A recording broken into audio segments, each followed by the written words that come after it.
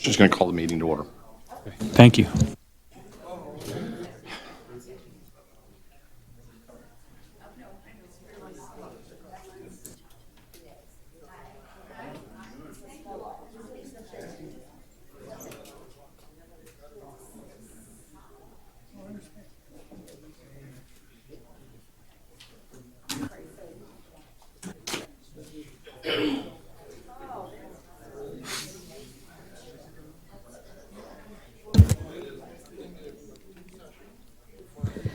Good evening, everyone. Today is Wednesday, September 27, 2023.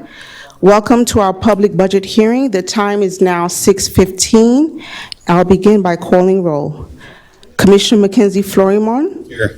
Commissioner Danielle Lejean. Here. Commissioner Michael Joseph. Here. Commissioner Phyllis Smith. Present. Commissioner Fortuna Smuckler. Present. Acting Mayor Jay Chernoff is not physically here. Out of town. Quorum has been established. Thank you. So, you all are probably asking, can we move forward, or can the acting mayor participate in today's meeting remotely? I've looked into the matter when I was made aware about the possibility of one of you all appearing through social media platform or whatever we're using, Zoom or whatever, and to the issue of whether or not there is the ability to have participation through Zoom in light of recent actions of the legislature.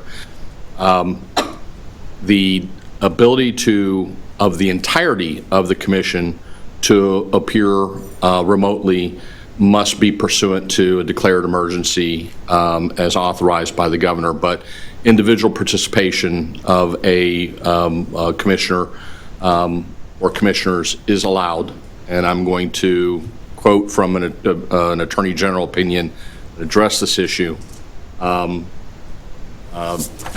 This office has been asked on several occasions to provide assistance to local governments, boards, and commissions regarding the participation of its members in a public meeting through use of telecommunications media and the compliance of such meetings with the government and the Sunshine Law. In Attorney General's Opinion 92-44, this office concluded that a county commissioner who is physically unable to attend a commission meeting because of medical treatment could participate in the meeting by using an interactive video and telephone system that allowed her to see the other members of the board and the audience at that meeting, and that allowed the board and audience to see her, similar to what we have here this evening. This office recognized that Section 125.001, which is the state statute governing counties, compared to Chapter 166, which applies to municipalities, but they read essentially the same, required that meetings of the county commission be held in a public place in the county, but noted that a quorum of the members of the county commission would be present in the public place. So we are having a meeting in a location in the city of North Miami Beach, City Hall, and there is a physical quorum present. The Attorney General's office went on to state a similar conclusion was reached in Attorney General's Opinion 98-28, which concluded the district school board could use electronic media technology in order to allow a physically absent member to attend a public meeting if a quorum of the members of the board is physically present at the meeting site. More recently, in Attorney General Opinion 0282, this office concluded that the physically disabled members of the City of Miami Beach Barrier-Free Environment Committee could participate and vote on board matters by electronic means if they are unable to attend, as long as a quorum of the members of the board is physically present at the meeting.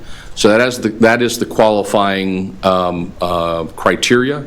In the absence of a declaration by the governor or by the legislature of an emergency, which would allow the entirety of the board to appear remotely through Zoom, Teams, whatever other social media platform, the absence or the participation of an individual commissioner from time to time is permissible, as long as there's a physical quorum present at the city or the location where the actual meeting is taking place, which is what the current situation we currently have. We have a physical quorum here present and one commissioner who, through whatever circumstances, unable to attend in person and is asking and is appearing through a remote media where people, presumably, as I understand it, the technology exists where he sees us, we see him, and the public sees everyone.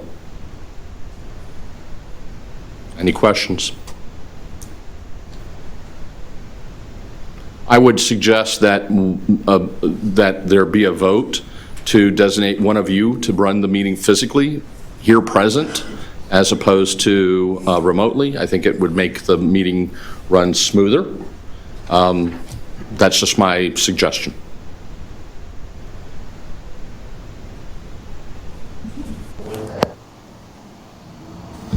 I would like to run the meeting. No problem. I have a boatload of questions on what's going on here. Oh, go ahead. This doesn't make any sense. This doesn't make any sense. Because I know if any one of us were unable to attend, that would be that we're absent. Let me make it absolutely clear. My opinion stands for any of you all who wish from time to time, given the circumstances, unable to physically For any reason? present. For any reason? Yeah, the Attorney General's office has spoken in the context of physically unable, calendar conflict, extraordinary circumstances. There's no necessarily definition, but in a number of different instances, they have specifically identified or referred to either calendar conflicts or physical inability, and in fact, that's occurred at least on a number of different occasions with a prior commissioner here in this city who participated remotely due to physical medical condition. Correct. Challenge too. But And- here's a question I have. What does our charter say? Because you're bringing up opinions, right? Yeah. No court ruling, no executive order, nothing like that. What does our charter say? Charter silent on whether or not you can appear remotely or not. If you all want to direct staff to develop and adopt and present a policy on the circumstances going forward, we certainly will do that. But my opinion applies to any of you all. May I say something? So in May of 2022, I was unable to attend a commission meeting. And then Attorney Hans Atnat made arrangements for me to attend it via Zoom. And all he said that I wasn't going to count as a quorum, and I believe he said I couldn't do quasi judicial. I believe he said that. I'm not sure if I'm. Yeah, there's really no direction with respect to quasi-judicial hearings because of the associated, being present and observing the evidence and the testimony, et cetera. And so I would say that the advice provided by Mr. Otnot and are making arrangements for you to appear remotely in that particular instance is the same as what's Okay, here. so what did end up happening, there was not a physical quorum, so the meeting got canceled at the last minute, but every arrangement was made to do so, and I'm sure that IT must have some type of record about that, so The qualifier is that there must be a physical quorum present. And we- okay, well, what I'm saying is that Mr. Ottenot also agreed with you, so thank you. Are there any she mentioned that IT might have some type of written documentation of this? I'm sure they will, but if you don't believe me, just say so. No, I'm just wondering if there's any written policy that you know of, Mr. City Attorney. No, I'm not saying that they wrote a policy. What I'm saying is that IT made arrangements for me to be on Zoom, but at the last minute, the meeting was canceled, so it was never done. That's what I'm saying. I'm not saying IT did any type of, So chronologically, to be correct, I'm actually, in this particular instance, agreeing with Mr. Ottenot's opinion or advice to Commissioner Smuckler that it is permissible and allowable. I'd like to make a motion to have Commissioner Daniela Johnson, she was supposed to be the vice mayor, run the meeting. Second. To place her as the, Right, to have her chair the meeting. So if the clerk could call the roll unless there's a, we'll go from there. Commissioner Fleury-Mont, Yes. Commissioner Jean, Yes. Commissioner Joseph, yes. Commissioner Smith, Yes. Commissioner Smuckler, No. Acting Mayor Jay Chernoff. Yes. Motion passes 5. Pass the gavel down to Commissioner Jean. Does she need a gavel? You know. You know. She may Let's feel, hope. she may feel compelled to throw it at someone during the middle of the night. I doubt it. Forward in that direction then, please. All right. Any more questions on the matter? No, I mean, for me, this, like I said, it's very unorthodox. There's no policy. You're going by opinion. I just want to, That's, you're going by opinion. When did you find out that this is, this, I found out late last week. so this was going to happen? You didn't, I was, so you didn't send an email? So you knew about this since late last week? I was. You just said. Hold on. Okay. Let me correct myself. I was informed last week, or asked, let me rephrase it. I was asked if it was possible for a commissioner to appear remotely, and I responded, yes, based upon the Attorney General opinions, which is what we have to guide us, because there are no court cases. You are correct, Commissioner. And so this morning, Commissioner Smith called me and asked me and says, well, I understand that that there is going to be a commissioner absent from today's meeting. Is that permissible? I said, yes. Mr. Herron, can I correct you? It was about 2 o'clock. Yeah. But it wasn't this morning, and I wanted in writing that this is permissible. Right. And so That's when I 3:40, found I out. sent out an email to Ms. Smith, or Commissioner Smith, as well as to the manager and to the clerk, stating what I just read. And I would like, if I can have, through the chair, if I could make a recommendation to the manager. Yes. So I would like something set up for our city that we don't set this as a precedent. I do not, I want you to see what you can do about setting this up, even though I heard Mr. Herron's opinions and it came from the state. I would like something set up for the meeting that we have, that we can vote on, that this is not set up to be acceptable. Thank you. I have another question for the attorney. In reference to this being a public hearing for our budget, are there any exceptions for that? No, that's the purpose of today's meeting, is to take public input on the budget and on the millage, and to adopt the 2 resolutions that are on the agenda for this evening, one to adopting the final millage and one adopting the final budget. Thank you. Any other questions, concerns? like I said, on the record, there's nothing legally we're standing on besides what, like I said, he found out at 2. I found out just now. There's no email correspondence that says, hey, this is an issue. No advice, no fair warning or anything like that. This looks like a surprise to me, and I guess a surprise to everyone watching, that one of our colleagues on this dais is remote for reasons we don't know.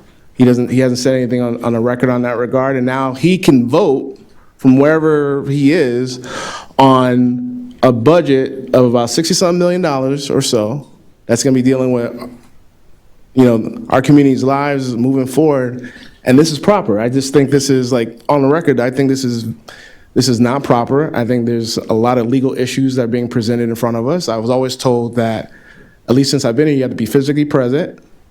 The charter is pretty clear on that, at least from my understanding.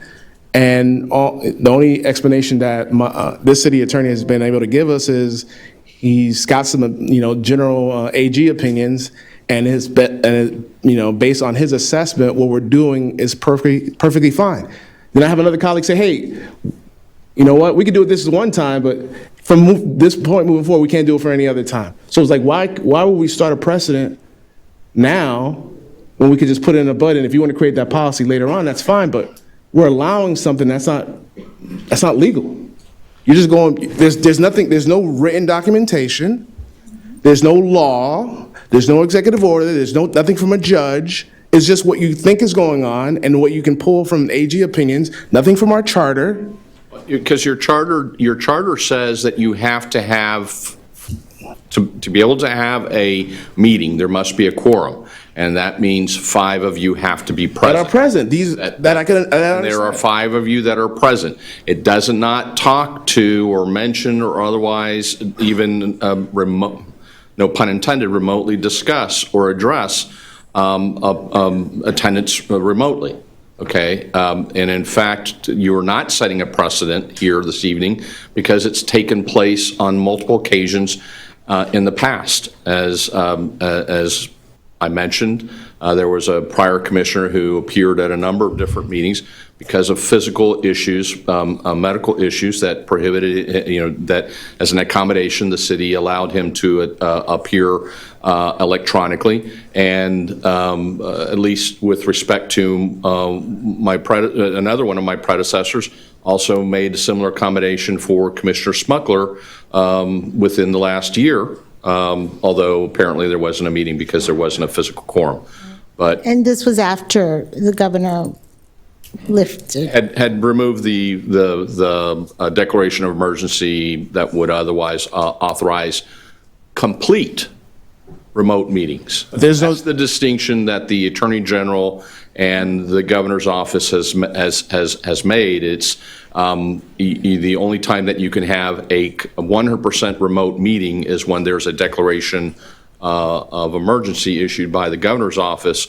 Otherwise, the qualifying criteria is having a physical quorum and setting up the process where one or more of the commissioners can appear remotely. And I said it before, I'll say it again. My analysis and my advice and my recommendation, it would apply to any of you equally going forward unless the city commission, by majority vote, directs staff to develop a policy that you aren't going to allow these in the future. And we'll do so. My only question to the attorney is, if you knew about this since the weekend, why not at least put it in writing or ask the commissioner that's not currently present to state the reason of why he's not going to be here? I was asked last week that whether or not someone could appear remotely. That was in a, if you want to call it, in a vacuum, and I substantially quoted from the same Attorney General opinions that I've read here, saying to the manager, yes, it was permissible, that you could have such an attendance. Beyond that, again, you have a quorum, Yeah, you're physically present, and you can move forward with the meeting. There's no prohibition from you all moving forward. Got it. We'll recognize Commissioner Smith. Thank you. I have 2 questions. Yes, ma'am. If we find out that a vote by the acting mayor was not for some reason, even though you gave the opinion and read the opinion, would that negate the entire meeting? Or with 5 of us, how we vote would stand? Depending upon what the majority vote is, there's, again, there would have to be potential court intervention to countermand any action that this city commission takes this evening. I have one of the fellow commissioners thinking that it's not a viable thing to have somebody remotely vote on it, even though there's opinion and past history, so I don't know what will happen, but that's the first thing. The second thing is, unfortunately, a setup like this if two people, we have six now, decide that they want to do it remote. We could never have a meeting. So that's my concern, why I directed the manager to please draft that this cannot be a policy of North Miami Beach, because I find that that's a very viable thing that could happen. And if that is the will of majority of the commission, we'll prepare such a policy and put it before the city commission for approval. Commissioner Flourmont? Thank you. As it relates to the reason behind acting mayor not being present, from my seat, I don't want to know why he's not here. Yeah, that's his personal business. I don't think any commissioners or elected officials should have to, go into their personal reasons why they're unable to attend a meeting. Hence why I voted against the previous ordinance that called for explanations of why we had to leave meetings. Right. So I want to be consistent with that stance, and so I respect his privacy. But aside from that, I believe the issue I have is, like you said, Mr. Attorney, you were asked in a vacuum if attending via Skype or Zoom was permissible. In addition to that, Commissioner Smith, I don't know how you found out or from whom you found out earlier today, but it seems like a majority of this commission had no clue that this is what was going to take place, so that they can be able to either do their own research, right, and gather information as to whether or not they would be comfortable with partaking in a meeting of this in this manner. So Whether, I mean, and that's, I'm speaking to you because you're giving the opinion, but I'm also speaking to the manager's office because he was the one that asked you the question. And for us not to know, and for Commissioner Smith not to know until 2 o'clock, to me is a disservice to the entire board. To try and answer, at least partially, what I believe to be your observation, comment, and even a question, is that whether or not it was in a vacuum or not. Yes. I'm just trying to put it in context. My opinion wouldn't change. The guidance that's out there is what I've read to you. That there is nothing in the law, according to the Attorney General's opinion, on multiple occasions that they've been asked to opine on this issue that would prohibit such attendance by remote means. So whether or not anyone had known who the person was a week ago, 2 weeks ago, a month ago, or 24 hours ago, or 12 hours ago is not going to change the advice or the opinions that the Attorney General has issued to prior governments when faced with the same issue or question. But I do want to put on the record that it was a disservice to this commission, because while we have an attorney, we have also the ability to seek opinions from the Attorney General's office, from the County Commission on Ethics, from any source that we want. So a last minute, I was expecting for our chair to be here, and, I hope he's all right. But at the same time, Mr. Manager, you knew about this a week ago, and no one knew that this would be the situation. So finding out like this and having to have this debate to even get guidance here, And because we haven't received any written guidance. We're just going by what you're stating. There, you could have sent us a memo, an email, or something prior to, because you got this. You said at least you knew this by 2, so you could have sent an email saying, "Hey, this is the situation going on. Here's Commissioner Smith knew by 2. Here's what we'll do. Thank you. I mean, We're going to continue. if I may. Please wrap up your comments. We're not taking any more after Commissioner Flourmont. Okay, so the point I'm making is, I'm for the meeting to continue, but with respect to our residents that are here, that are wondering, why is this such a lengthy conversation, right? It's with a purpose and it's with a reason, is that we want to make sure that the meeting is a meeting that's happening legally. And, you know, we want to be able, as commissioners, at least in my seat, to be able to do my own research and find out and know what's happening in my own commission meeting. And Mr. Right, Arnott so- had 24 hours notice when I was absent, but he never informed anyone on the commission as well. Madam Thank you. Commissioner, I We'll just stop the wanted to discussion here. conclude that. Mr. Attorney, we're going to go ahead to item 2, legislation. If you can, do I have a motion to introduce this item? Item 2. 2.1.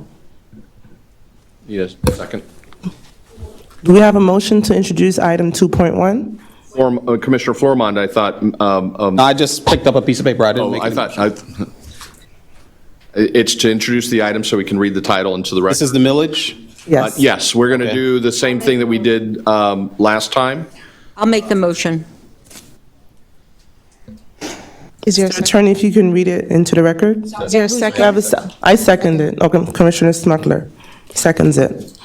It's Resolution R 2023-93, entitled Resolution of the Mayor and City Commission of the City of North Miami Beach, Florida, establishing and adopting the final millage rate for the levying of ad valorem taxes for the City of North Miami Beach for the fiscal year 2024 year, commencing October 1st, 2023, and ending September 30th, 2024, in the amount of 6.1000 mils, which is 12.54% higher than the rolled back rate to balance the general fund, establishing the rolled back rate to be 5.4204 mils, establishing the debt service millage rate at 0.4111 mils, providing for severability, providing for an effective date. And we're going to open it up for public comment. Madam Clerk, if you can read the rules into the record. Certainly. Good evening. The meeting has now been open for public comment at this time. There's a three-minute time limit for each speaker. Speaker, when you come to the podium, please speak only on the item that is presented before the commission. The Mayor and Commission of the City of North Miami Beach recognizes the importance of civility. The City of North Miami Beach requests that all in attendance to exercise civility towards each other. And our first speaker is Nancy Donahue, and then Susan Sanders. Is this in regards to millage? Because we're not addressing millage. The millage. Yeah, this is regards to millage. So as we discussed at the last meeting, and for members of the public, state law says that at the end of the day, I'm sorry. Are there any speakers that wishes to speak on this item It's the millage rate. in the village?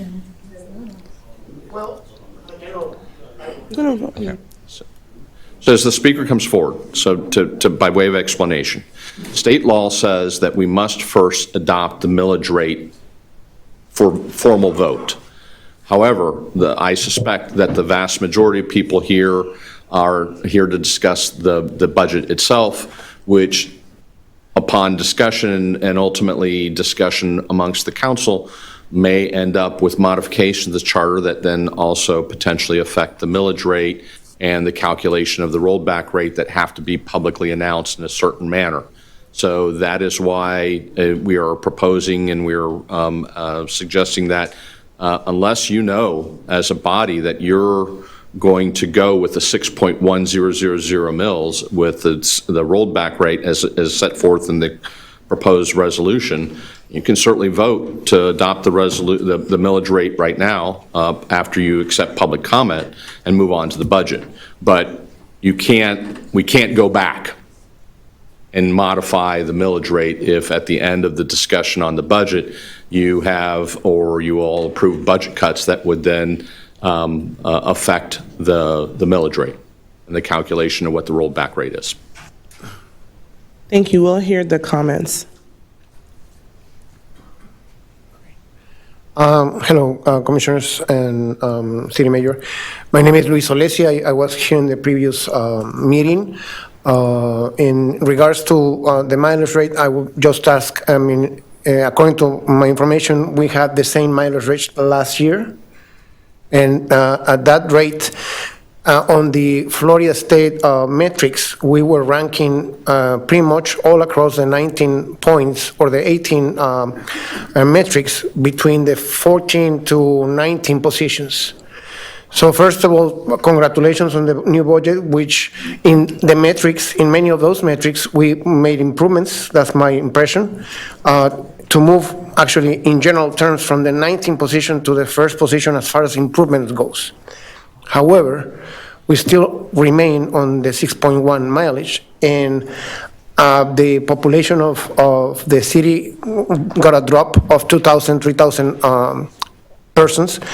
And in some of the important metrics about expenses and revenues divided by population, we still rank pretty high. Some of them we actually got a little bit worse. For example, debt over expenses, or revenue over population, total expenses over population. We are still pretty high. And the question is there a plan for improvement in those metrics for the city or for the commissioners? That would be my question. I will come back once we go into the budget, but from the starters, if we cannot increase, obviously, the mileage, we have to get revenue from somewhere else, or we need to cut expenses significantly, or both in not such dramatic fashion. That is the question that I did not see in the budget per se. As an objective, I didn't see it clear what was the intention. And finally, on that note, did I run already? Oh, okay. Yes, on those objectives for the city, I see that we have the finance, sound governance objective, but I didn't see any goals of audits and reviews. I don't know if we have them. They're going on. It's just that they didn't make it to the budget, but I believe that the city has an important goal for the citizens to review itself, especially if we have been reviewed by outsiders and we have some improvements or possibilities to improve in that regard. So those will be my questions for the city manager and commissioners. Do we have audits in place? Seconds. And if we have a specific goal between mileage rates, expenses, and other income. Thank you.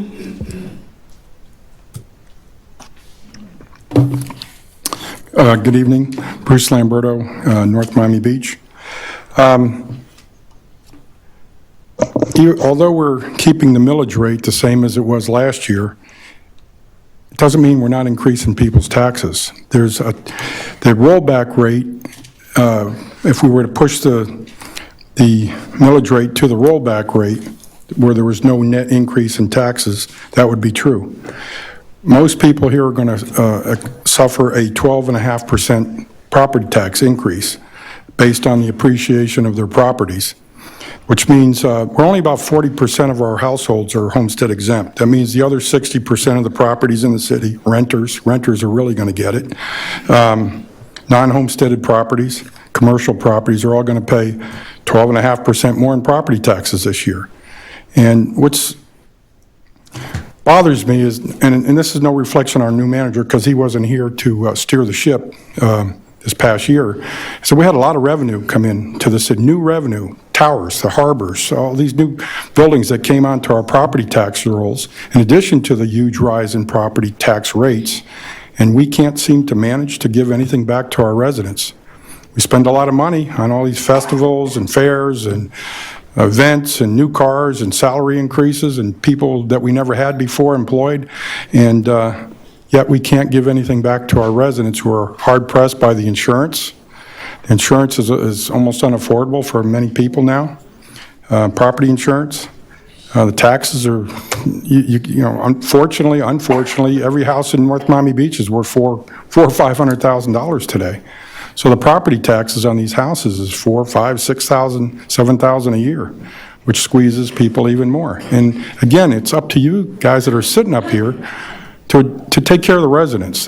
Should be your primary goal, is to give relief to our residents. So starting on Monday, another 4.5% water rate increase. on top of the 3 previous ones and the 20% increase we had 4 years ago.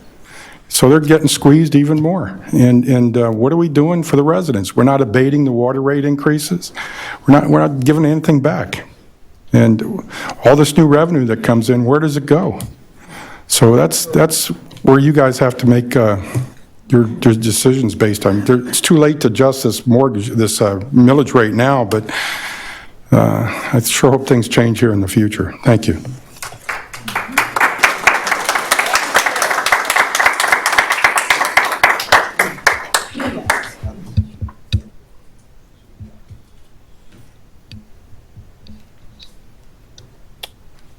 Any more speakers? Good evening, everyone. Mubarak Azan. I think the city manager just came on in the job and we need to excuse him. If this budget falls short, that is, if he does not repeat the mistakes of the past, only then we can excuse him. Here we have a prime opportunity to reduce this millage rate. And we're not doing it. Why? $6 million outstanding in the water plant. They call delinquent billing. If we collect that $6 million, I think we could reduce the millage rate. I see the city attorney tonight. I don't think we have a dedicated city attorney for this city only. Maybe he has other jobs that he's not paying attention to this city. If he heard that one commissioner absent or is not going to be here for a week, he should have informed you guys. We need to bring back this city attorney in-house. That would save a lot of money instead of giving one person a $47,000 to $60,000 a month. We're not that, yes, that's right. $47,000 to $60,000 we've been paying for the last 4 years for an attorney, one attorney. We have the outside vendors doing engineer work for us.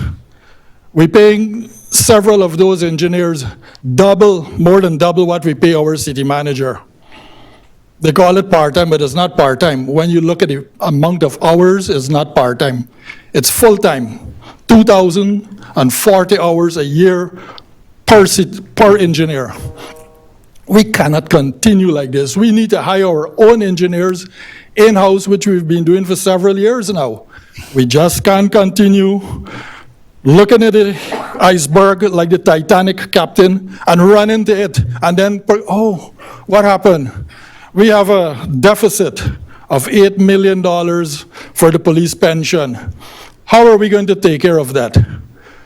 There's a lot of things that needs to be addressed, and I'll say more on this later. Thank you very much.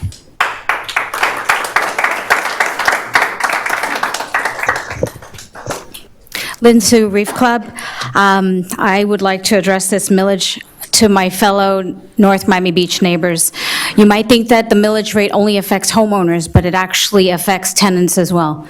If the landlords are being charged, which is going to be at a higher rate of millage because it's an investment property, they're paying a higher millage, it's going to be passed on to your rent.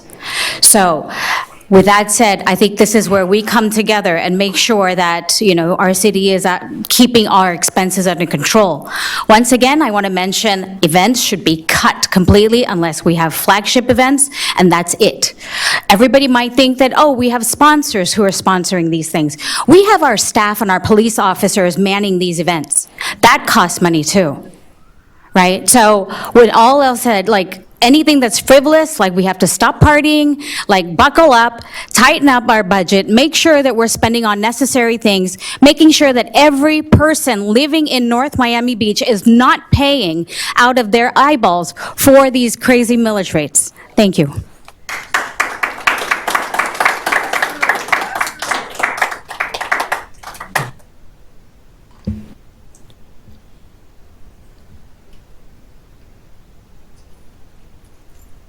Jeb Hanwiger, Monticello. The reason why I came out tonight is because the people of Florida, and especially in the city of North Miami Beach, are suffering with the insurance rates have skyrocketed, and now our tax rates are going to be increasing. And I don't understand. We've gone through one of the biggest booms, real estate booms, the past, since 2012, 2013. And our revenues have increased so much because of all these new projects, yet we're still struggling to have to make these cuts. And one of the most important metrics, I think that the residents that we answer to, and the commissioners and the staff answer to, is if you can make any movement on the millage rate lower. And it's not like, our rates are going to be increasing, and we've gotten a lot of money, and people are suffering right now. And I think right now, when you go through the budget, you have to prepare right now that we're heading into a recession, and a very significant recession ahead of us. This is what happens historically. If you've studied the bubbles in Florida, the real estate bubbles, we go through bubbles and busts. And if you've seen what's gone on in the past year, interest rates have gone from record low interest rates during the pandemic. It's now almost 8%. We have debt on our budget that is increasing. During that time that we had that extra money, when we had those funds, we should have been thinking, how do we pay down those debts? Now, are these debts now at 9%? What happens when it goes to 10%? And if you look at the history of North Miami Beach, when we dealt with the last inflation of double-digit interest rates, okay, that's when we had the crime. That's when we had the social issues. We need to prepare tonight that we won't have the funds and the revenue, because right now, these developers are coming in, they're speaking a big game, but they've done that before. I've been through busts. I've been through the 2008 bust. Some of us have seen the busts in the early 80s. So, the signs are there. So we have to try our best as a resident for you guys to cut the millage rate and to prepare the city for some tough times ahead historically, and because of this rising risk of interest rates and inflation, and to prepare our residents and protect our city from insolvency or bankruptcy.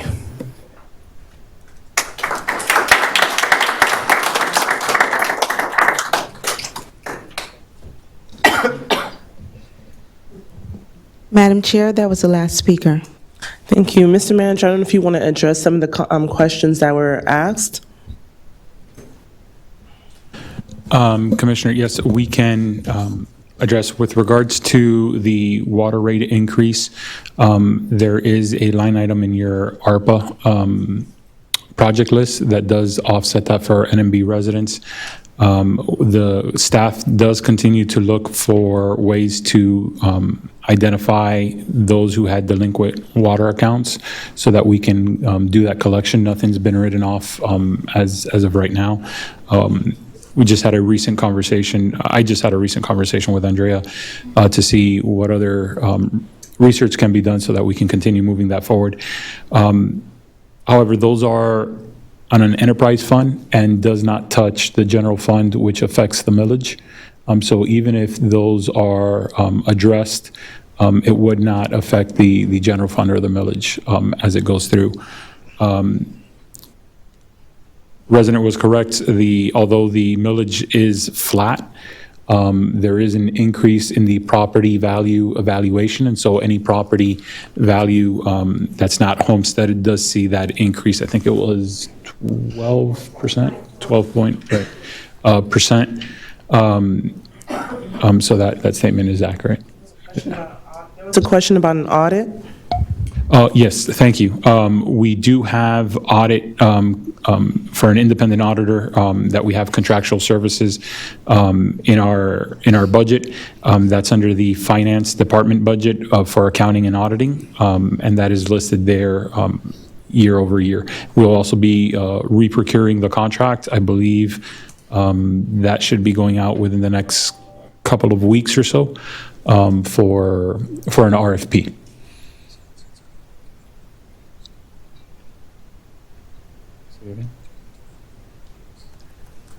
We do, thank you, Alan. Another comment that was made was with regards to development projects. Those, we do have quite a bit going on. Those are in the pipeline. Some were completed, some were not. That does go into the budget. If the building was within the CRA, that's a pass-through from the city into the CRA. Others do positively affect the budget. And so it does add additional revenue onto there. Various projects who have come before the commission for approval recently, some are still within the pipeline and have either just gotten approvals for permits or are applying for permits or are within that process. I believe we provided a spreadsheet of where those projects are for the commission. I think there's like 18 properties or somewhat, so that we do have a status of where those are. Once the permits have been issued, which sometimes can take anywhere between 6 to 8 months after the site plan has been approved by the commission and construction starts. It could take several years before that hits our book. So that could be anywhere between typically 3 to 5 years before permits and then actual construction comes through, or applications for permits and then actual construction comes through. So it just depends on how quick and how big or the complications of the projects on that timeline. But you do have that as a backup as well. If you can explain what happens if we do decide to roll back, what would that do to your process as it relates to restructuring the current budget as it is? Should the commission wish to lower the millage rate from the recommended 6.1, staff would have to go back and take a look. We would ask for some minutes, some time to make either adjustments or recommendation. The other way that the commission can decide to fund the difference between the proposed budget and the revenue that the millage ad valorem would provide would be for a fund balance to be transferred to make up the gap. All up to the commission as to which way they would go if it lowers. We would look for different cuts on projects or line items throughout the budget, and I would need some time tonight to see if we can fill that gap somehow quickly for you all, unless the commission already has recommendations to fill that gap, if there was already line items that you all knew or had in your mind and wanted to propose forward. That is one way to do that as well. Going all the way back to the rollback rate is a severe jump back, which would take more time to be able to make up the funding gap of where, from an expenditure standpoint, the commission wishes to be and the revenue that comes in. Thank you. We'll bring it back to the commission. So we have the item on the table. Is there a desire to table, to discuss, to approve? Commissioner Smith? Thank you. City Manager,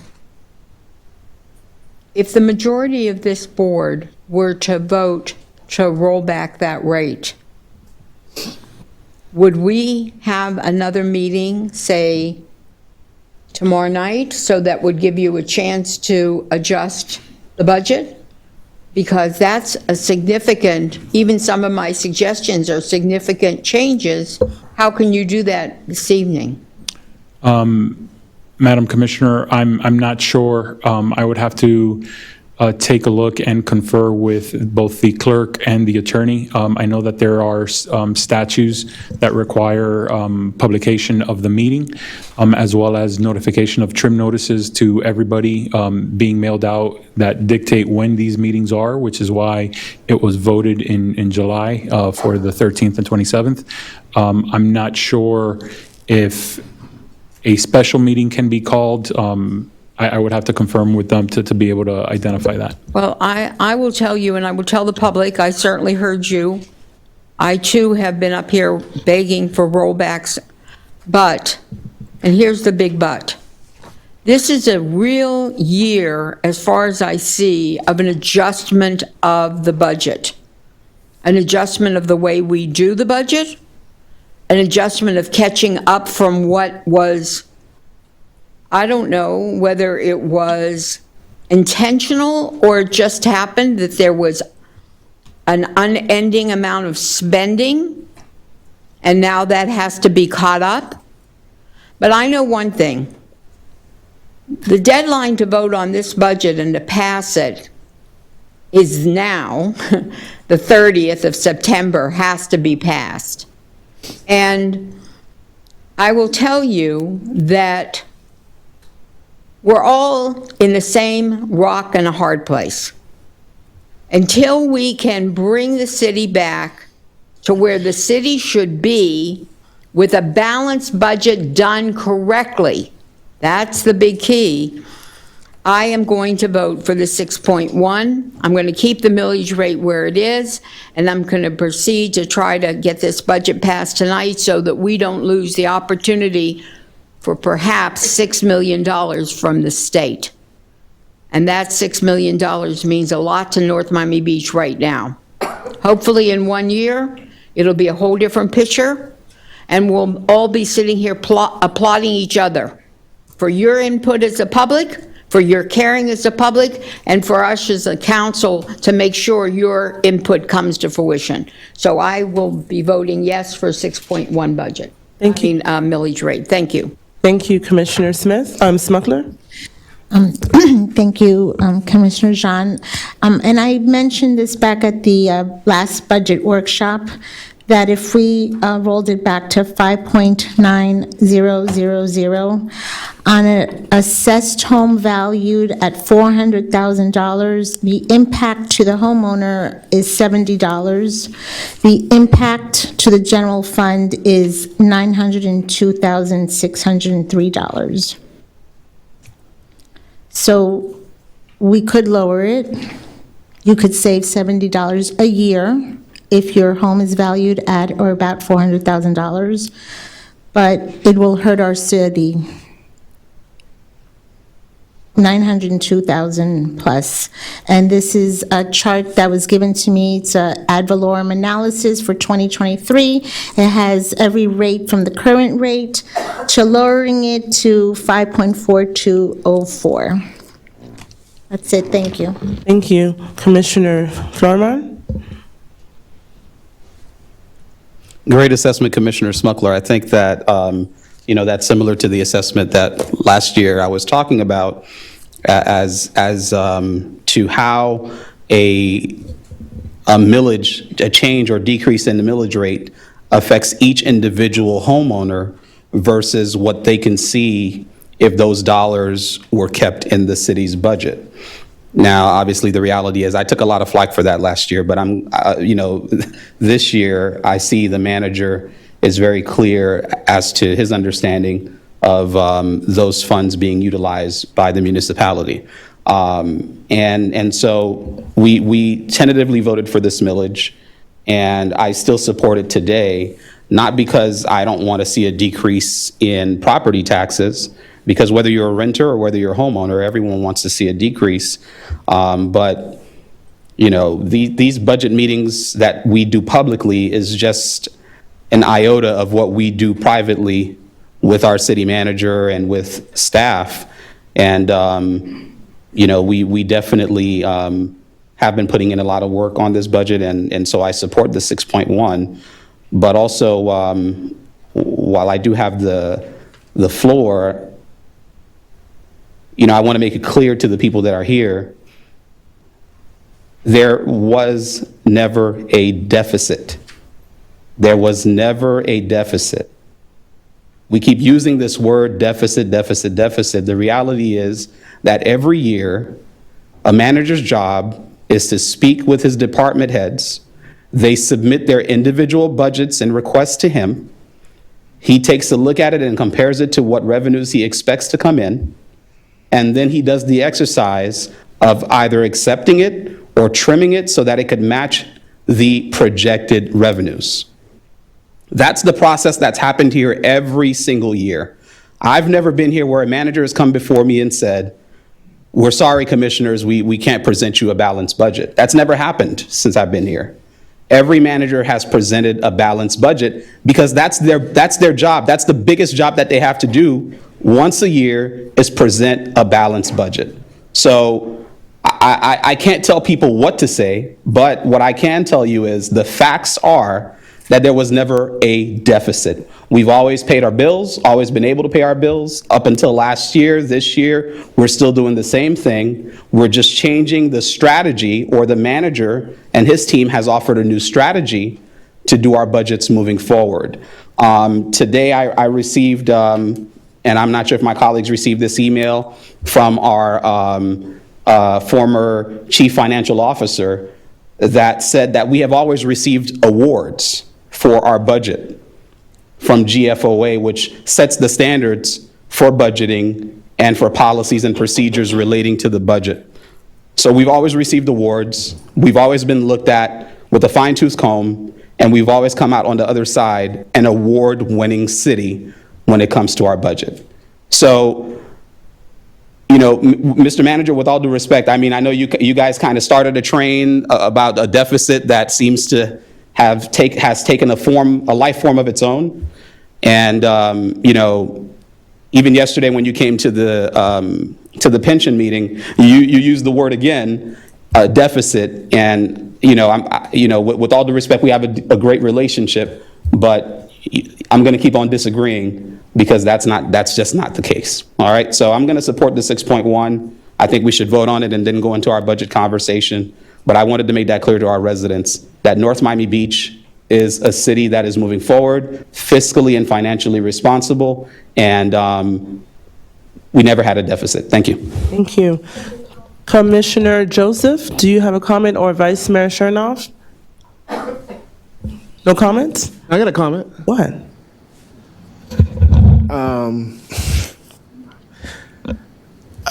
Well, for me, seems like our hands are tied to a degree because our budget, based on what the manager's presented, is like the tightest we can possibly make it.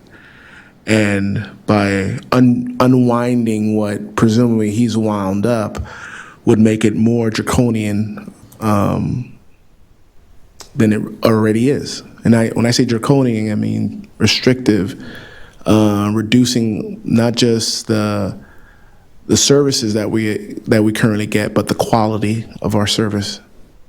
I don't do this without taking due pause in making the decision regarding our millage. I understand that every bit of money counts. May it be $70 or $100 or what have you, but I also understand that we have a city to run, and we have to do it the best way we can for everybody. And that's the balancing act that we have to do up here as commissioners, and really doing it the right way. But like I said, to me, this is about the quality of the service that we want to present. We get complaints every day regarding how trash is not what it used to be, how certain aspects of our services are closed on certain days when they never used to be, because at the end of the day, that's what happens when we make decisions about where we spend money as a community. We have to make those hard calls. I wish we could have had a more in-depth discussion on this, as opposed to having a last minute, because like I said, a lot of things are happening last minute, as I pointed out. And I know Commissioner Flourmont took a personal privilege, and I completely agree what your standpoint in regards to that this mantra or this theme that was being pushed out there was not about a deficit here and what have you, was inaccurate. I mean, like, you had a former CEO was here for going on 20-something years, or if not more, rebuff that, saying that it was basically a lie. So I have to work with what we have, and believe me, if you guys watch these meetings, I don't talk that often. I try to be succinct because I respect your time, because you guys put me up here. And I do appreciate y'all more than you guys know. So I have to, I have to support the 6.1 because we're at a limit that it's like a cruise ship. It doesn't just turn on a dime. But one aspect that I'm going to be very clear on is when we do go into the budget, because I understand where the money is, I'm gonna let my opinions known. I'm gonna put it on the record so you understand how close to $70 million is gonna be spent. I want you guys to understand that. So I support it. Thank you. Thank you. Vice Mayor? Good evening, everybody. I too have to do what everybody else does, to vote for this millage.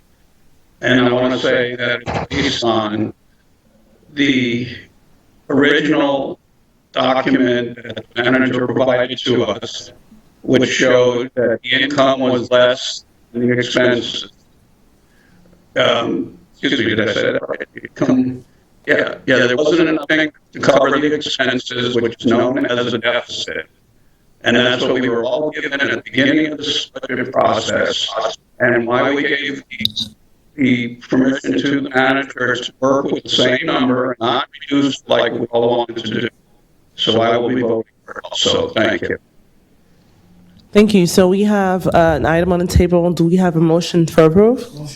Motion by Commissioner Joseph, second by Commissioner Smith. Madam Clerk? Hold on. He has to read it. Yeah. Thank you.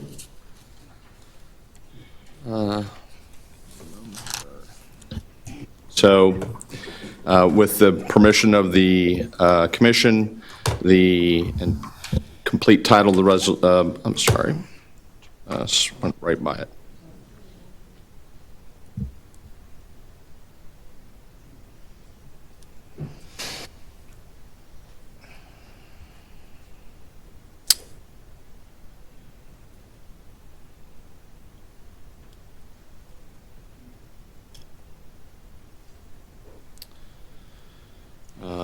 As I stated, resolution number R 2023-93, a resolution of the mayor and commission of the city of North Miami Beach, Florida, establishing and adopting the final millage rate for the levying of ad valorem taxes for the city of North Miami Beach for the fiscal year 2023-2024, commencing October 1st, 2023, and ending September 30th, 2024, in the amount of 6.1000 mils, which is 12.54 higher than the rolled back rate, to balance the general fund, establishing the rolled back rate to be 5.4204 mils, establishing the debt service millage rate at 0.4111 mils, authorizing the city manager designee to do all things necessary to effectuate this resolution, providing for conflicts, providing for scrivener's errors, and providing for severability and an effective date. In accordance with the requirements of state law, the fiscal year 2023-2024 final millage rate for the city to balance the fiscal year 2023-2024 final city budget hereby established at 6.1000 mils, which is 6.1000 per $1,000 of assessed property within the city. The rolled back rate for the city is hereby established at 5.4204 mils. The final millage rate is 0.06796 mils, or 12.54% higher than the fiscal year 2022-2023 rolled back rate. The fiscal year 2023-2024 voted debt service millage for the city of North Miami Beach is hereby established at 0.4111 mils, and the aggregate final millage rate for the city for fiscal year 2023-2024 is 6.5111, a combined total millage of 6.1000 mils for operating and 0.4111 mils for debt service.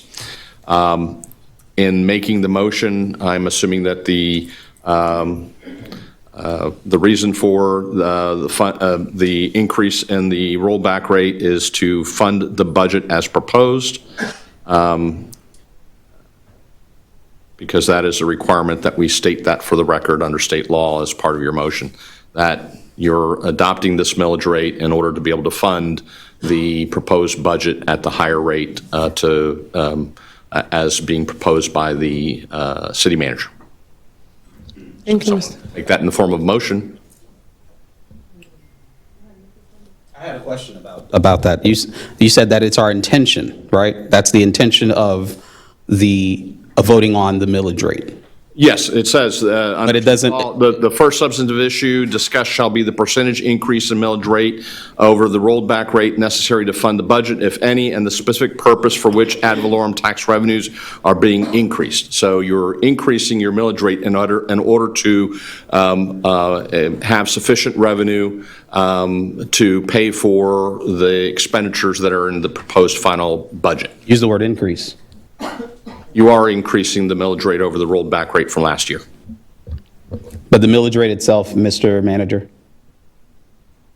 Millage rate last year was 6.1. The proposed in the resolution is 6.1. Thank you. Okay. So the millage rate is staying the same. Right. But I understand the nuances of what you're saying, but I wanted to be clear for the public. Yes. That the millage rate is staying the same as it was last year. Correct. Thank you. One last, The increases is attributable to the increase in property values generally. But you are correct. In layman's terms, the millage rate is staying the same. Correct. Okay. and to be clear, because the way, I don't know if you, how you just stated about that we're accepting the budget that the managers, because we're going to Proposed. as proposed, meaning that we can change it as we Change it. in our next, depending on our discussions, we can change it, but it's not set in stone that however he has it set up, that we have to stick to it. That is correct, but the idea is that it's going to stay The ballpark number. neutral The number, meaning the overall number won't change, where you allocate it. but where we allocate can change. Correct. All right. Thank you. Commissioner, I just wanted to add a note to the comment that you just made, because you're exactly right. The millage rate has not changed. We are somewhat constrained by statute in the terminology that we use. We placed an ad in the newspaper, for example, that talks about a tax increase. We didn't increase taxes, but valuations went up, so some people are going to pay more, but we did not increase the millage. So I wanted to reinforce the point that you made. And thank you for saying that. And to be clear, we're voting the millage rate separately from the budget. The budget itself, even the total amount of the budget, can change. It can go lower, right? It could theoretically go lower, but then you would have to, that was the whole purpose of the discussion of if you're going to lower the budget, then there would be theoretically a corresponding reduction in. No, not necessarily, because, not necessarily. If I may, just take a little leeway. I'm sorry. Right. Maybe I should, man, we gave her the gavel and. Through the chair. I'm afraid she's going to use it through the chair. Yeah. Madam Chair. What's the clarity point that you're trying to make? So the point I'm making is, we're voting on the millage rate. But voting on the millage rate doesn't necessarily mean that we accept the budget as presented. That's number one. Number two, the budget can be changed. Even if the budget is lower, it doesn't mean that we automatically wanted to lower the millage rate. It just means that we may have more of a spread, quote unquote. So the point I'm making is that if the budget, an example, is $70 million, it doesn't mean that we have to keep $70 million but just reallocate where the money goes. The $70 million can change. It can actually be lowered. And any differential as a result would theoretically go into reserves. Correct. That's what I'm trying to say. Thank you. We're ready for our vote. All right. Commissioner Jean? No. Commissioner Joseph? Yes. Commissioner Smith? Yes. Commissioner Smuckler? Yes. Commissioner Florimon? Yes. Acting Mayor Chernoff? Yes. The motion passes 5-1. Thank you. We'll move on to item 2, our budget item, if the attorney can read it into the record. Do I have a motion to introduce? Second. Pull up the full title. Give me a moment. We lost one of our commissioners. He walked off. We don't know where he is. So this is proposed resolution number 2023-94, entitled Resolution of the City Commission of the City of North Miami Beach, Florida, adopting the final annual budget for the fiscal year commencing October Lost 1st, quorum. 2023. We lost quorum. He's right there. We lost quorum. He's right. He's not part of quorum. Hearing the introduction, and he's not doing anything. No, we just lost quorum, though. You brought that up several times, Commissioner Smith, when I would have walked in. Yes, you have. Thank you. Let us continue. Let us continue. Thank you. I'll watch you go out. Thank you. Thank you. So again, it's proposed, excuse me, Civility, please. civility? Yeah, thank you, Madam Clerk.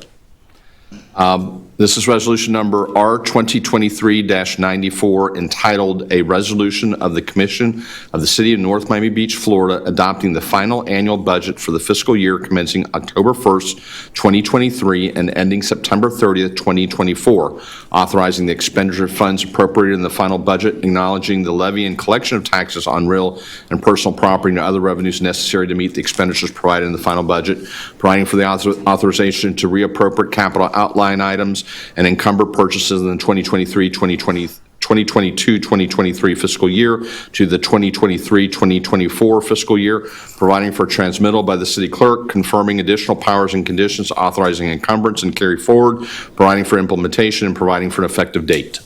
Thank you, Mr. Attorney. We'll open it up for public comment. Madam Clerk, if you could read the rules into the record.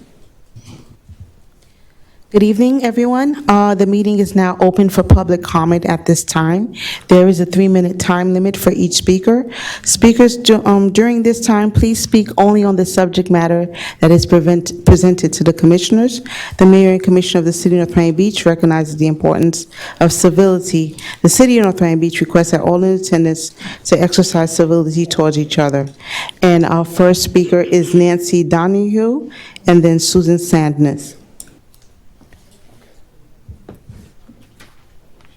My name is Nancy Donahue, and I'm representing the Friends of the North Miami Public Beach, the North Miami Beach Public Library. Okay. First of all, thank you very much for considering the library's budgetary concerns regarding its necessary repairs in its programs. Lately, there have been rumblings about a proposal to relocate the library to a building that is approximately 13,000 square feet less than the library's current square footage of 23,000. Moreover, the proposed building has an extremely limited number of parking spaces. This plan seems to be almost an afterthought, since the main focus is to appropriate, and I use that word advisedly, the current library building, no matter what, so as to become a part of a for-profit school, not even a public school. The planners seem to be dismissive of the entire community, one that city officials presumably represent for the sake of its best interests. It's a direct insult to those of us who derive great value from the library for a multitude of purposes, and it would be a travesty if this plan were to be carried out. If anything, the library needs to expand in size, not shrink. There is an apparent willingness by some to sacrifice the interests of the many, the community at large, for the sake of the interests of the very select few. No doubt, this is mainly because of the influence of a certain powerful celebrity with unlimited resources and a vested interest in his for-profit enterprise, who apparently has no problem steamrolling over the rest of us. I'm sure that some people would have preferred that this matter be carried out under the radar. But we, as a community, have every right to know about this. Any effort to move ahead with this relocation will not go unnoticed. We may need to inquire as to the legality of such a transaction. Whatever the outcome, we, who are the ones to sustain a great loss, will not just roll over. We will not accept this fate quietly. Thank you.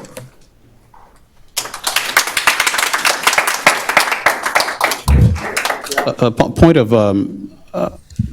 of order, I believe. Through the chair. Mr. Attorney, Yes, sir. I just want to ask, because, some of us may have to use the restroom.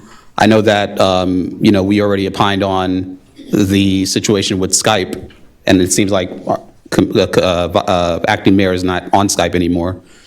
So if we're not actually voting on something, can someone step off the dais if it's to use the restroom, as long as they're here for the vote? And I'll be fine with that. I have previously informed you all that yes. I just want to make sure. As long as at the time of the vote, the item is before you for a vote. Okay. And there is a physical quorum, yes. I mean, unless you all wish to request a break to, I just wanted to ask, because of what just occurred. I wanted to be clear that, if somebody needs to step away to grab a drink or something like that, we can still proceed with the meeting. And as, as most people know,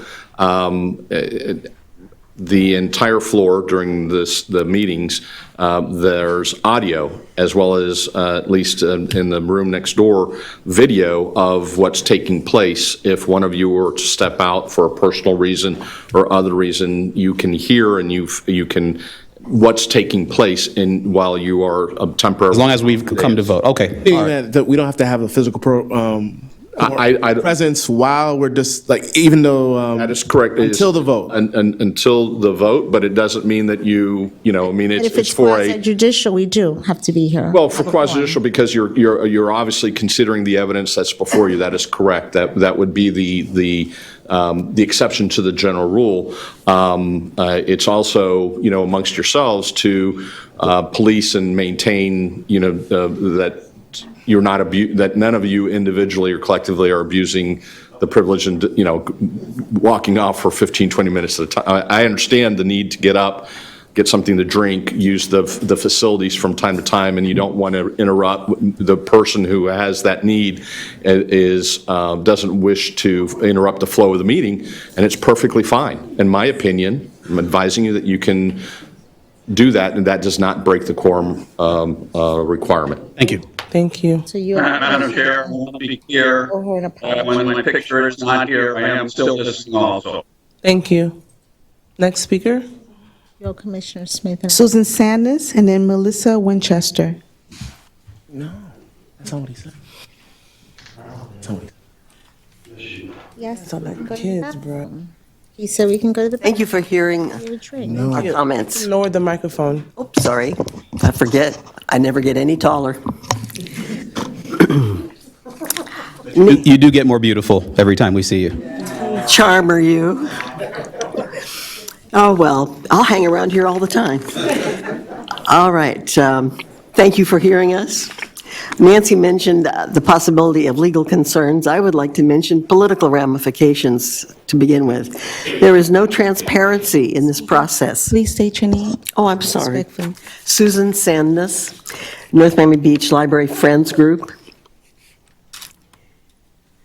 and former library director. We have also not heard of any opportunities for citizens to express their opinions. I'm not sure how plans start getting made with no real community input from the onset.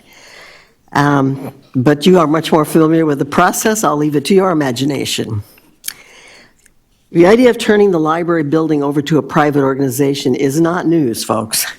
We have known this since the early days of SLAM. Their students smugly and repeatedly told our staff, "This is our library." And then, eventually, they would say things like, "It will be full of classrooms. We'll turn it into classrooms, and the library will be all ours," out of the mouths of babes. The newest rumored angle is to move the library into the Little Singer building, a block west of the library, if you've not noticed it. It used to have a little activity. It was a business. Now it's been closed down for some time. The library desperately needs expansion to meet demonstrated community needs, but this would be like moving it into the closet. I don't see how we'd manage. In addition, it would take years of planning and construction to create a new library if that was desired. Even on that spot, building up floor by floor. And if it were big enough to fully serve our community, where in the would we all park? This is a recipe for failure. A failure to serve anyone other than a niche special interest group. The needs of this privileged few would replace those of the larger community. Thousands of people of all ages, from toddlers to school kids to senior citizens and everyone in between. Those who can't afford a home computer, who can't afford to pay for professional databases, which is where people do real research when they write papers or try to prepare to run a business. Also to get computer training and to have nearby assistance, because we all know how quickly things can go downhill if we're learning a new technical skill. The other aspect that I want to mention is that the future involves, and the future for all of us and individuals as well, involves reading fluently to become well-educated in any areas they choose, craftsmanship, technical and cultural knowledge, rising even to the level of research and development.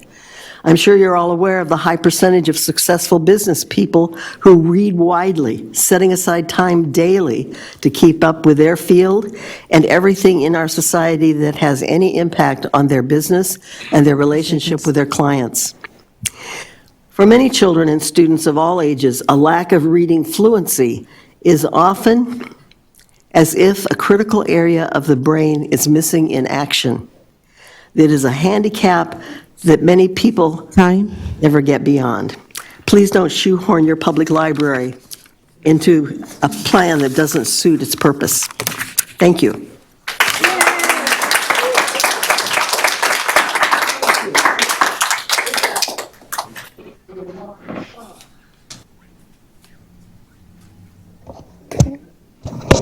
Okay, good evening, everyone. My name is Melissa Winchester. A little more high. Could you hear me now? Good evening, everyone, again. My name is Melissa Winchester. I'm basically making reference, well, I just learned something new, so I'm going to look that up, but in reference to the library. But I'm here in reference to the budget that I've seen move over from Parks and Recreation with the Heritage Day event. All I would like to see is it move back to Parks and Rec, because I know what Parks and Rec offers and how things have been transforming there, and that will be best. And it's plain and simple for me. I'm sorry. Vice Mayor, were you saying something? No, I just heard a muffle. That's why I thought he was trying to say something. Okay. I'm sorry, yeah, I was talking to my son. Okay, okay, no problem. Just making sure. All right. That will be all. Thank you.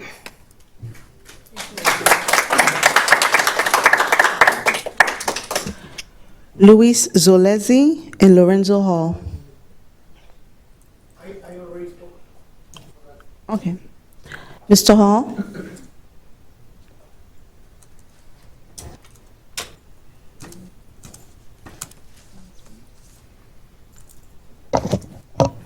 Hello, my name is Lorenzo Hall. I would just like to recognize all the elected officials, city clerk, city attorney, city manager, along with the assistant city manager. First, let me just start off by saying a thank you to the city manager. As you know, Melissa Winchester, just to piggyback off what she said, at first, he took time out when I called him to set up a meeting, short notice.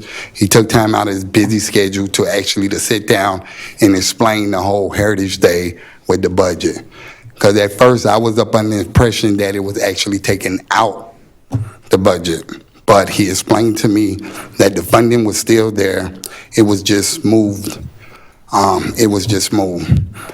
So with that being said, I then, because I had the members on with my organization and longtime residents of, the city of North Miami Beach, with the information that he told me, I took it back to the organization and I let them know. They had a couple of questions that we'll be meeting with the city manager, hopefully again. And, but one of the things that they wanted is that, like Melissa said, that they expressed to me that the money be moved back into Parks and Rec budget. As you know, sometimes it get, I know when it comes to special events, some want to do away with events, some want to cut down on the events, and it's just get kind of, you don't know which way.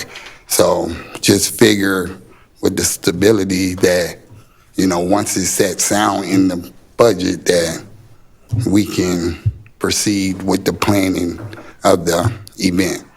Also, with the special event, I know it's talk about cutting down on event and possibly not having any event. The only thing that I would like to express, if we do continue to have events, I would definitely like to see Heritage Day to be a part of that, because Heritage Day is just not, even though it takes place in Washington Park, once again, it's one of those events that is for the whole city of North Miami Beach. Highland Village, your leader come, and it's just one of those events where the community within the city of North Miami Beach get to come together, and also with management, with elected officials. Each one of y'all have participated in it. And it's been around since the early 80s. So that is my take. And I just want to thank each and every one of y'all for taking time out and to listen to what I have to say. But if possible, we would like to see it move back into, Parks and Rec budget. Thank you.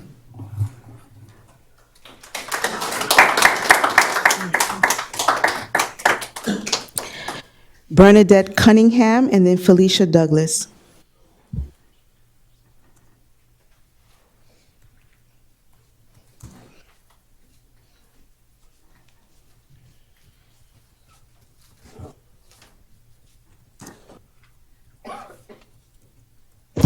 Good evening.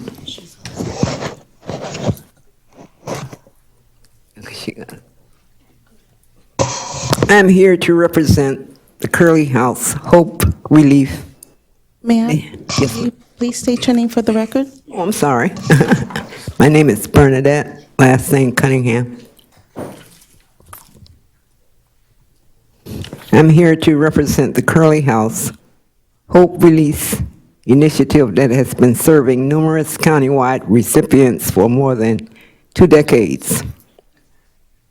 Curly House Hope Release is a multitask initiative that operates a large food bank that is essential for many of those experiencing food insecurity, especially the elderly who must rely on low fixed Social Security incomes. Curly House staff also provides assistance to those all over the county who are in dire need of donated clothing, and also assistance for the completion of applications for housing, medical, and state programs, and referrals to homeless shelters. We are sincerely asking for your continued support for the vital Curly House Hope Release Initiative. Thank you. You think you can? Okay. Hello. Hello, good afternoon. I am so sorry that I lost my voice, but I'm sorry, guys. All right, my name is Felicia Douglas, and I am the Senior Program Director. Can you guys understand what I'm saying? Okay. And I am here on behalf of Curly's House of Styles, and we are a food bank. We've been around since 1999, serving our seniors, our veterans, our homeless population, and we also serve our low-income families. We do serve a lot of the North Miami Beach residents as well, people from Ukraine, Russia, all over the world. And we're basically here to let you guys know that we do provide them with food, clothing, hygiene products, toiletries, and we serve around 800 to 1,000 people a day.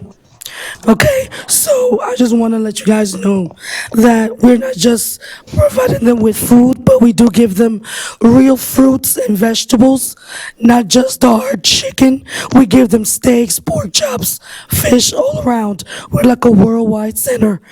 And we also partner with our Miami Diaper Bank Foundation for our young mothers with children.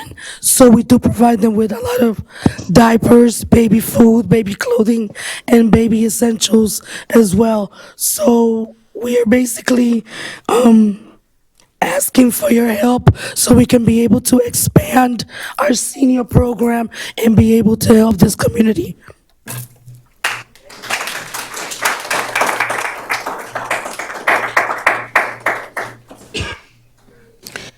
Clara Jenkins, and then Bruce Lamberto.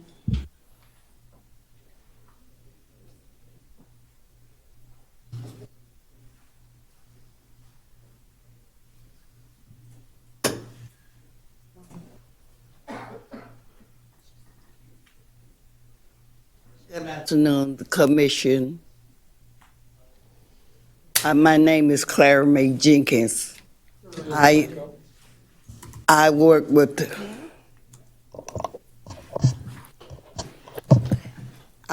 the care of the house. I be there at 5 a.m. in the morning to give the peoples the ticket to receive the food. And they meet me at the bus stop every morning. So I'm asking y'all, will y'all please help us? Don't turn us aside, because food is high in the grocery store.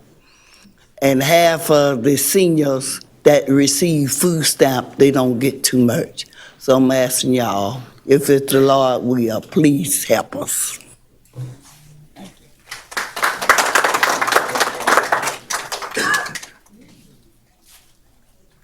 Hello, good evening again, Bruce Lamberto, North Miami Beach. I'm going to wear my chairman of the PUC hat in this speech here, because that's what I want to talk to you about. When Jacobs Engineering took over the contract to operate our water plant in 2017, we had $38.5 million in our reserves, our water reserves. And 3 years later, we had zero. All that money was encumbered by these high-priced contractor, a contractor that charged $250 an hour, $230 an hour, $229 an hour. And I made mention of this to our former city manager at the time. I said, with this rate, this burn rate, we're going to run out of money. And pretty much he let the contract go. Finally, the commission took notice of this and said, hey, we need to turn this contract back to the city. And the commission took action and made that happen. Unfortunately, we also had to bring in another contractor that we currently have. It's like Jacobs on 2.0, except a little smaller burn rate. It's not as many people, but the rates are even higher than what we were paying Jacobs. And what I'm distressed to see is all year long, I've talked to our water director about renegotiating these rates with this current vendor that we have, and she assured me that she was going to do that, and she also said she did make some attempts to do this. However, I'm distressed to see that not only were the rates not reduced, we've got a 5% increase. So the guy billing us at $280 an hour is now billing us at $292 an hour. This is unsustainable. I spoke to the city manager about it. He, of course, is inheriting all of this, and maybe he's sidetracked with a lot of other stuff that he can't get to this. But we also have one more opportunity to change these rates. We did not approve the contract at the last city commission meeting because we ran out of time, fortunately. We've got a month before the next commission meeting. There's an opportunity here for our city manager and our water director to abate this increase. I mean, I understand about inflation, but one of the reasons we have such high inflation in our projects is because of these rates that we're paying to this vendor. There are other companies available that can supply staff at a reduced rate to this. I just want to point out one more thing. The rates that they're charging us are based on project rates. Like as if they were going to come in here and work on a project and then leave, so we're paying an inflated rate for their people. They come into our city facilities. They're in our staff. We pay for the infrastructure. We pay for the office space, the air conditioning. So certainly the rates that they're charging us are not project rates. This is something that's basically they're substituting for our city employees. I'd like to see us reduce those rates. I would hope the commission could ask the city manager to see what he can do, sharpen his pencil and pull us out. Thank you very much.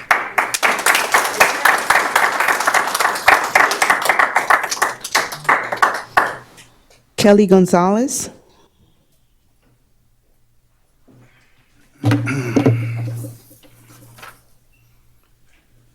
Good evening, Kelly Gonzalez, North Miami Beach Trolleys, ProCal Mobility. I want to thank the mayor, vice mayor, commissioner, city manager, city attorney, clerk for the opportunity to speak about the budget. Next to me is my partner, Shragi Goblat. We operate the North Miami Beach Trolleys here since 2021. The city of North Miami Beach is known as the City of Champions. It's one of the leading cities in transportation. Since we started operating this service, we've increased where we now operate a shuttle that has a multimodal all the way from Golden Glades, connecting with City Hall, going to Aventura. Ever since we started that project as a pilot program, we've seen a very big increase in ridership. We've seen all of our other routes also have ridership brought attention. And the city routes have been doing so well that when we first started doing here operations in the North Miami Beach, we were just operating in Palm Beach and here in North Miami Beach. In the past 2 years, we've operating in 13 cities across the United States, from New York all the way to Phoenix, Arizona. And the city of North Miami Beach has one of the ideal transportation models. I presented to each of the commissioners and city staff. The current cost for the trolley is $1.8 million. I see the city transit budget increased from $1.6 million to $2.1 million, yet there's a proposed cut of cutting a route. One of these routes that the city proposed to cut is Route D. If you increase this route right now, the headway will go from 1 hour to 15 minutes. Currently, the headway is 30 minutes, which means passengers only have to wait 30 minutes for Route D. The city of North Miami Beach has one of the best headways. The only route that is going above an hour is Route E, which is a 2-hour headway. Right now, we're projected to go at 150,000 riders and ridership. By the end of the year, this year, we're doing 130,000. I put the ridership there if you have any questions. And in the back, what you see in green is the proposed budget for 2024 and last year's budget at 2023.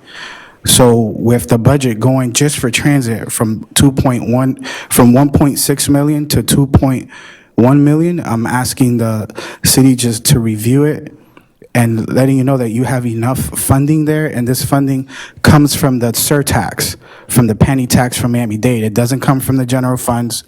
It doesn't come from the city's general funding. It's penny tax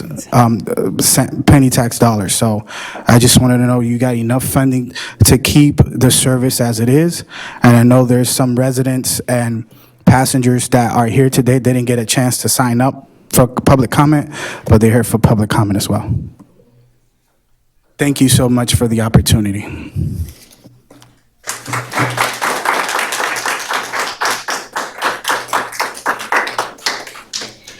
David Zapin and then Lynn Sue.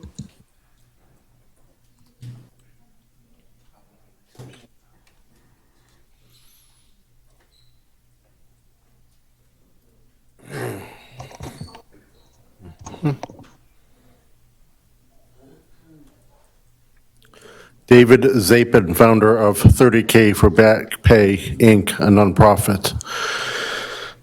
Wow, when you've had 8 teaching licenses, you have a lot to say. I'll try. I hope there's an explanation why the SLAM school doesn't have their own library. I'm wondering if the Helios project will need their own library once they figure out what their needs are.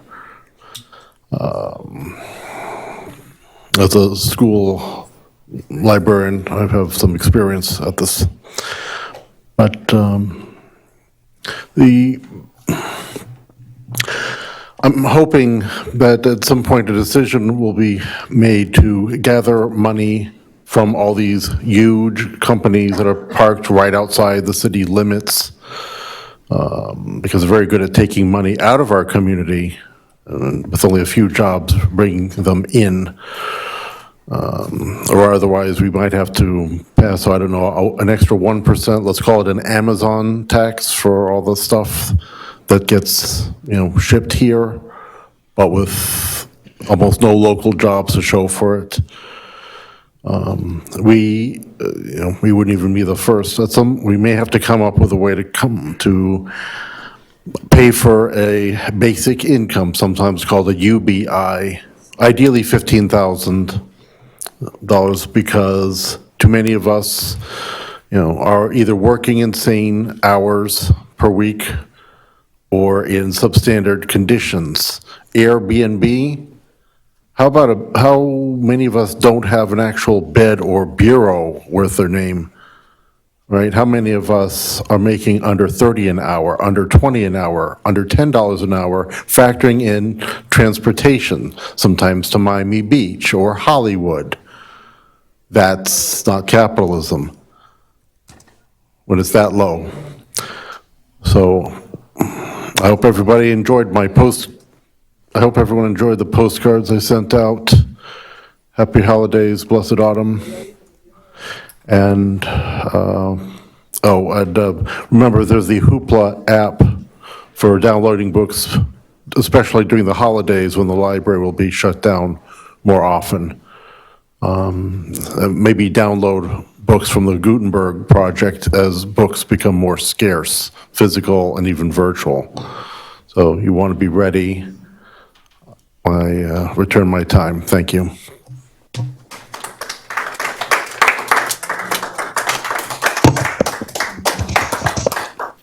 Linsu Reef Club.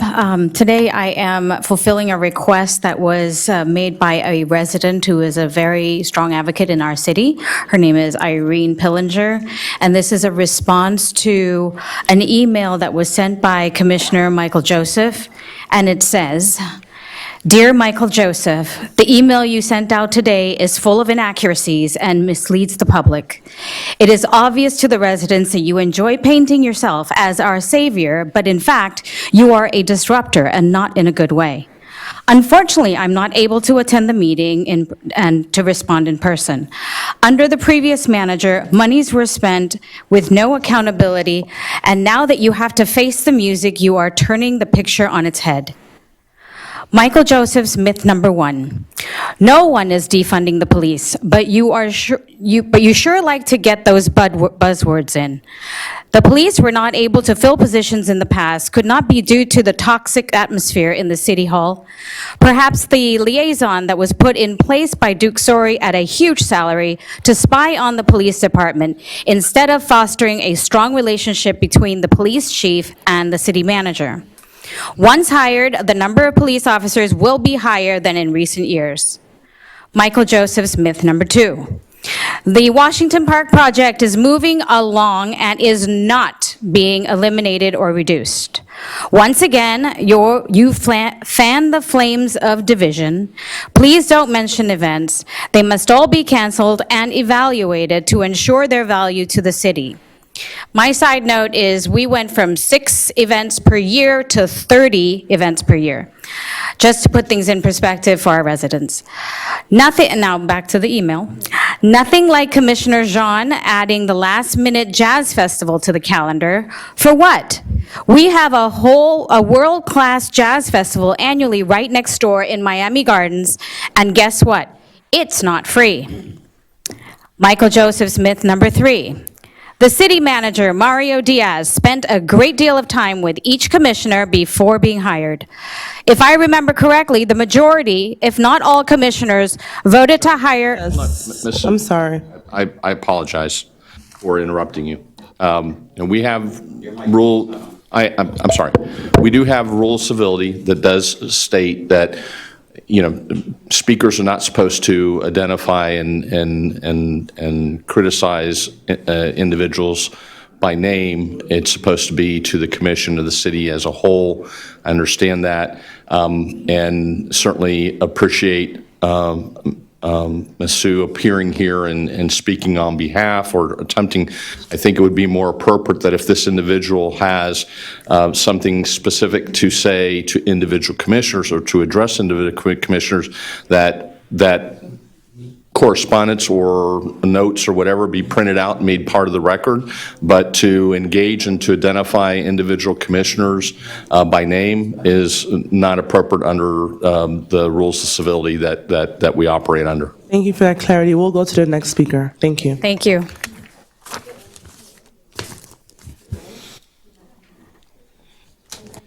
Freddie O. Barreo.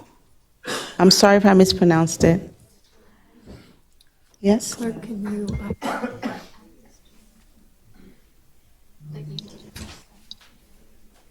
Hello to everyone. The reason why I'm here, I've been living here for a year. Name, please. Yes, I'm sorry. My name is Freddie Barrera. I've been living here for a year and a half already, and I've been using the trolleys since I got here to get to work, because I work in Hialeah. I work in Highlandale, and I've been using always the trolley to get to Walmart, to get to the Jackson Hospital, and everywhere that I ride on is on the trolleys. It would be nice. That takes 2 hours to go to Aventura. It would be nice if they will have it so it could come earlier. And it's just not me that I use it. It's a lot of people that won't be able to be here to talk about it, but they really use it, because the economy right now everything is like really expensive and it's free, So I would appreciate if you guys could do something to help us out with that. Thank you.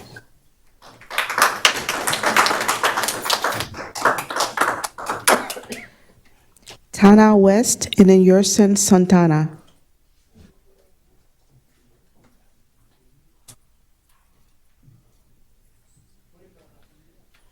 Hi, everyone. My name is Tana West. I'm a disabled vet. I just moved here, and I just started working at the VA hospital.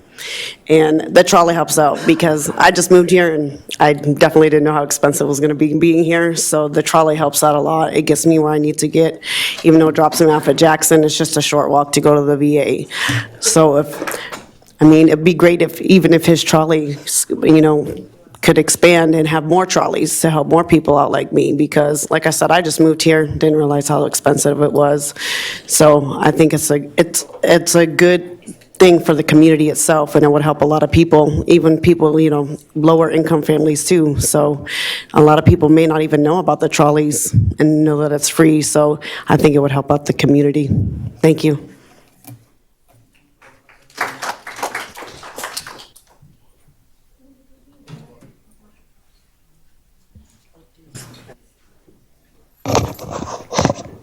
Good evening, everyone. My name is Jason. I use the trolley for go to my job, Walmart, Jackson Hospital. For another place, it's good. It's free. I need another trolley. Sorry, my English is not good. For every trolley, have 2 hours for pass. I know a lot of time for pass the trolley. One more is good for community. Thank you.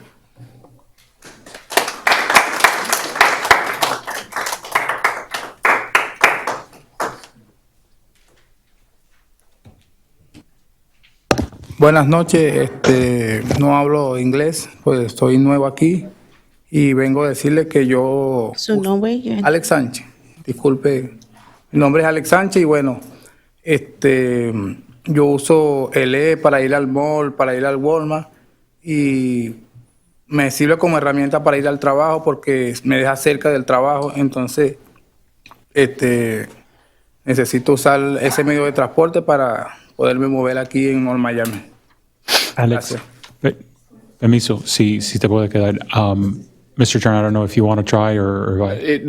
Essentially, the speaker was in support of the trolley program and continuing funding of it, and that he uses it extensively for transportation to different parts of the city as a resident.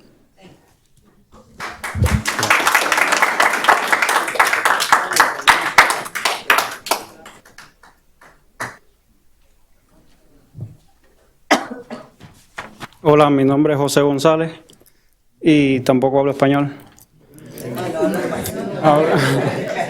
No hablo inglés. No, me siento molesto, sí. Yo uso también el trolley para ir a Walmart, para moverme, no sé. Es que es gratis, así que no sé ni qué. Again, Me sentí molesto, sí, cuando hablé y ya. his general comments are that he is also supportive of the trolley and the continuing funding of it, and that he uses it to get to different places here in the city, including Walmart and other locations, as a service that is provided by the city, and he would like to see it continue. I'm sorry? His name? Oh, I'm sorry. I believe his name was Jose Gonzalez? José González.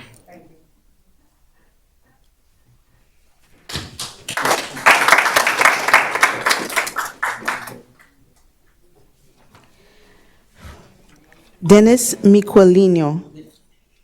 I'm sorry.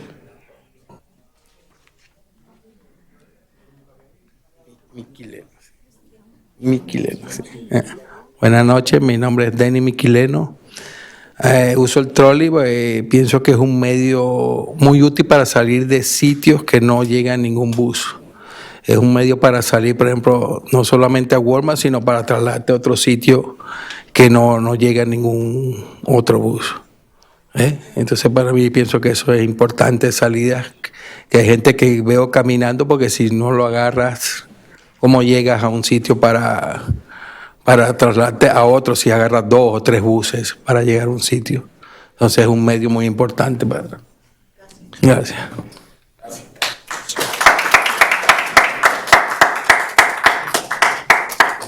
The speaker stated that, again, he supports the continuation of the trolley, and that in his particular situation, he uses it especially for transportation here in the city and to other places outside the city that there isn't bus service, or that in order to be able to get to those same locations using the available bus service, he would have to take 2 or 3 buses to get to that location, whereas the trolley is, immediately there, and 1 trolley trip versus 3 bus, or a bus with 3 transfers.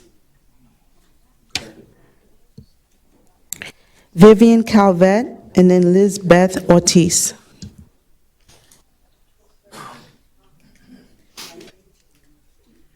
Thank you for the opportunity. My name is Vivian Calvet. I'm a Zumba instructor and fitness instructor in general, and I'm being giving classes of Zumba Gold to the community of North Miami Beach since 2019. We have an average of 200 community members that taking these classes to stay fit, among many other programs that are for the adult community as well as for children. That I don't have those numbers, but in reality, the library is an asset for the city of North Miami Beach. And I really, really, really will, appreciate voice all these people that are taking part of these free programs offered by this library. I was a librarian as well, and I'm telling you, this asset that you have in this community, not other places have it. And losing this will be a really big mistake, and I hope that you are very smart considering not giving this asset to a profit school. Please, don't do it. That'd be a big mistake. Thank you.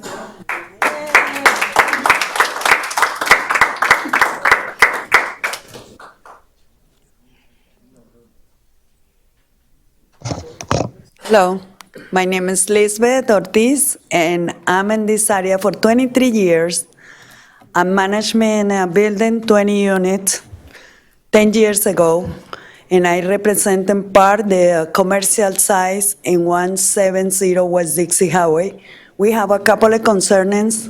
First, the police, no help in the police in that area. Police come to any case, no reports, intimidate the neighbors. Second one, we have West Dixie Highway for more than 6 months without light. They have advertisements, but the lights no work. That commercial in West Dixie is dark.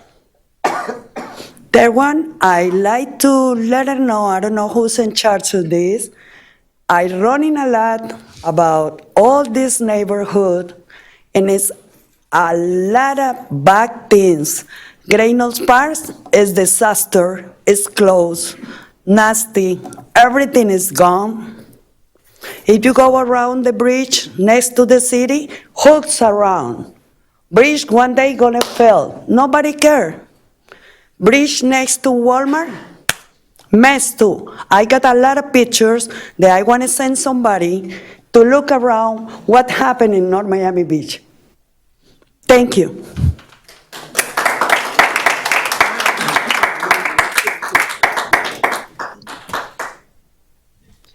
Leandro Ortiz, and then Matthews Bellamy.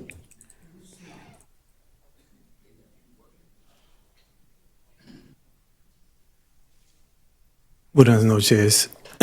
Voy a hablar en español porque apenas estoy aprendiendo inglés. Soy Leandro Ortiz y soy la persona que maneja precisamente el trolley que va desde Golden Glade, pasa por el Jackson North y llega hasta Aventura.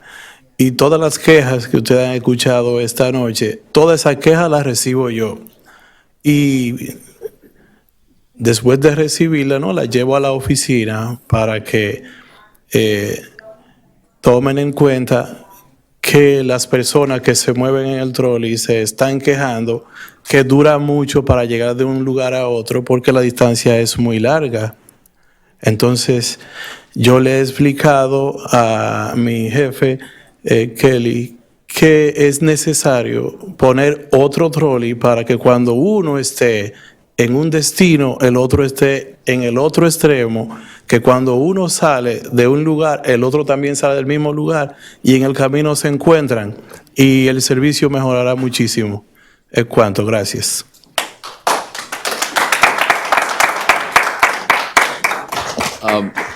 Slightly different comments.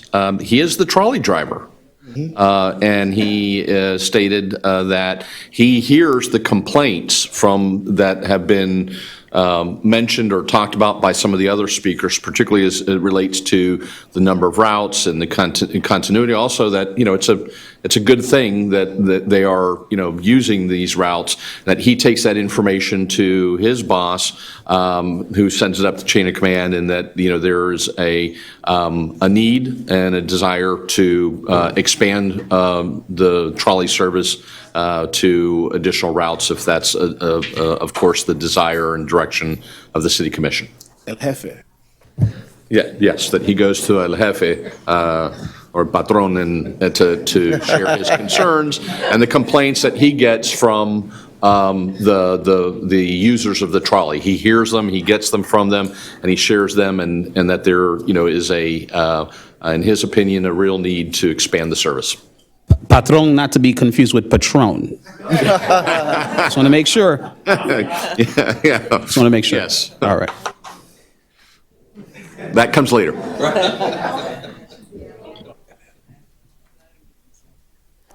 Good evening, everybody. My name is Matthew Telsma. I'm a citizen of Miami Beach, voting for 15 years. And I know Marco, I know Daniel, yes, everybody. But I'm a driver. I'm going to let you know how the customer pushing the service. some older people, if they don't even see the trolley, they cry like a baby. And also, I carry a lot of people in my trolley. But like the gentleman say, we need two trolley around here that Golden Glades to Aventura. We got a lot of people. Think about when you leave Golden Glades to Aventura, people suffer on the street.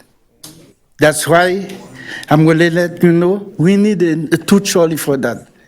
Jackson North, that around D, a lot of people going to work Jackson, and also a lot of students come to North Miami Beach Senior High. We need the trolley. We need to keep all rounds, and we need more trolley. And my boss Kelly is doing a wonderful job. He care about people, customers. He makes sure every trolley leave 7:15 to get when the point we're going to start. That's why I'm here. I'm going to tell you, our guys, we're doing a wonderful job. Thank you.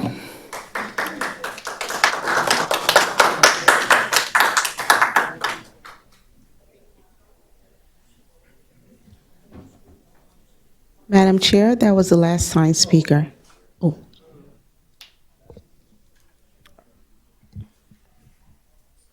If there's anyone else wishing to speak, please make your way to the front to write your name out.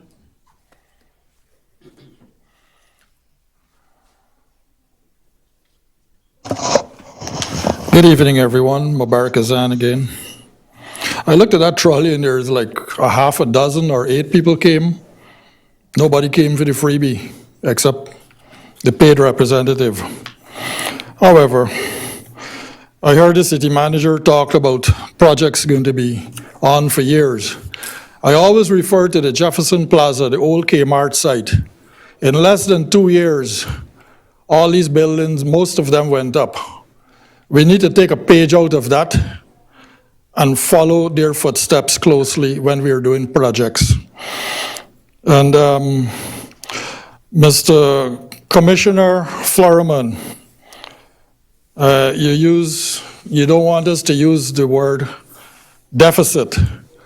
The city manager used the word deficit, and we understand that you're a politician and you don't want the word used deficit, but that is okay. I'll continue using the word until we can really balance that budget properly instead of taking from the CIP funding and putting into other places that it should not be. That is why we have delayed CIP projects. Can't meet our expenses. And the quorum up there, I've been here like 20 years, and we've had city attorneys who says that you can't break quorum up there. But if you notice what his city attorney said tonight, he said his opinion. But you're not supposed to be breaking any quorum up there. And tonight I hope that you guys engage in meaningful dialogue instead of petty conversations that involve very small amounts compared to the monies that you're throwing away to the vendors.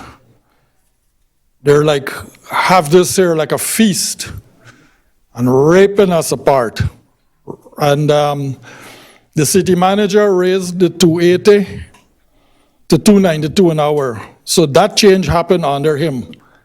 I hope that we can get a better management going forward and not repeat the same old mistakes. These vendors, they befriend you and you think that you can't do without them anymore. We've been going on business before they came along, and we're going to continue after they leave, because I'm expecting you people to get rid of those vendors, bring back our engineers, bring back our attorney, and moving forward that way. I expect you to do that. There's a nice election coming up this December, and I'll see how you guys vote. Thank you very much for having me.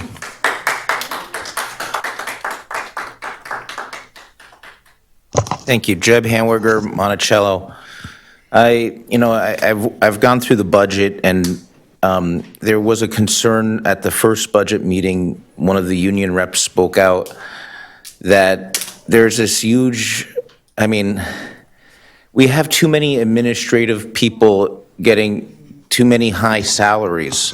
We can combine a lot of those positions. Of people that are making 150,000 plus, there's multiple positions that we can combine and cancel out. One, I see that in all the departments, Public Works, okay? And that money that can go towards hiring people that actually get the work done. We need to cut back on the administration bloat and actually hire the workers that are actually trimming trees, fixing the sidewalks, working in the water plant, and providing the most services for our residents. The police, the last, couple of years, the police department was mostly being used to run these events and to take care of the politicians. They became sort of a Praetorian Guard rather than be out on the streets, fighting crime.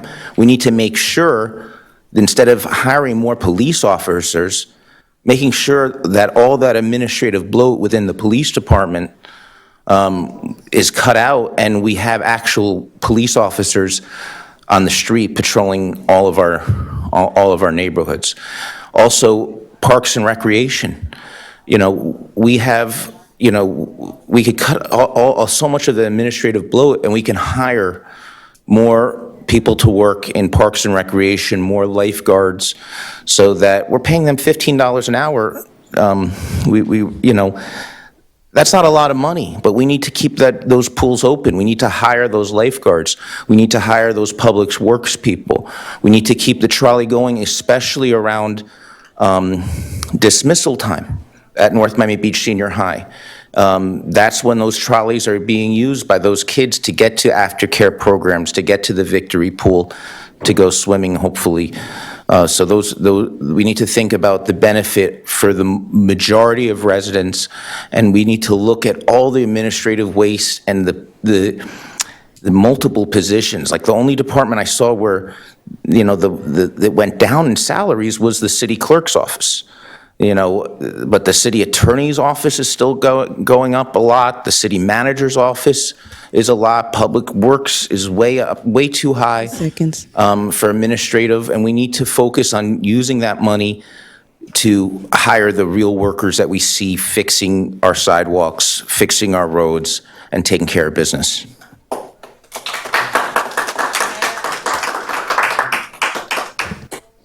Any other speakers? Madam Chair, that was the last speaker.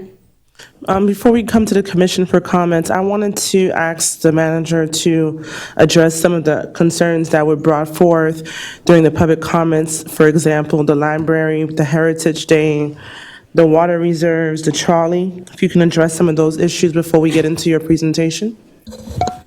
Sure, thank you, Madam Chair.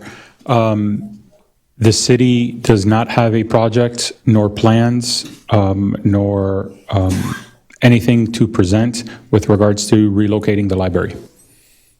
So that, I don't know why something was said that there are plans and architects moving forward to relocate the library. That's not accurate. Washington Heritage Day, while doing the budget, each of the commissioners has a line item within their budget for $1,000 for the Washington Heritage Day. And so the money is allocated in each of the commission, and that is same as what it was, I believe, last year. There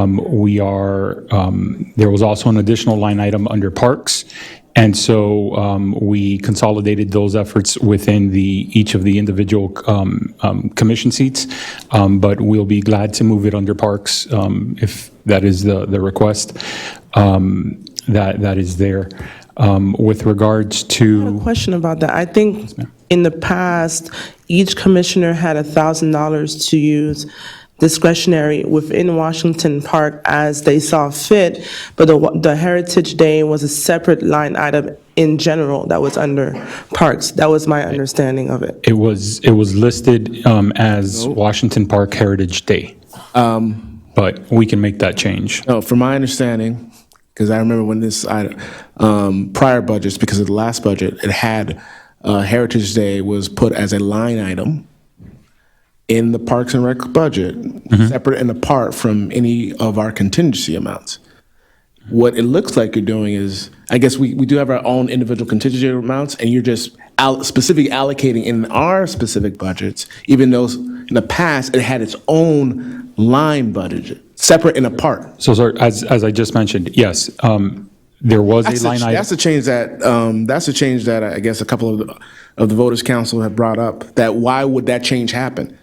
As I mentioned, we saw the duplicate in the budget, and so we allocated the sponsorship of Heritage Day to the line item that was listed, Washington Park Heritage Day, under each of the commission contingency funds.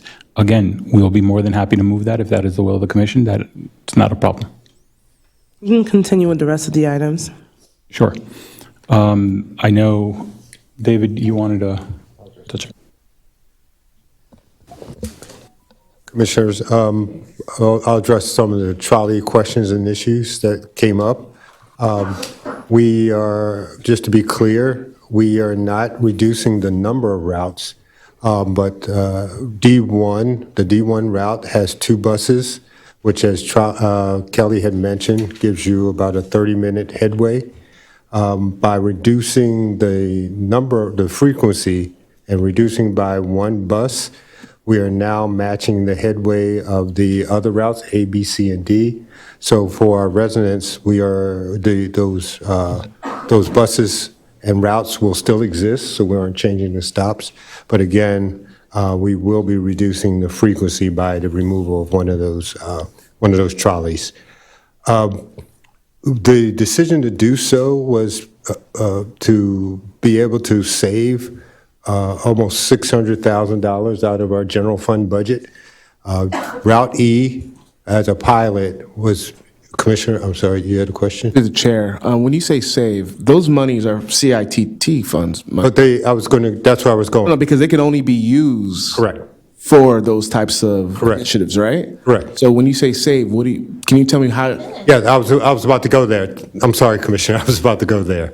So initially, currently Route E, which is the trolley that runs between Golden Glades through the city to Aventura, is paid out of your general fund.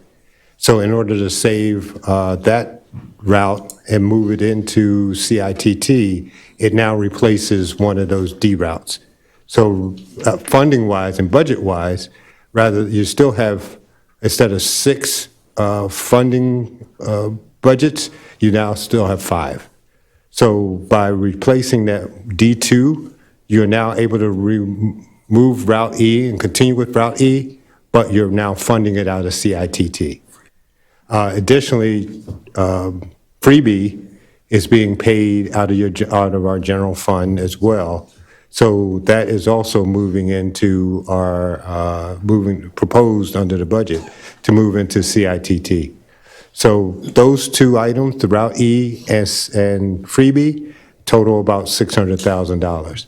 So the impact to the general fund frees up $600,000 by moving those 2 items into CITT. Any more points of any comments on that? Commissioner Florimon? Thank you, Madam Chair. I just want to ask about the increase in CITT to $2.8 million. And that seems like more than enough to continue Route D2 while still having Route E. So can you speak to that as well? I'm sorry, Commissioner, I missed the question. Okay, so CITT reported that they will be distributing about $2.8 million in fiscal year '24. Yes. Which is an increase from the 2.1 that we are getting for this fiscal year. So we're talking about $700,000 there. If Route D1 is 600,000, for that additional route that you're trying to remove, or that additional bus, is that what the additional bus is, the 600,000, or is it the route itself? The route itself for one route costs about 400. Kelly or Jamar, I've asked Jamar to come up and give us exact numbers. Jamar, if you could come up. So one route is about 450. Good evening, Commission. Yes, that is true. Jamar Depaswa, CIP Manager. One route is about 400,000. What your question was about the 2.8, correct? With that I just want to, before you continue, Jamar, I just want to correct myself. Freebie itself is about $600,000. So. Right. So the 600,000 is a freebie number. $600,000 is freebie number, and then additionally, D1 is about 450. Okay, so D1 is 400,000. And CITT, Commissioner, the CITT, that money is split up between transit and transportation projects. No, I understand. So there, the full amount, although you could if you'd like, the full amount is not going into transit alone. It's split up between infrastructure projects and transit services. So I'd like to have Jamar just give you the more detail on what that cost was. Okay. Right. So as the manager just said, the CITT funds are split into a transportation versus transit. Transit being the bus routes and the maintenance of the bus shelters and other items that are specific to the transit operation. The transportation portion would cover any roadway projects, traffic calming, and items that we do in terms of engineering as well. So that 2.8 is a 20-80 split, which is the 20% should be transit. However, we currently use more than that 20, which is encouraged by CITT for our transit portion. Based on the numbers that we're actually putting out, our transit portion is actually about closer to 50%, if not more. So we're actually splitting our money 50-50 in transit versus transportation. So with the routes that we currently have, bringing E into CITT, like DCM Scott said, would save us in the general fund, as well as bringing freebie over to that as well. Commissioner Smith? Ma'am, may I? Let her have her comment first. Okay. Thank you. I'm glad you pointed out that money that we receive, the half a penny, is also to fix the roads. I don't know how many of you have gone down 171st Street into the pothole. I don't know how many have you gone across the railroad track into the pothole, or 35th Avenue that was just paved. So when we say we want to spend more money this way, then you're going to take it away from that way. And so remember that it's a balance. That's number one. Number two is, I am very excited that we have the transportation for the public. I have heard that the whole time I've ever been part of the city. Years ago, they had door-to-door service, like the freebie, years ago. And they had it for 15 years. I lived here, didn't even know. It was extremely missed when it was stopped. But, again, 163rd Street Mall is not in North Miami Beach. Aventura Mall is not in North Miami Beach. The bus stop over on the other side of the expressway is not in North Miami Beach. And I understand how it services North Miami Beach residents, and that's why I do believe it's important.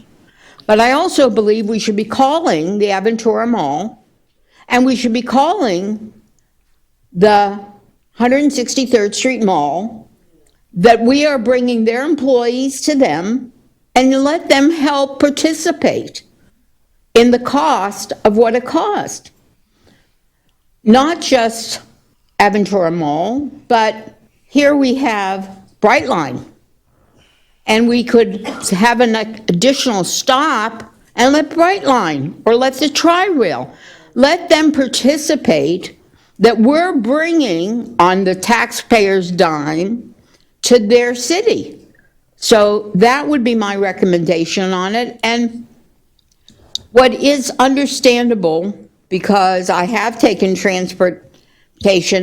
public transportation, and I've also taken the trolley. Some of the routes have nobody on them. Some of the routes have one or two people on them. And I'm certain there's extra time that the routes are they're used a lot more. We should study that instead of blanket saying that this route needs to have 2 buses and the other routes only need to have 1 trolley. So I think before we spend more tax dollars, because we're going to get, Madam Chair, into the budget itself, but the budget's very basic as far as I'm concerned. It's revenue versus expenses. It's so simple. How much is your revenue and how much is your expenses? And if we're not getting the services we need, then we need to move the revenue to a different place so we get the services we need. And that's why I think before we allocate more money to this, we should really study the need. And I understand, if I heard it correctly, that there are going to be additional cameras, additional recorders on the trolley so we can have an accurate count of how the trolley is used. I totally have to say, I'm excited that our residents finally have transportation with 3 things in mind. The traffic is crazy. The cost of car insurance and gas is crazy. And the fact that people are now working not just 1 job, 2 jobs. So I love the fact that we have transportation, and I want to continue that. I just want to make sure we do it effectively the right way with the expenditure of the dollar. And I'd also like to fix the potholes. Thank you. Yes. I just wanted to add 2 salient facts, because this wasn't just budgetarily driven. We looked at the ridership, and you've received a handout tonight from ProCal. All right, and the peak month, the ridership comes out to 12 people an hour. And based on what we saw, we felt that 1 bus an hour could handle that. Another fact is that we own 5 buses. And as you know from the Route E discussion, we would have to pay to lease a 6th bus. This consolidation keeps our service within the 5 buses that we own without having to pay for that extra leasing cost. So those were some other factors. Thank you. Do we have any other commissioners that want to add? Let me take someone that hasn't spoken yet. Clarify what he just said. How much is it to rent a bus? Did I read it correctly? 10,000 a month? 10,000 a month to rent that additional bus. Thank you. Commissioners? I was just going to, Joseph? no, I just want to see if, given the fact that we haven't had a break and we can't break quorum, as just to get a small break, if that's at all, if you guys are inclined for a small break? A recess? Yes, That's a recess. Everybody agrees? Yes, I have. Yeah. Okay, we're going to take a 10-minute recess. Thank you. You can't read.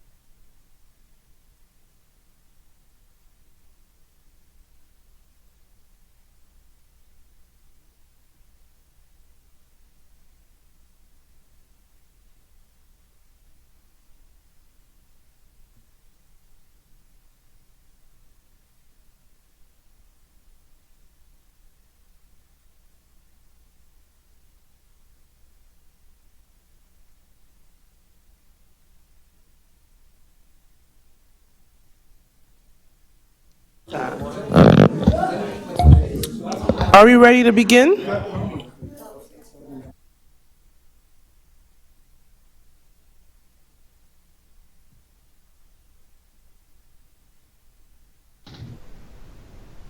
I am.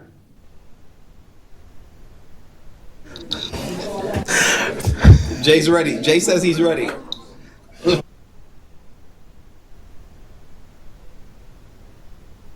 Thank you, Danielle, for stepping in.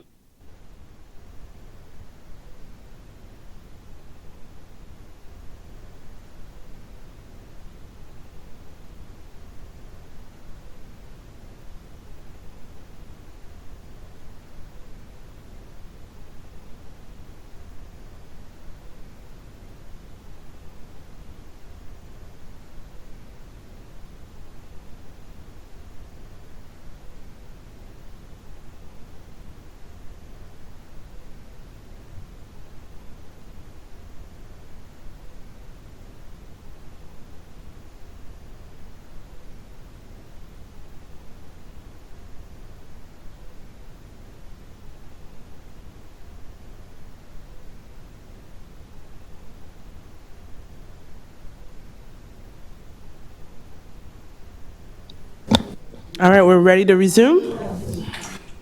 I'm here, I'm in the room.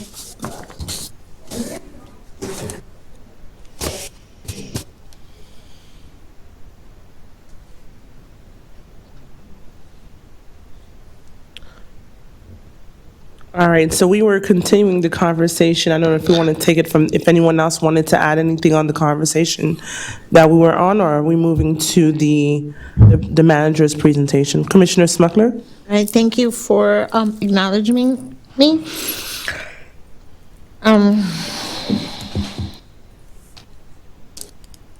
So, if it's okay with the rest of my commissioners, I wanted to ask some questions to Kelly Gonzalez with ProCal. Is that okay? Sure.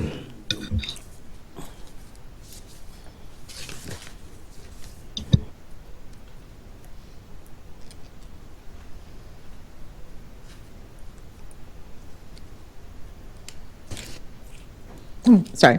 So you, if you can explain your, you gave us all a, some information about routes D1 and D2.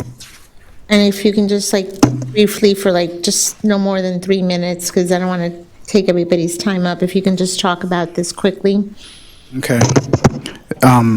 Thank you, Commissioner Smuckler. Thank you, Commissioners, City Mayor. So, Route D1 and D2, they operate in the Ulita area. One of the reasons that there's 2 trolleys on that route is because when the Corradino group that did the study, all of the routes here that are done were done by the city hired the Corradino group to do the study. They saw that that had one of the highest riderships when the city first had A, B, and the C route. So if you look at the ridership there for the D route, there's 30-minute headways there now because that route it was the one with one of the highest riderships. And I also wanted to just kind of discuss the budget that was said earlier, if that's okay with the city, because I saw the number thrown out, 450,000, and I just wanted to touch bases on that. I don't know if you guys got this paper that has the annual cost. I just wanted to go over that, if that's okay. Ms. Mayor? Okay. So Route A, B, C, D1, D2, and D and E are the routes that are currently running right now. So the calculation is 12 hours a day, 6 days a week, 52 weeks a year, accounts for 3,744 hours at $75 an hour. There's $800 for the $800,000 for the routes. This accounts for the maintenance. This accounts for the backup vehicles that we account for. It accounts for the technology that we provide. and it also accounts for for all the labor and maintenance. So when the city entered into an agreement, because there's two contracts for this route, for the Route E, the city hasn't bought a vehicle since the year 2017. 3 of the 5 vehicles are close to their expired useful life, so the city asked us if they could lease a vehicle from us, so to do the Route E. And in that time, it would give the city an opportunity to purchase vehicles. The city hasn't been able to purchase those vehicles. I know, David, when we spoke, you put an order in and they just haven't arrived. So I think the thought was, by the time, because we've been operating for a year, by the time they'll put the purchase in, we probably would have already received that vehicle, so you wouldn't have to lease that anymore. So, one of the sheets that I provided last year, the city spent $1.6 million in operating cost. And if you look at just to operate all of the routes right now, it would only be 1.8. So the $450,000 that was said earlier is not an accurate per route. So per route is $280,000, 800. And it's up to the city if you want to purchase a vehicle, because all of the vehicles that we use, they're purchased by the city, or if you want to lease one. And Commissioner Phyllis, I'm a business partner, I'm a business owner, and it's your business to represent the city. I'm here today to negotiate. If you want to negotiate that lease, I'm open to that. I'm a true partner. I know Mr. Mario's here today City Manager Mario's here today to, work on the budget. So I'm here open to negotiate that lease until Mr. David is able to procure that vehicle, which I already know he put an order in for. Commissioner, may I add what Kelly's comments are? So we were specifically addressing and speaking to Route E. So Route E, as he stated, is a little over $280,000. But I also added in the $10,000 a month, so it's $120,000 a year that we're expending. So that's why I came up with my number of about $400,000. And I mentioned that by moving Route E out of general fund, which we are spending $400,000 a year currently, that frees up $400,000 in general and moves that into CITT. So that's the $400,000. Just wanted to clarify. Thank you. I don't disagree with his numbers. I'm just adding the 120. Okay, so I have some questions for staff. So the CITT money that we get, other than the trolley and the freebie, where else can we use it for? Or what else can we use it for? No, I'm going to let David answer that question. I just want to correct one number for the record. I told you before that we were looking at 12 people an hour, and that was based on 7 days a week. So based on 6 days a week, it's 14 people an hour. Thank you. Okay, so I wanted to correct that for the record. Thank you. CITT is used for transportation and transit related costs. So right now, as Jamari mentioned earlier, it's usually a 20% transit and 80% transportation related projects. In our case, we're spending almost 50% in transit. So we were doing some of our CITT money, and I'll ask Jamari to come up and address specific projects. But some things like roundabouts come out of CITT, as well as other transportation related projects. So Jamari, I don't know if he's still here. But like, can we fix potholes with IC? We have LOGT money. We have other funding coming to fill potholes and pave streets. But we can do some of that work out of CITT as well. Paving work out of CITT. Paving, but not potholes. Not necessarily operation. Potholes would be more of an operational cost out of our operating budget. So you would see that come out of our LOGT, the local option gas tax money. So that's where a lot of that paving money comes from. You could use it. Good.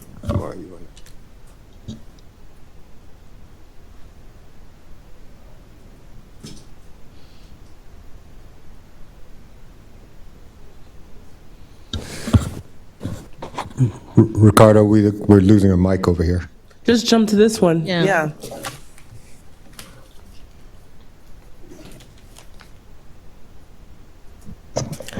Good evening, Mayor and Commission. Once again, Jamar Depaswa, CIP.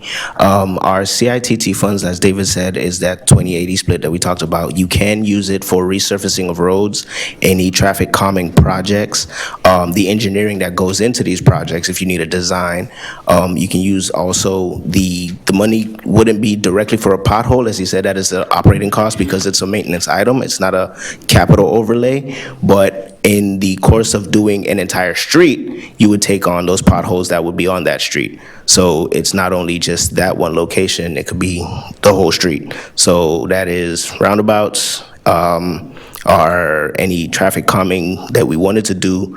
There was part of that funding was used in, you can use it in 35th Avenue as we did with this project. We are doing a roundabout at 168. That's going to be partially CITT funded. Another one at 155. That's partially CITT funded.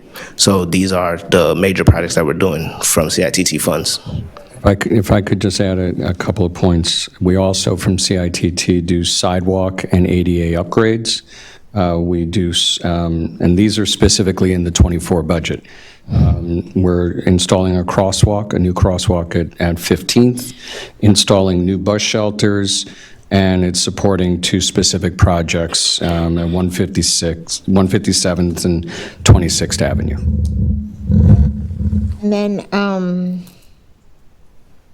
then also we're installing some cameras, or we have installed some cameras in the trolleys. Yes, we've at the commission's direction, you've asked us to do more accurate counts. So we work with Kelly to install new cameras on the trolleys that will give us more accurate counts. We'll be able to look at peak times, break it down hourly. Right now, they're using a clicker, which gives them total counts per day, and we get those monthly. So he reports monthly to us what his total counts are. But we would like to get more granular on when and where, so we could look at rebalancing routes if that's where we want to go. Look at different service delivery. So maybe it's additional, in addition to what we have today or what we're proposing, it may be changing the route so you have more point to point. You heard some of the speakers talk about when school lets out. So maybe we're doing point-to-point shuttles specifically when you have peak ridership. So we're going to use the data that we're gathering now over the next couple of months and come back to you with a different or possibly a modified delivery service for multimodal transportation in the city. His current contract expires in April, so we will be back before April with this conversation with the ridership numbers. So if we were to put the route back in reality, we just have until April, because in April we're renegotiating his contract. If you were to keep Route D2 included, one, we'd have to find the $400,000 somewhere in the general fund, because that's where Route E is being funded now. So we will be back to you in October, because Route E expires in October. His current contract for A, B, C, and D expires in April. So in October, we were coming to you with the proposal, with the contract amendment to extend Route E through April to align with his current contract. Should the decision be made during this budget process to move Route E into CITT, we will also propose to you in April that replacing Route D will just change his current contract. There's no need for any new contract for Route E. It would just substitute within his current contract for one of the Route Ds. So we will still have 5 buses. Just one of those 5 buses will be, rather than A, B, C, D1, and D2, it will be now A, B, C, and D within his current contract. So it depends on what your decisions are. Right, so I'm sorry, when did you say we're going to have the information about with the cameras, how many people? Well, I believe They've just installed those, so October, November, December, our goal is to count during, through the holiday and into the spring, and be back to you, say, with a good 4 or so months of data, so we can talk to you about what our strategy would be going forward. So could we at that time, if, let's say, we realize that D2 is not viable, could we at that time remove it, or if we approve it in the budget now, we're stuck with this? Absolutely, Commissioner, at any time, we could certainly modify his current contract, and then in April, we'll be up for a contract renewal, so whatever the commission decides at that time.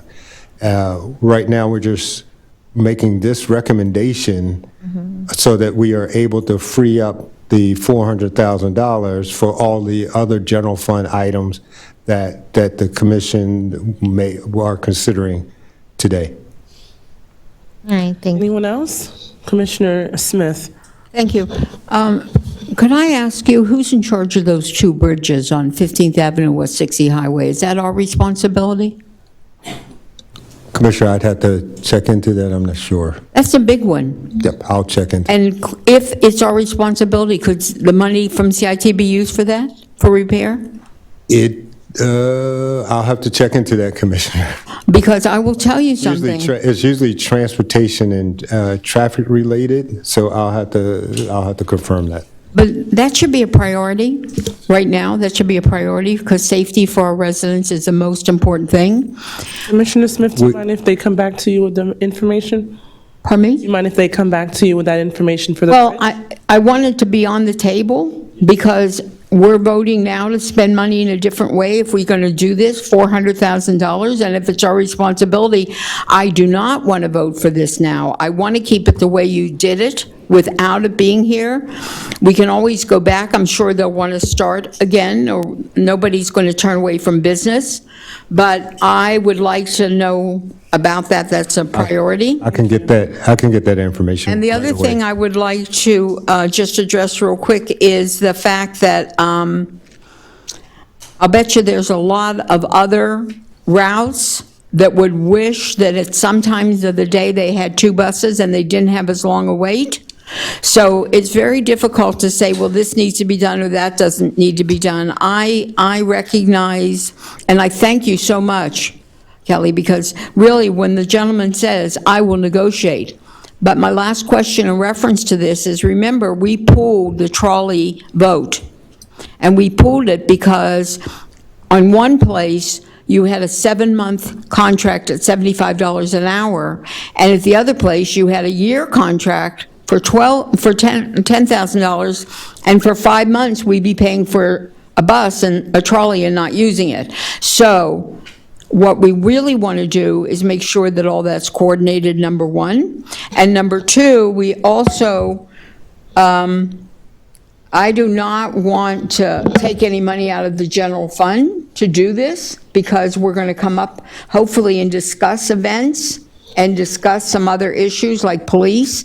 And in order to do that, that $400,000 may be something that changes the whole thought we have to make a better city. Thank you, Commissioner Joseph. No, well, I know the other elephant in the room is because I know the reason that we're under these constraints is because I don't think we've actually voted on the type of policy moving forward. If we're going to stick to what we've always been doing, the 10%, as opposed to what's being proposed by the manager and his team of increasing it, because that's what creates the constraint about what you can and cannot do with the unassigned fund balance. So I don't know if we want to have that discussion regarding the policy, because that, depending on how we decide, can find us the additional money for this particular initiative, as well as other things that I know that are important, like the police, our parks program, all this other stuff. We kind of, depending on how we decide this policy, is either going to have 2 hands tied behind our back or not, and asking us to fight the same fight. So That's something, and I understand, but in this budget, that's part of that. It's not separated that way.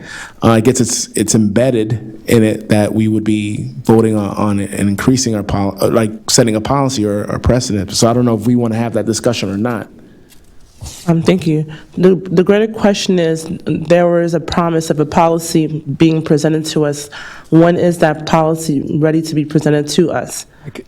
I cannot speak to that question right now. The manager will answer it. But Commissioner, I want to be crystal clear. Your vote on the budget tonight does not change your fiscal policy. So your fiscal policy with your fund balance, that does not change. Okay, so we've talked about a recommendation, and the manager has represented that he will come to you at a future date for you to officially vote on a change in policy.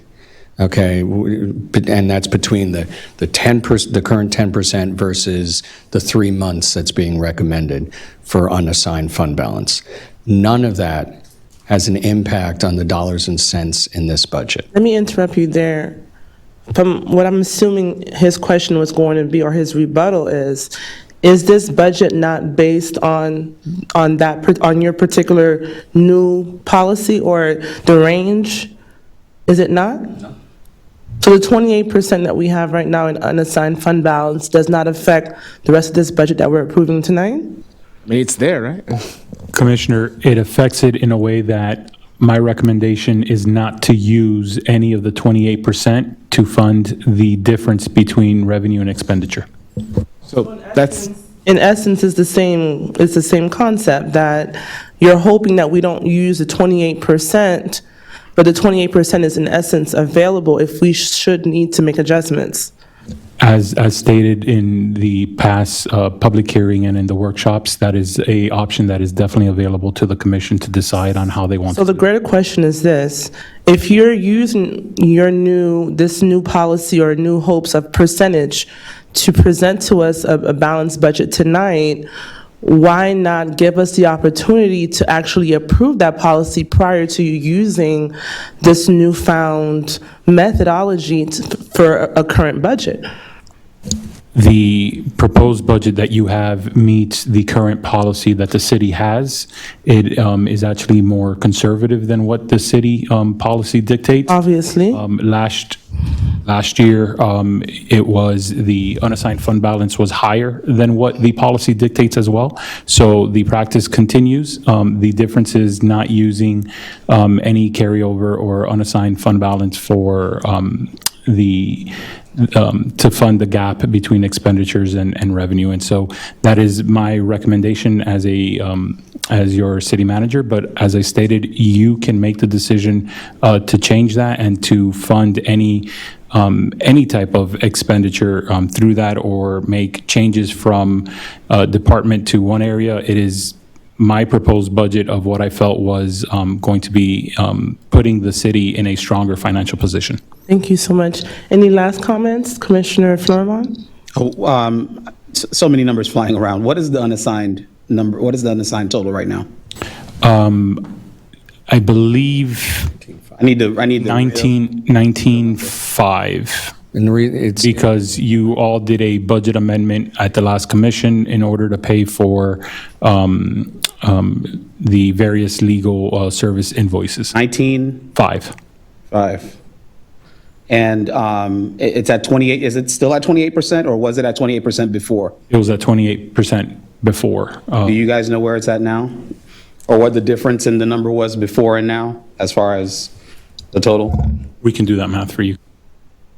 are you going to include the hurricane fund as well? Or are you not? No, sir, that's a assigned fund balance, and our recommendation is with regards to the unassigned fund balance. Those are different line items. No, but when you do the accounting standards, would they count that as part? We're talking about unassigned fund balance. So what I'm saying for the 10% holdback, right? Like that would they not count? We're talking about unassigned fund balance. Okay. Commissioner, let me, I understand why. Don't forget my question. No, I understand. Okay, yes. I understand why you're asking that question. Let me clarify for everyone here. I think somebody needs to clarify, yeah. GFOA policy guideline is based on unrestricted, which includes unassigned, assigned, and committed. That's what I'm talking about. The North Miami Beach fiscal policy that you have is based on unassigned alone. So that's the difference between the two. Okay? And Commissioner, to your question, we're still between 28 and 29% based on the funding level in the budget. Okay. Commissioner Smuckler had a comment to make. Thank you, and I wanted to say that I have done this on the dais and in private. We really need to have Aventura Mall and 163rd Street Mall and maybe even Walmart start helping us pay for this. I mean, this is benefiting the mall big time. This is benefiting Brightline. This is benefiting both malls. This is benefiting Walmart. We really need to reach out to these people and say, hey, you really, I mean, I know that I believe I was told we had a little bit of a hard time getting Aventura Mall to even allow us to go that far. I'm not sure if you said a hard time, but okay, I misspoke. But we did have to get permission to go up to Aventura Mall, which is a great idea, but they really should contribute to us somehow.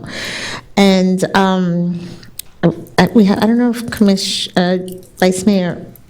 Acting Mayor, Chernoff wants to say anything, because I don't know if he can signal. Before he does, I think Commissioner Furlong had his thought to finish. Thank you. Talking about the trolley bill. Yeah. All right.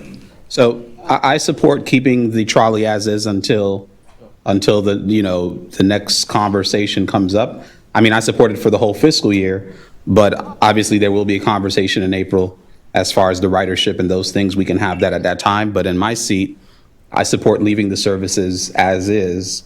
In addition to that, we're at 28, 29% in unassigned fund balance. And this is aside from the recommendation of the management team that we should be at that amount. So to a degree, it's the way the system has been operating as far as having a certain amount of fund balance has been operating above the number that the manager is requesting. So, I think that we need to look at those funds, okay, and understand that they are available. They are available to continue a certain standard of service or level of service.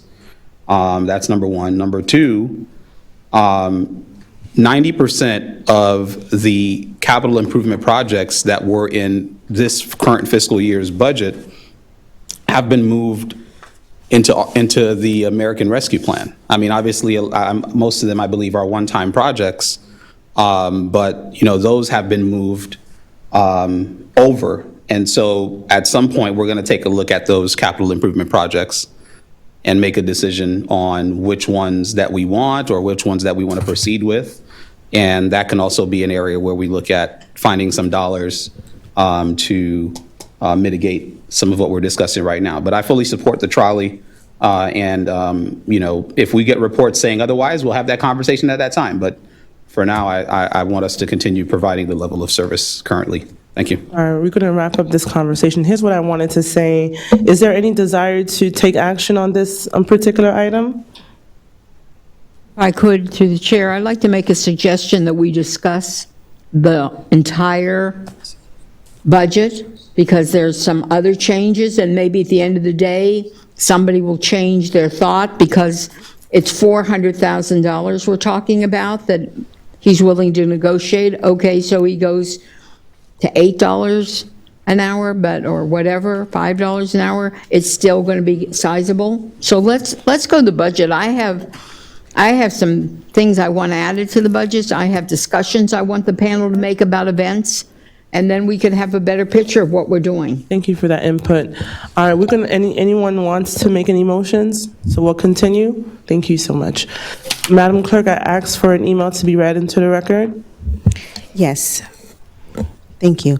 Okay, so this email is from Marcia Fennell.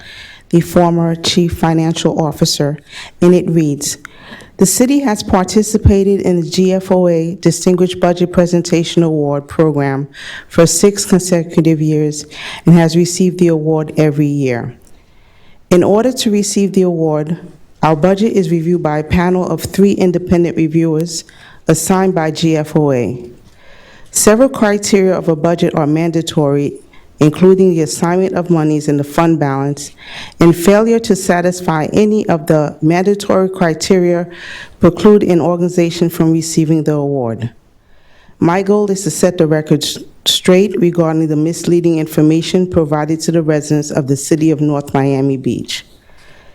Contrary to the statement made by Mr. Cohen, the city of NMB has always had in excess of 2 months of unassigned fund balance, a fact which has satisfied the criteria of the GFOA independent reviewers and enabled the city to consistently receive the awards. Fiscal year 2023-2024 budget memo dated July 24, 2023. State revenue sharing amounts for fiscal year 23 were more than Mr. Cohen indicated, and the correct amount was provided to Mr. Cohen.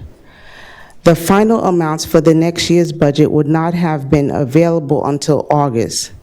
The numbers Mr. Cohen presented were premature. Budget 101 presentation. Fiscal year 22 revenues were over distorted by state, federal grants. Example, ARPA. The auditor's presentation regarding the general fund is just that.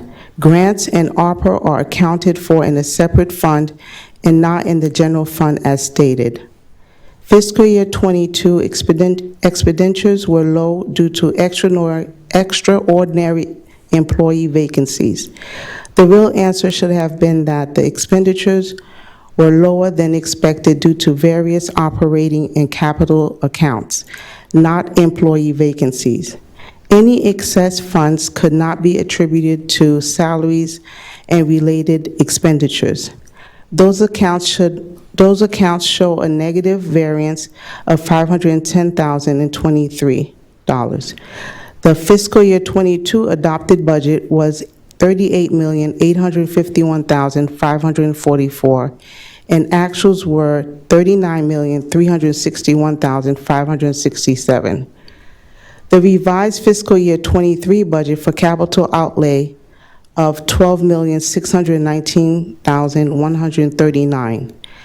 These numbers are not factual and do not exist anywhere in the fiscal year 23 adopted budget.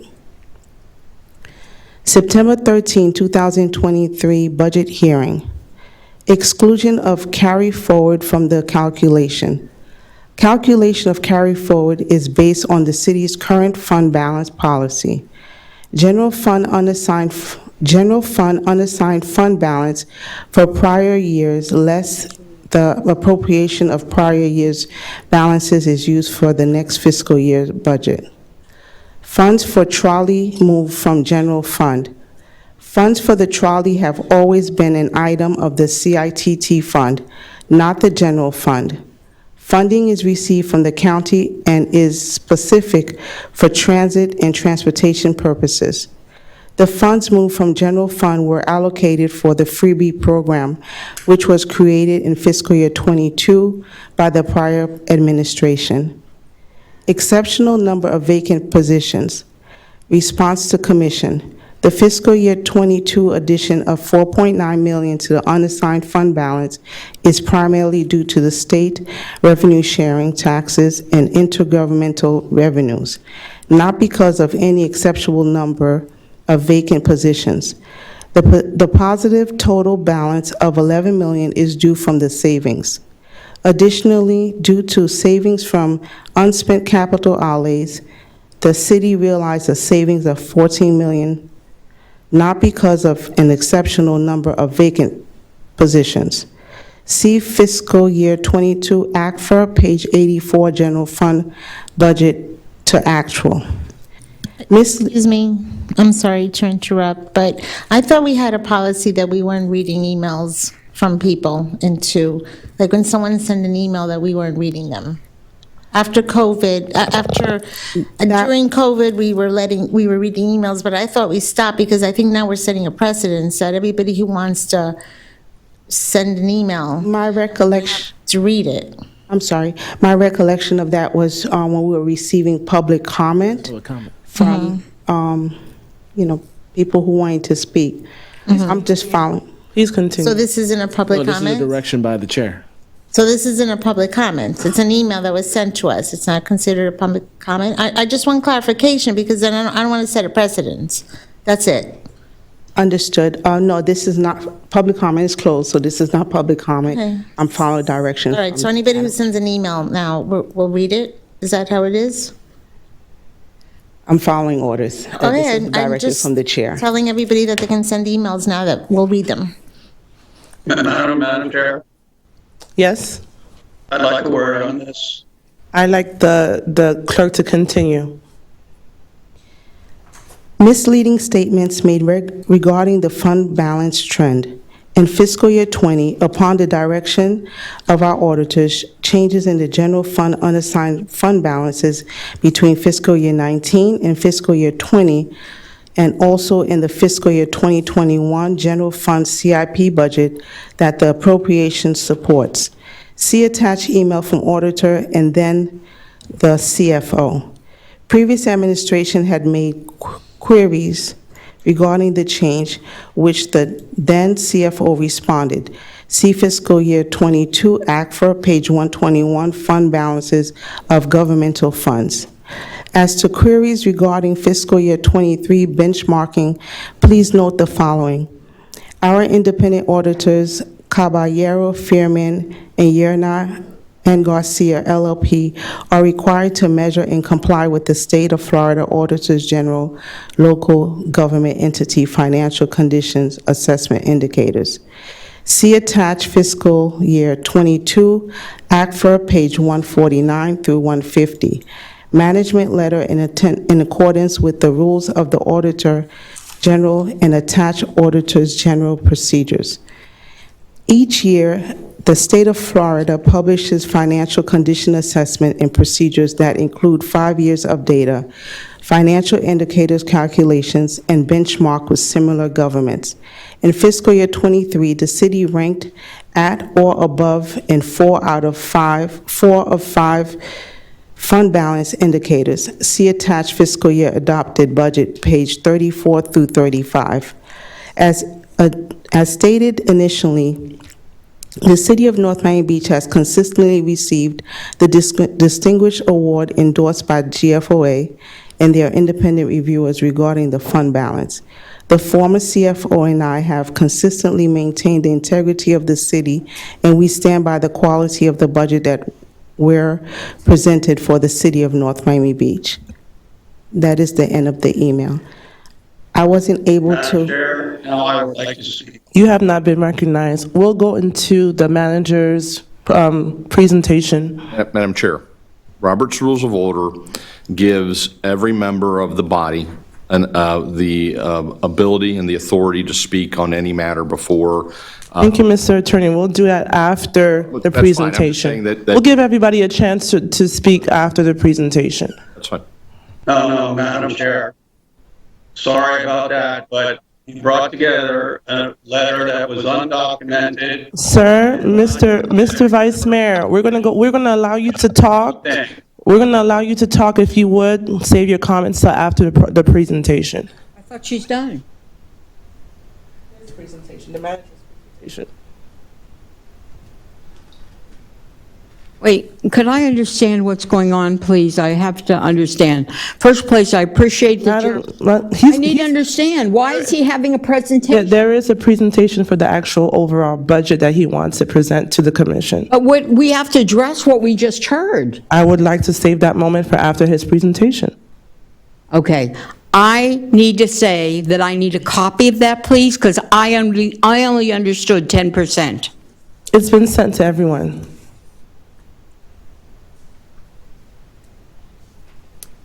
It wasn't sent to everyone. Would you like me to begin? Thank you very much. Okay. Good evening, commissioners and esteemed staff. And regarding what you just heard, I'm happy to address everything that was said point by point. I own up to mistakes, and there was one error that I made, and I'm happy to talk about that at that point too, but everything else that was in that email that you heard was factually incorrect, and I'm happy to address that when we get to the Q&A portion. Okay. Yes, I do. Thank you. So this is our agenda that we want to cover in our budget presentation, talk about what this budget accomplishes, talk about specific changes that we are recommending based on what we heard from you in the first hearing. We have a 5-year budget projection for you looking forward based on this budget that is presented. We want to just review with you the updated ARPA fund proposal. We want to talk about past CIP authorizations. That was an issue of concern for you at the last meeting, so we'll cover that. We were also asked to make some brief presentations on the enterprise funds, and so we're prepared to do that. Finally, I have some disclosures items that didn't necessarily make it into the budget book or need to be changed, and so we'll cover that as well. And that's not working. Okay, here we go. So this budget accomplishes quite a few things that we're proud of. First, it works to enhance public safety. We've by and large maintained staffing in the police department with the sole exception of a vacant off-duty coordinator position. Everything else has been maintained. We've been working with the chief to more aggressively fill vacancies, and you're about to hear in the budget changes that we're providing for one new police officer. The manager has also spoken to the chief and has committed to supporting her grant application for 7 new positions through the COPS grant. That would bring us up to a total of 114 police officers if we are successful in getting that grant. There is increased investment in equipment, software, and other resources, including 42 vehicles. We typically try and replace between 15 to 20 a year. We've fallen behind on that, and so we found a way to actually bring forward 42 new vehicles for the department. Investing in our employees and positions with your concurrence, raising pay ranges to match market conditions. That will help improve our employee recruitment efforts to fill vacancies, reclassifying some positions to better meet community and organizational needs, and making technology improvements to streamline processes and improve workflows for our staff. Investing in the community, there are quite a few community programs in the ARPA Phase 2 proposal, which we'll go into in a little more detail in a moment. Infrastructure projects throughout the community directly benefiting our citizens in our parks, library, police department, and a number of citywide initiatives. Investing in technology. So we're talking about new hardware and new software to improve services to the community. Also a consolidation of information technology services to streamline our operations, hopefully to save money in the long run by doing that, and to also, more importantly, enhance cybersecurity. We want to avoid what's happened in the past, and by consolidating, that enhances our ability to do so. Improving community aesthetics and functionality. We are creating 2 new beautification teams to make a total of 3 to improve our right-of-way maintenance, both enhancing aesthetics and reducing flooding, and creating 1 new code compliance officer position to enhance our code compliance efforts. Increased focus on economic development economic development activities are being moved into, again, with your concurrence, into the city manager's office for more active oversight and involvement. The chief of staff position, which was also moved into the city manager's office, would have a very active role with economic development, and I should also add community development. We can talk more about that later, and also to supervise the ED specialist position. There's also in the budget an economic development study to both identify ways to improve our business climate and improve our community quality of life. And the latter is very important for most economic development practitioners, to have the right environment to attract the appropriate workforce to be there to then attract businesses to your community. Improve transparency and relevance to the community, consolidated cost centers to better manage and track expenses, the addition of performance metrics to better track operations and investments, strategic planning that involves community stakeholders to update our community priorities, and then implementing priority-based budgeting to better reflect community priorities. Insourcing of more government activities. Several new positions were created in both Public Works and the Water Department that will reduce costs primarily through less outside contracting while also improving service. We're investing in the library. There are 2 new positions in the budget. One of those that you're about to hear about is a new deputy director to assist with administration and provide for succession planning. Investment in infrastructure and new equipment, including an airflow study to improve AC performance. The initial assessment is that we have more than adequate AC capability, but over the years, walls and whatnot have been built that have hampered the airflow that the building was originally designed for. Vents and ductwork was never moved commensurately with the changing paradigm, so to speak. All right, improved risk management. So we created a risk manager position with expertise to better advise us, reduce our risk, and find more cost-effective options. And we see several opportunities there. There's an improvement in our self-insurance reserves, confidence levels with the contingency increase that was put into the budget. And I'll add, by the way, that that particular item was suggested by our previous CFO. Improving our capital improvement program, a consolidation of CIP projects for better management of the CIP program by people who do this on a day-to-day basis, rather than the operational practitioners who really need to focus more on their providing the services and let the CIP crew run the projects. Protecting CIP funding to ensure authorized projects are implemented, and we're going to talk about that when we read the budget resolution, but we've created a mechanism to protect every single dollar of CIP funds that you authorize for the intended purposes that you authorize those dollars for. And again, we'll talk about that more later.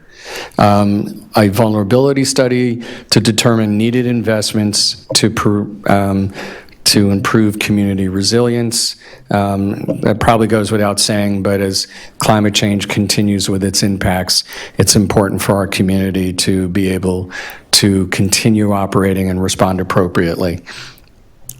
There are also, in the CIP budget, several roadway improvement and traffic calming projects, improvements to a number of our parks and the Sims Aquatic Center infrastructure, and new capital equipment for virtually all of our parks.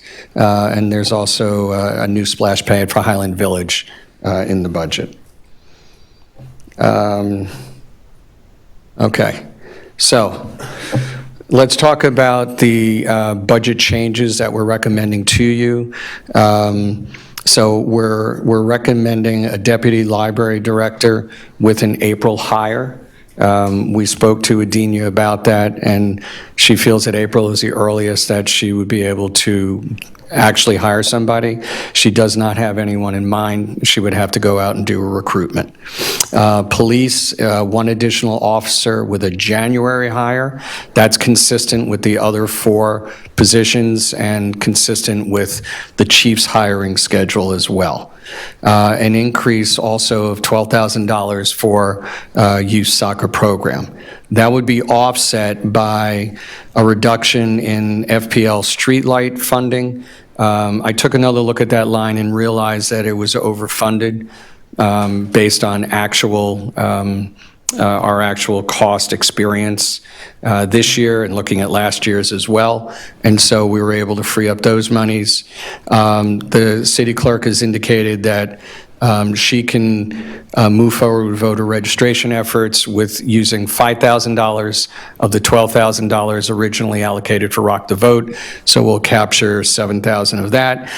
And then the general fund employee leave payouts, we had 300 and some odd $1,000 in there for unknown situations. We had a separate line for known retirements, and we had put in a conservative number.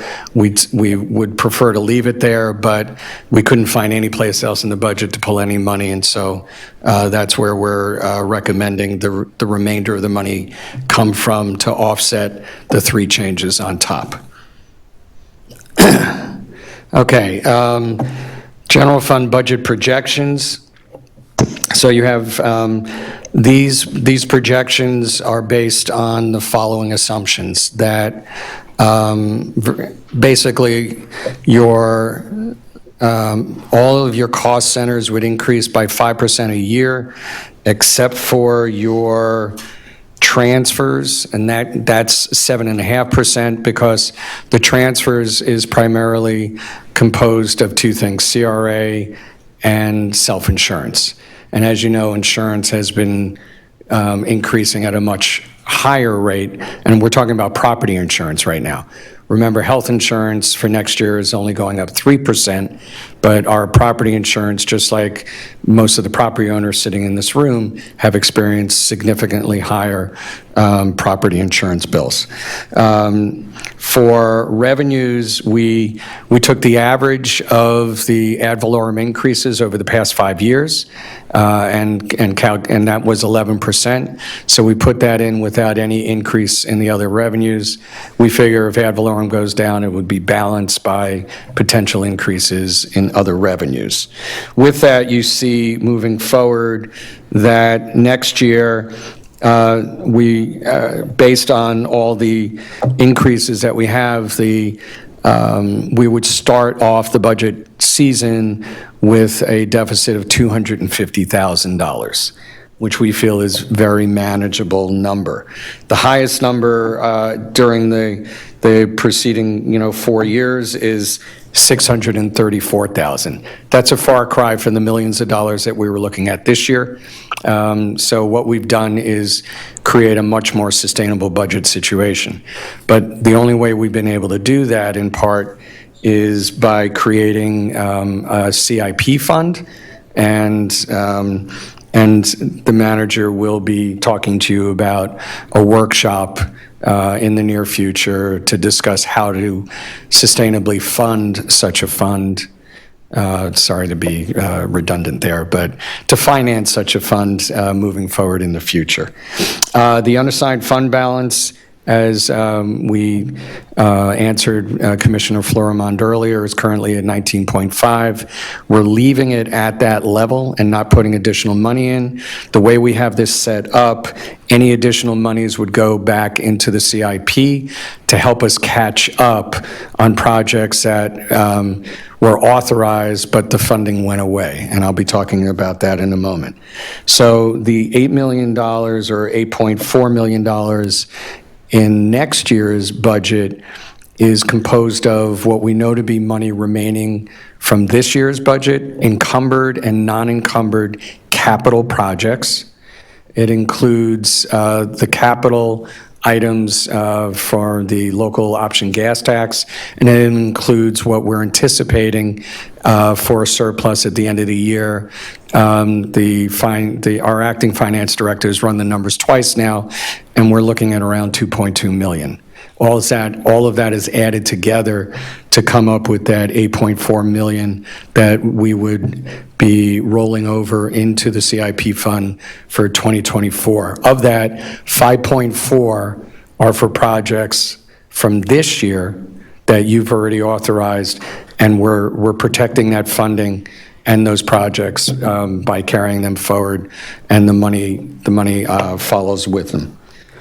Okay, for the ARPA fund, based on the feedback that we got from you all, we rejiggered it a bit, and we've given you updated information on that.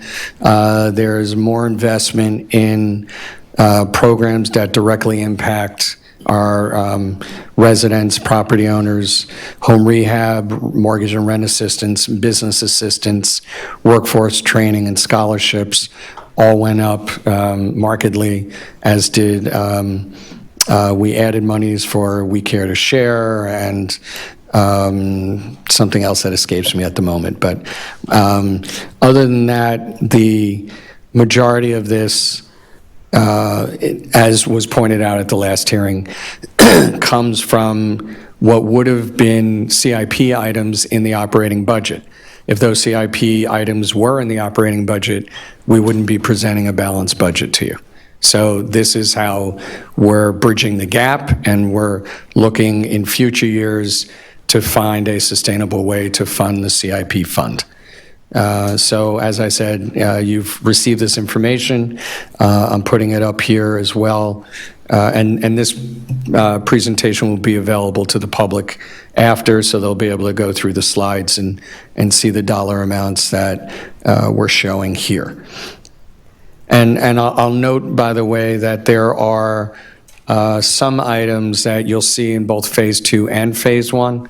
For example, we had a bus purchase originally in Phase 1 for $100,000. You're seeing it again in Phase 2 at $100,000. The Phase 1 was reduced to $25,000 to accommodate for price increases that we experienced, and then the remaining monies to cover some cost overruns, so to speak, in 2 or 3 particular areas. The other program that I know that I want to mention is food insecurity, and we have monies in here, $33,750. I'm quoting that number specifically so that you understand that that number is based on 1,000 turkeys at an average of 15 pounds of turkey and $2.25 a pound. Okay, so we heard you, and we have monies in there for your 1,000 turkeys. All right. Past CIP authorizations. So I gave you one of the attachments that we sent to you was a list. It was called this, past CIP authorizations, and what I realized is that it might have been missing that language right below it, funds not spent. So the money on that sheet that we gave you represents dollars that were allocated by you to fund particular projects that were never spent and then were rolled back into carryover or fund balance. This is an example of Washington Park. Actually, there's been a total of a little over 20 million that you have authorized for Washington Park between 2018 and now. Of that, we have spent about 2 million so far in the design process. So there is 18.29 million that is unspent. Now you might ask, how much of that money do we have left? What we have left of that money is the money sitting in the 2023 account, the 2.88 million. So that's money that was part of the 4 million that was authorized for fiscal year 23. And based on the budget resolution, we will be rolling this money over, the 2.8 million, because we have it in our current budget. It's not encumbered, but with the resolution, we're able to move those monies over into the CIP fund. Regarding the rest of the money up there, which is, 15 and a half, between 15 and a half to 16 million that you authorized over the years, that money is gone. While you authorized it for Washington Park, it was used for other purposes. It was used to balance previous budgets. So we cannot speak to that because it's before our time. We can speak to 2023, and we're telling you that the 2023 monies are going to be protected and rolled over, encumbered or not. The past practice was if capital monies were encumbered, they would go into the capital projects and equipment reserve. If they were unencumbered, then they would just roll over and be used for whatever other purpose was determined at that time. So, okay, now we'll talk about the enterprise funds. So for the water fund, the adopted budget for this year, 37.5, revised to 39.3, and we're looking at a budget for next year of also 39.3. That includes 6 new positions. The intent is that these will help reduce outside contracting expenses for small pipe work and emergency repairs. We don't have the capacity to do the larger pipe work, and we would still have to hire outside entities to do that. But we're trying to beef up, at least right now, our capability to take on the smaller projects and not only save money, but also be able to respond in a much more timely manner when needed. So that includes 3 utility techs, 2 heavy equipment operators, and a utility locator. There were increases in IT and insurance costs. The cost increases were offset by a reduced short-term need to invest in water plant machinery and equipment. But we want to point out that doesn't change the fact that long-term investment is very much needed. And as we pointed out in one of our previous budget discussions, there was a capital program of well over $300 million that was originally developed. The commission, when it decided to go out and bond capital projects for the water fund, decided to only do a portion of that. Staff and contractors are working on that program. We're on what I would say the tail end of that, and at some point, staff will be coming back to you for an authorization for additional bond funds to pursue the other projects that were recommended that were not on this original capital plan. Staff is working on a transition plan to bring more engineering and project management in-house. With your support, the class and compensation changes are going to help tremendously with that. With our recruitment efforts to bring engineers in-house, we've tried and recruit people, and then they say, no, that's not enough money for me. And that happens with countless positions throughout the organization.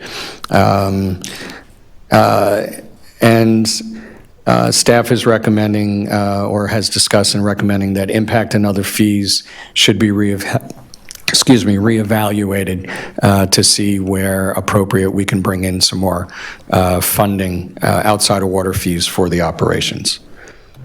The sewer fund really has no significant changes other than increases in IT and insurance. That's going to be a common theme in all of our enterprise funds, that IT and insurance costs went up, as they did for the general fund as well. Cost increases were offset by reduced need for new equipment and a smaller repair and replacement investment at this time. Solid waste fund, The reduction in the budget, you see this year, we started, for the whole year, it's been 6.5 million, and next year, we're recommending a budget of 6.064 million. If you recall, this year is the first year that the city went to providing service for residential single-family homes and duplexes and not the commercial properties, and made an educated guess on what the revenues would be. The revenues are coming in lower than what had been projected for this year.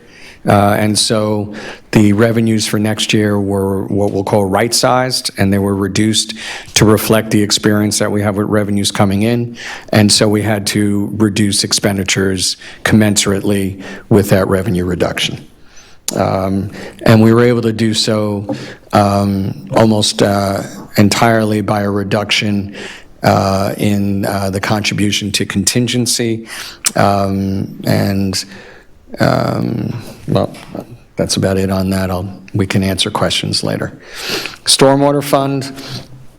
You heard a bit about this at your last commission meeting. We realized that we had a couple of factual errors in the presentation that I wanted to go over and correct for the record.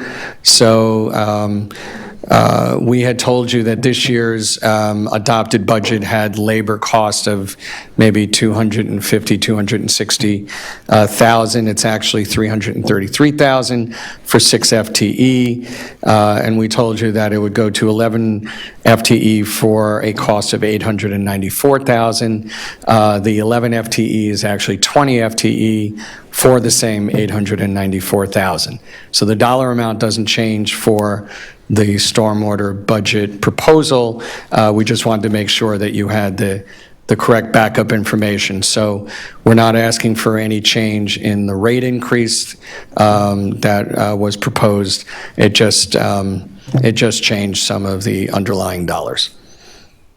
And again, additional increases in the budget were driven by IT and insurance costs. The building fund, the increase in the building fund from 4 million to 5.7, we have almost $1 million in there for projects.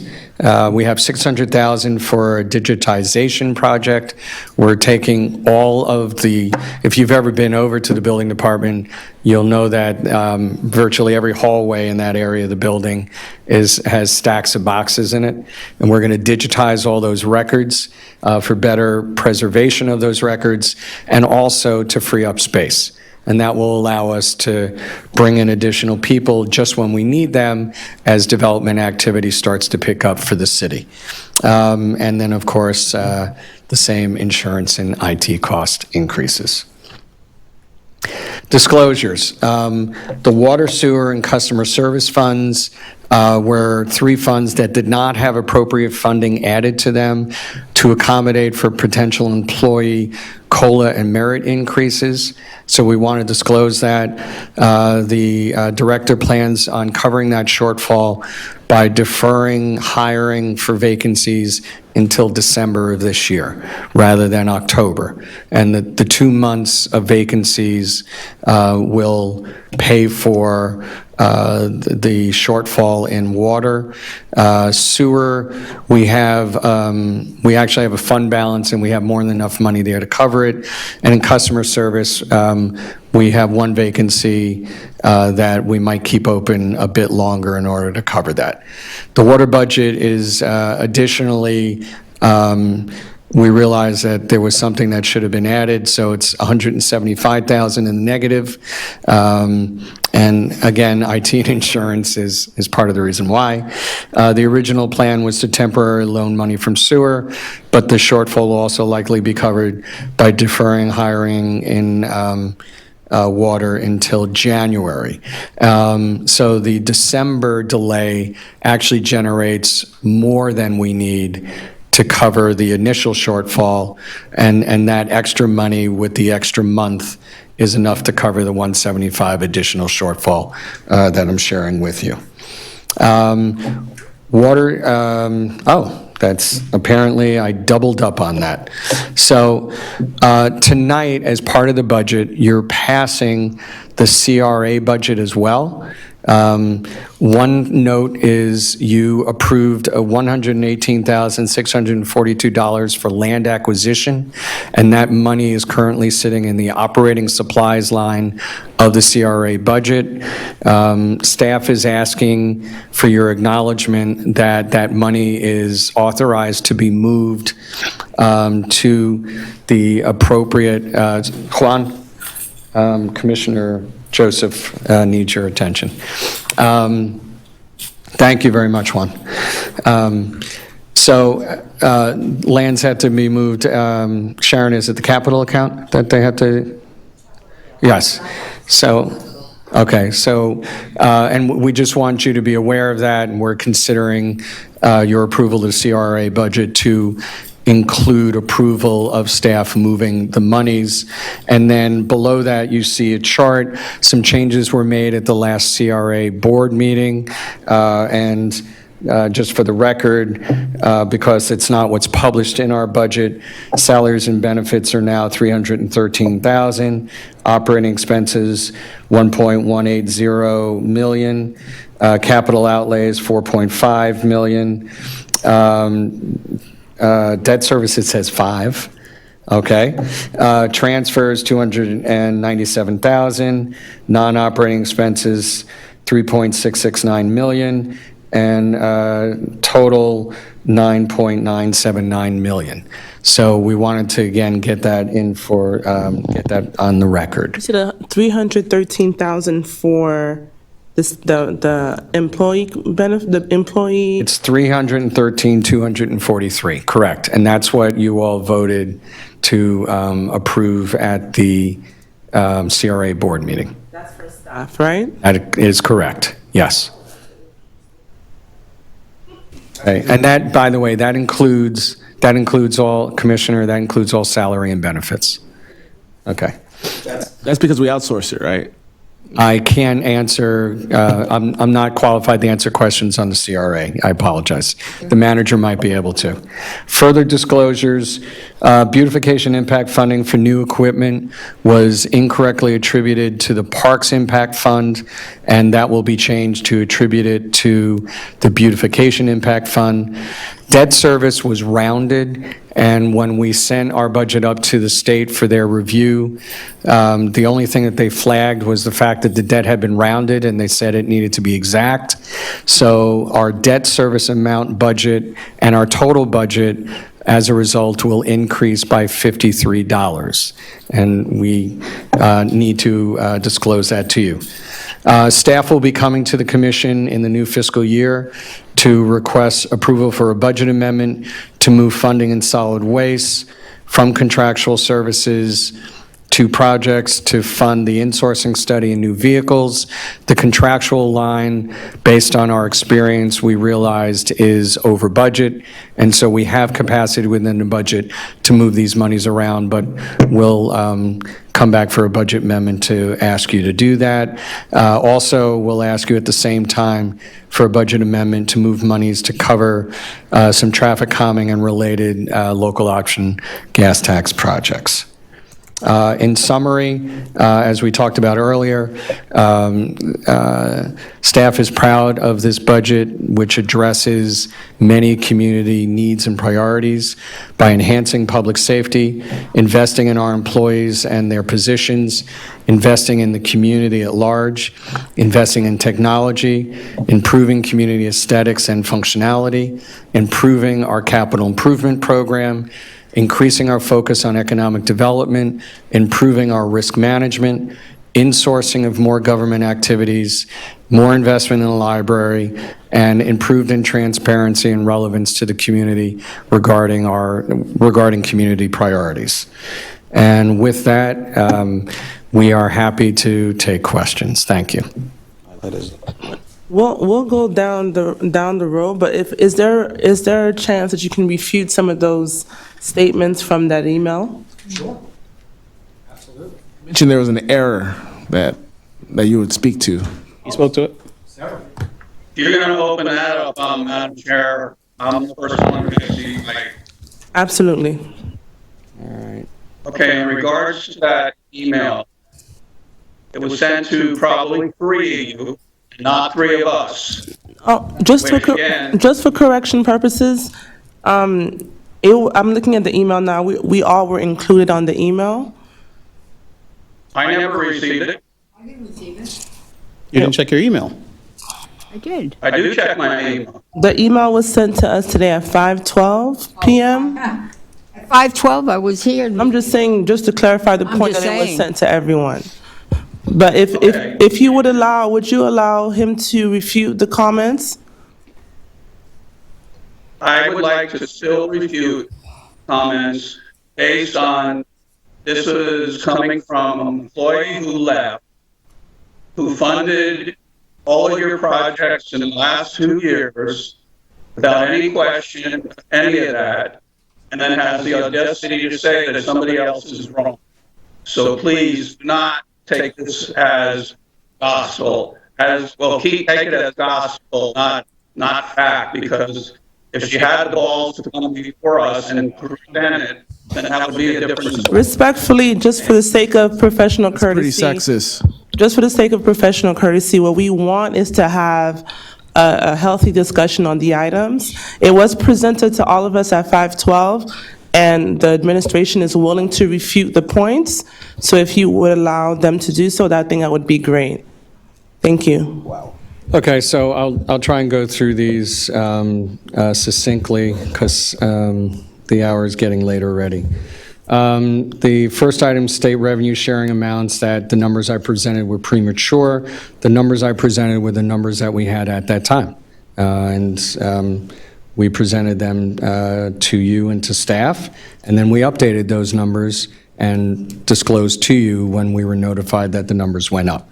So I don't know what else to say about that. The auditor's presentation was about the entire budget. It wasn't just about the general fund budget. That's not accurate. When I mentioned earlier about where I might have spoken in error when I said that a previous surplus might have been due to excessive vacancies, when I've since looked at the numbers, and we have not generated nearly the savings that I would have anticipated. We had a lot of vacancies. I'm not sure why we didn't have a lot of savings from those vacancies, and I can't specifically answer that question why. So I acknowledge the factual error that I made when it comes to making that statement. This thing about the numbers are not factual regarding the revised 23 budget, I'm not sure where the exact number that she is citing comes from, but in your books, you can see a revised budget, and capital outlay is $12,799,589. So that's in the budget books that you were all given. And during the year, the budget was revised and more money was added to the capital program. That was the point of the original statement that I made. So there's a disparity here of around $180,000. I don't think that's the point of the comment that you were given. Frankly, I'm not clear on what this comment is about calculation of carry forward is based on the current fund policy. The current fund balance policy has to do with the amount that should be at a minimum in the fund balance. And it's based on GFOA guidelines to some extent. And as we read to you at the last hearing, one of the most important guidelines for them is not using fund balance for recurring expenses. And that fact is what drives our concern about carryover more than almost anything else. And we talked about that. And you looked at me the same way last time. But I'm looking at you because, and there's. But no, all right. But funds for the trolley moved from general fund. So this statement is not correct. The freebie program was moved, but Route E was also in the general fund budget, and Route E was moved from the general fund budget to the CITT budget. with the changes that we're recommending. So that's factually incorrect. The addition of 4.9 primarily due to state revenue sharing taxes and intermunicipal government revenues, not because of the vacant positions. Granted on the vacant positions, but I don't understand the revenues because the budgeted revenues versus the actual revenues, there was only a difference of $538,000. So I'm not sure how that accounts for the 4.9. What does account for the 4.9, and as mentioned elsewhere in the email, is savings in the capital program that were then used for purposes other than what they were originally authorized for. This thing about auditors' changes in the general fund, unassigned fund balances between years, I'm not sure I completely understand this, but she's referencing the email from the auditor and the then CFO. That has to do with fund balance policy. We've touched on that, but we were talking about a trend and what we saw happening, and I really don't understand the relevance of this particular one, so unless someone can help me out, I can't really speak to that one.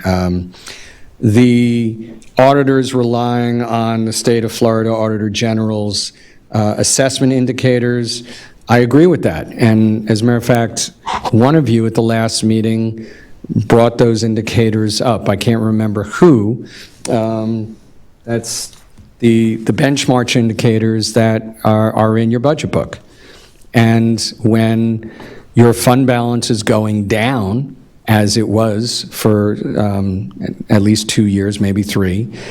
That's a possible indicator of declining results, may indicate local government could have difficulty maintaining a stable tax and revenue structure. Deficits may indicate a financial emergency. I'm sorry, I didn't mean to use that word, Commissioner. No, I take that last sentence back.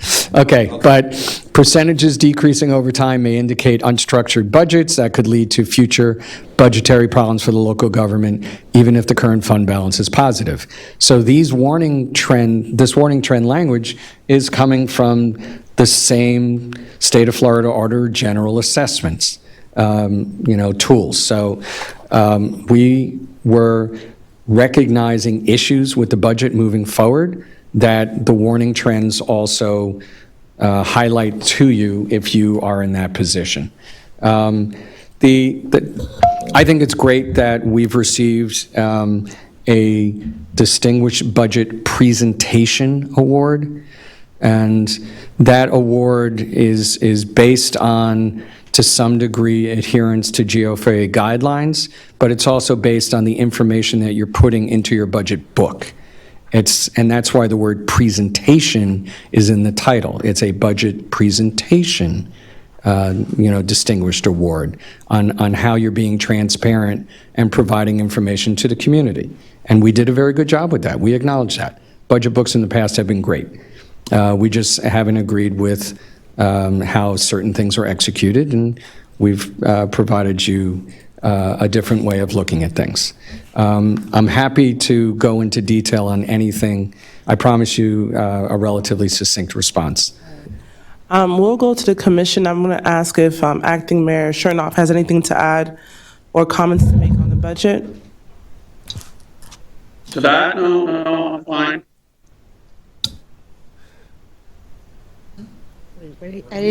He said he's fine. You're fine? Okay, thank you. Commissioner Joseph? I'll reserve. Commissioner Smuckler? Yes, so I have a few things. So first of all, I just want to say that I received an email asking me to read something into the record. So do I do that now? Yes, I guess. You're going to read it into the record? Well, I mean, I can give you my phone if you want to read it into the record, but I'm just saying that I received an email from someone asking if I can read something into the record. So if we're doing that now, I guess it's a thing. Commissioner Smuckler, if you can keep your comments germane to your interest in the budget, if you will, the items. Well, I mean, I honestly, I didn't read the email, but I'm assuming it's to the budget. No, what I'm asking is, can you address the concerns that you personally have with the budget, if you have any? Well, I mean, I do, but this is a concern too, because we allowed an email to be read into the record. So now, do we allow any emails that have to do with the budget into the record? We let one from, It's your time, so you can choose to do what you want. As you okay, know the then I guess civility, I'll read it you know into the the, civility rules, so if it. okay, I haven't read it, so I'll make sure that I don't say anything inappropriate. So this is from, okay, so Dear Commissioner Smuckler, I don't think this is bad, but since Commissioner Jean said a president allowing emails from the general public to be read into the record, as a member of the general public, I would like you to read my statement into the record. It was clear from the comments made by 3 of my colleagues that they have previous discussions about the budget outside of the sunshine. As you know, this is a violation of Florida statute, which states any meetings of any board or commission of any state agency or authority, or of any agency or authority of any county, municipal, corporation, or political subdivision, except or otherwise provided to the Constitution, including... Smuckler, I don't mean to interrupt, but we're staying germane to the budget. So if you can continue with the items that you want. Okay, all right, so, well, I mean... Well, let me finish reading it to make sure. Well, here, it is also clear that what is going on, the budget meeting was a pre-planned ambush in an attempt to discredit City Manager Mario Diaz and his staff. This purpose of my sending this email is to let you know that this behavior is not unnoticed. I want the residents of North Miami Beach to know they're being gaslighted, and that is what I put into the record. Thank you, Stephanie Kenzel. Then, I just also wanted to say that, you know, in the last, I'm going to say the previous, okay, so Mr. Diaz and Alan Cohen, Mr. Diaz, you started in June, and Mr. Cohen, you started in... The day after July 4th. The day after July 4th. So, 5th. July 5th, okay. Or was it the day before, was it the day before July 6th, though? So, you know, you both kind of just came into so many problems that our city was having. And I feel like sometimes people are trying to blame the two of you for the budget, while in reality, this is not your fault. You came into this. You didn't create it. You're trying to make it better. At the same time, Mr. Cohen, your credentials are amazing. And I don't believe any one of us here took our accountants, CPAs. I did work at the accounting lab at Miami-Dade, but that doesn't make me qualified to or any better than anyone here. So, you know, we need to listen. You know, I don't go to a podiatrist when my ear hurts. You know, so we need to listen to the experts. Mr. Cohen is an expert. And I appreciate that you came here to help us while we were in need, and also for those of you that don't know, he's leaving us. So thank you for stepping up to the plate for North Miami Beach. It is so truly appreciated. We really needed you.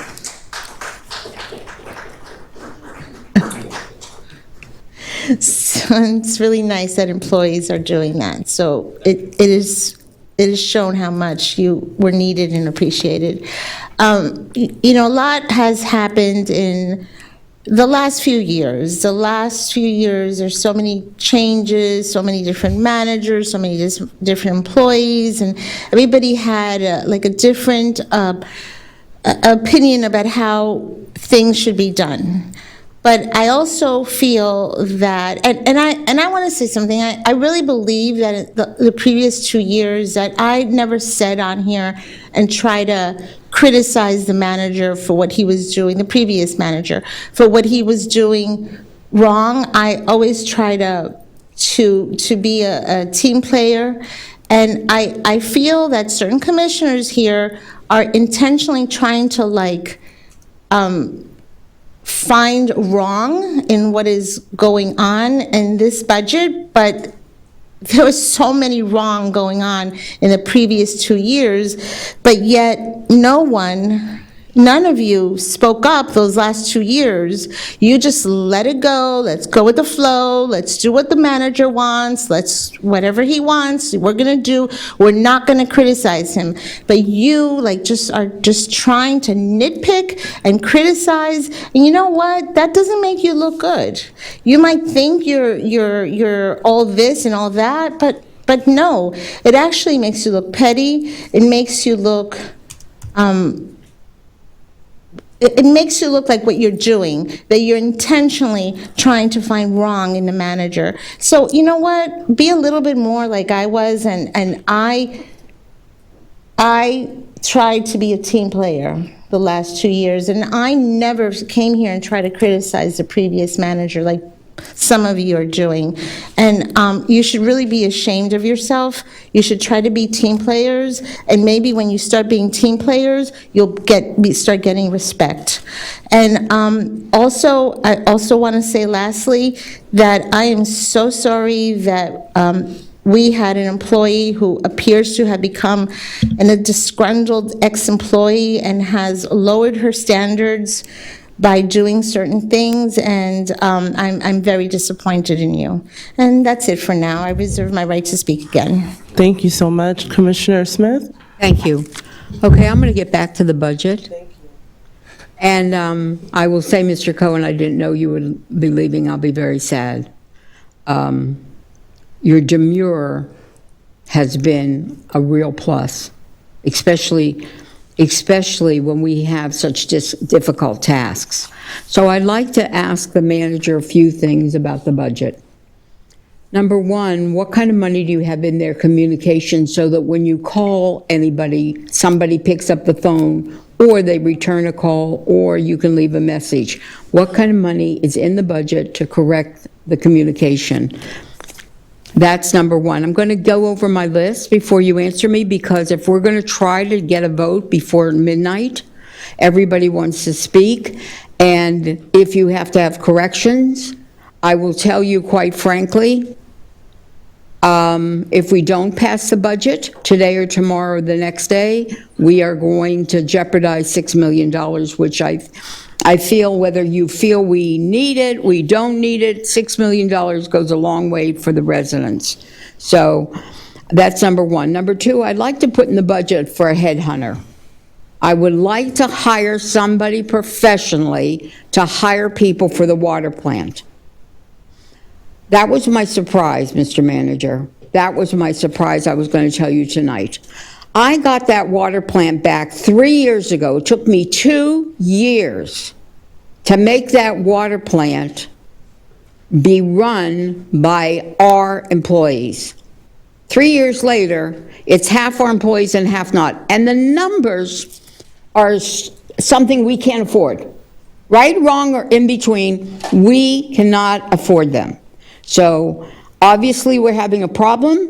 Nobody wants to work for North Miami Beach because they're not getting enough money. And so we need to go to Headhunter, who will really, whatever it costs, you have up to $50,000 you can spend without us. But I want you to do something in that budget so we can find and get our water plant back to us. I want to also put in the budget to make sure, and I know you've already said, Commissioner, you don't have to worry, that's a priority of mine as well, or I'm putting words in your mouth about a priority. I want every single child that lives in North Miami Beach to have the right for free swimming lessons. Why in the world would we look at television and see a child drown when we have water everywhere? Every child needs to know how to swim. So what it turns out is they have to hire somebody to teach the children to swim. Now, the thing is, we want the library open more hours, and we want the pool open more hours. So that throws a whole wrench maybe in your budget, but I know that you're going to take care of that. I will tell you, I also asked the chief, and I asked Recreation, do we teach our children not to touch a gun? Gun safety, because when you saw in the news this past weekend, a 3-year-old and a 10-year-old were shot by a gun, we as a governing body have to do more. Whatever we're doing, we have to do more. We have to save, protect, and take care of our residents. The trolley. I happen to love that we have the trolley. I do love that we have the trolley. But I don't want to spend more money on the trolley until we reach out to the people that are benefiting from us to add another 400,000. Let's see what they'll do. Let's see. Let's go from there. I think the trolleys, to say that one particular trolley route needs 2 buses and the other ones are okay, you know what? Okay. Let's talk about consultants. Let's not. Because we are having a consultant that's having a consultant that had a consultant, and we still don't have the right number of parking places in a building. So I think we either have to put in a contract, you're our consultant, but you have 60 days to give us the finish, because it's ridiculous. I begged our deputy manager, just please, could we not talk about bus benches anymore? It was on last month's commission meeting. Could we please not? I mean, 2 years later, we're still talking about what color do you want the bus bench? What pattern do you want the bus bench? Where do you want the bus bench? It was on the agenda. We didn't have time to go over it. So I just want to say, these are my thoughts. I'm going to give you my thoughts, and then we can address them or not. Okay, so I think the manager's doing a very smart thing in reference to new hires, that he is delaying in the budget when we know we can't get them. As the librarian said, we can't get, there's no way I could possibly get an assistant librarian that could take over the library one day before April. So those 80 new hires, I don't know why we need 500 and something employees in North Miami Beach when we are a poor city. We are not a rich city. So I would like what somebody came up tonight to see if we can consolidate. I just want to say, Repeat that again? I'm sorry. I didn't mean to interrupt you. I just want to hear what you have to say again. maybe we need to consolidate some of the positions so we don't need over 500 employees in the city when we're a poor city. And as many of the commissioners here have always said, we need to give more money to the residents, whether it's fix their roof or help them pay their water bill.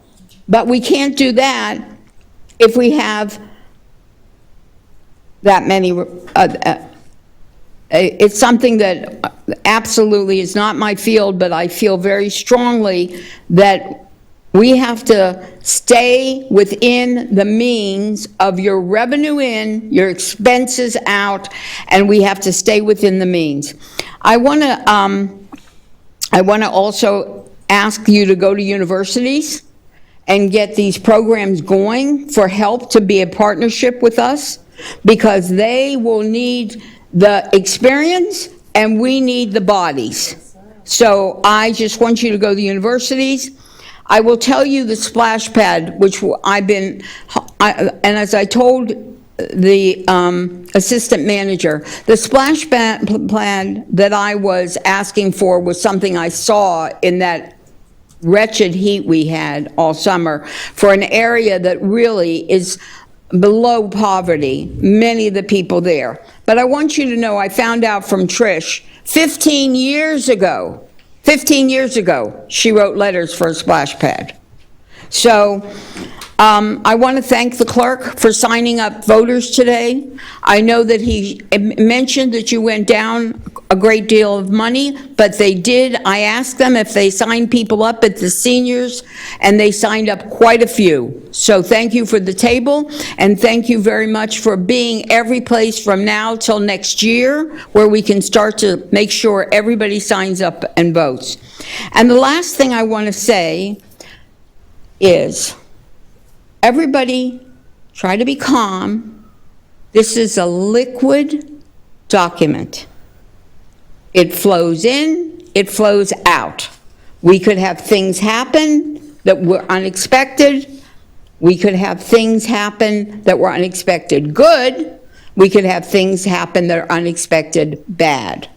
So with that, when we have management and staff that knows how to take the budget and make it work so that the residents and the employees and the people that visit our city have the best we can give them.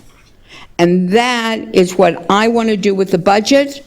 And I apologize it's so late. I feel very horrible about the way this whole setup went. I did tell the attorney, I did tell the manager, I do not want this set up again, whatever it takes. I don't think that's the way you do a budget without us all being here. And I can tell you quite frankly, this has been something that isn't just happening tonight. This has been something that these gentlemen and women and people in our city have been working on for months.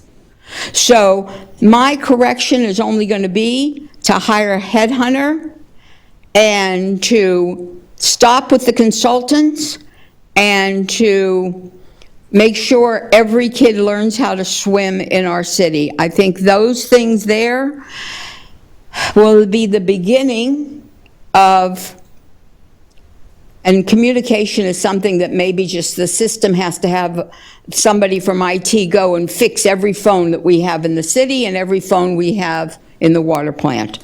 But I know I've had trouble now for the last few weeks just trying to reach people. So with that, I thank you very much for your hard work, and I'm prepared to hear some of the other colleagues and what they would like, and then I hope by 11:30 we could try to bring a vote. Thank you very much. Thank you so much. Commissioner Furman? Thank you, Madam Chair. Well, first of all, I want to say that, you know, I've heard some comments relating to the budget and relating to the interactions between staff and my colleagues. And I want to say that this budget year has been perhaps the most interesting budget year because we're talking about a shift from how we normally do business. And if you look at the county, if you look at Dade, Broward County, their budget hearings normally last into the wee hours of the morning, because what they're really diving into are the numbers. It's not necessarily politics, it's really about the numbers. And these types of questions are legitimate questions, legitimate concerns, so that we can vote for something that we believe speaks to our values. And perhaps previous years, and I'm not talking about just the last 2 years, but I've been here 5. The budget process did not go this way because there are a lot of things that perhaps did not rise up to the level that they should for us to make those types of comments. Because we were doing business as usual for the last decade plus. Now with this shift, I think everyone's eyes have opened. Everyone's eyes are looking at projects and capital improvement to make sure that things actually get done. Something that I've been saying for years, even under our previous CFO, Jan Smith, when we were touting, I believe, $30 million, I believe at that time, of reserves. And on record, I've been saying, this is work that's just not getting done. These aren't real dollars. This is work that's sitting on a shelf, and that's not getting done, and we're touting it as money saved. And so when I just started, you're already saying reel us in. I think she's especially hard on me today. Would you say? Okay. All right. So when Commissioner Smith talks about a splash pad from 15 years ago, the request was made, and we still don't have a splash pad. That's a concern. That's not just this commission. That's several commissions ago, and we still are having the same conversation. So that's a problem. For me, I've had meetings with this staff. We've gone back and forth, and I just want to make sure, as I've iterated to them, that whatever we vote on are things that we actually see get done in this fiscal year. Speaking to Mr. Cohen, my philosophy is I'm trying to wrap my mind around how you get the train going and then you jump off the train. I'm not saying it for any other reason, but I respect your work. I respect what you're bringing to the table. We may not always agree, but I understand the importance of that institutional knowledge. And if you help create something, jumping off the train, to me, like right after it's voted or up or down, whatever it may be, it doesn't, to me, give me the assurance that, these projects are gonna, with all due respect to the manager, to me, it's a team effort, right? It's pretty quiet. Well, it's a team effort, is my point. And so if it's a team effort, I don't know how we address that, but I think that, presenting the budget is one thing, but this is all theory until we really start putting the pedal to the metal. And I think it's important to have consistency within that office to make sure that those things are advanced. So, and that's with all due respect to the manager. What I'm talking about is all three of you guys, being a team is the point I'm making. So that's my concern there. Aside from that, I have a lot to say, a lot of notes. Are we able to approve general fund without approving enterprise funds tonight? Is that something that we're able to do? Yes or no? No, we're not. Okay. Number two,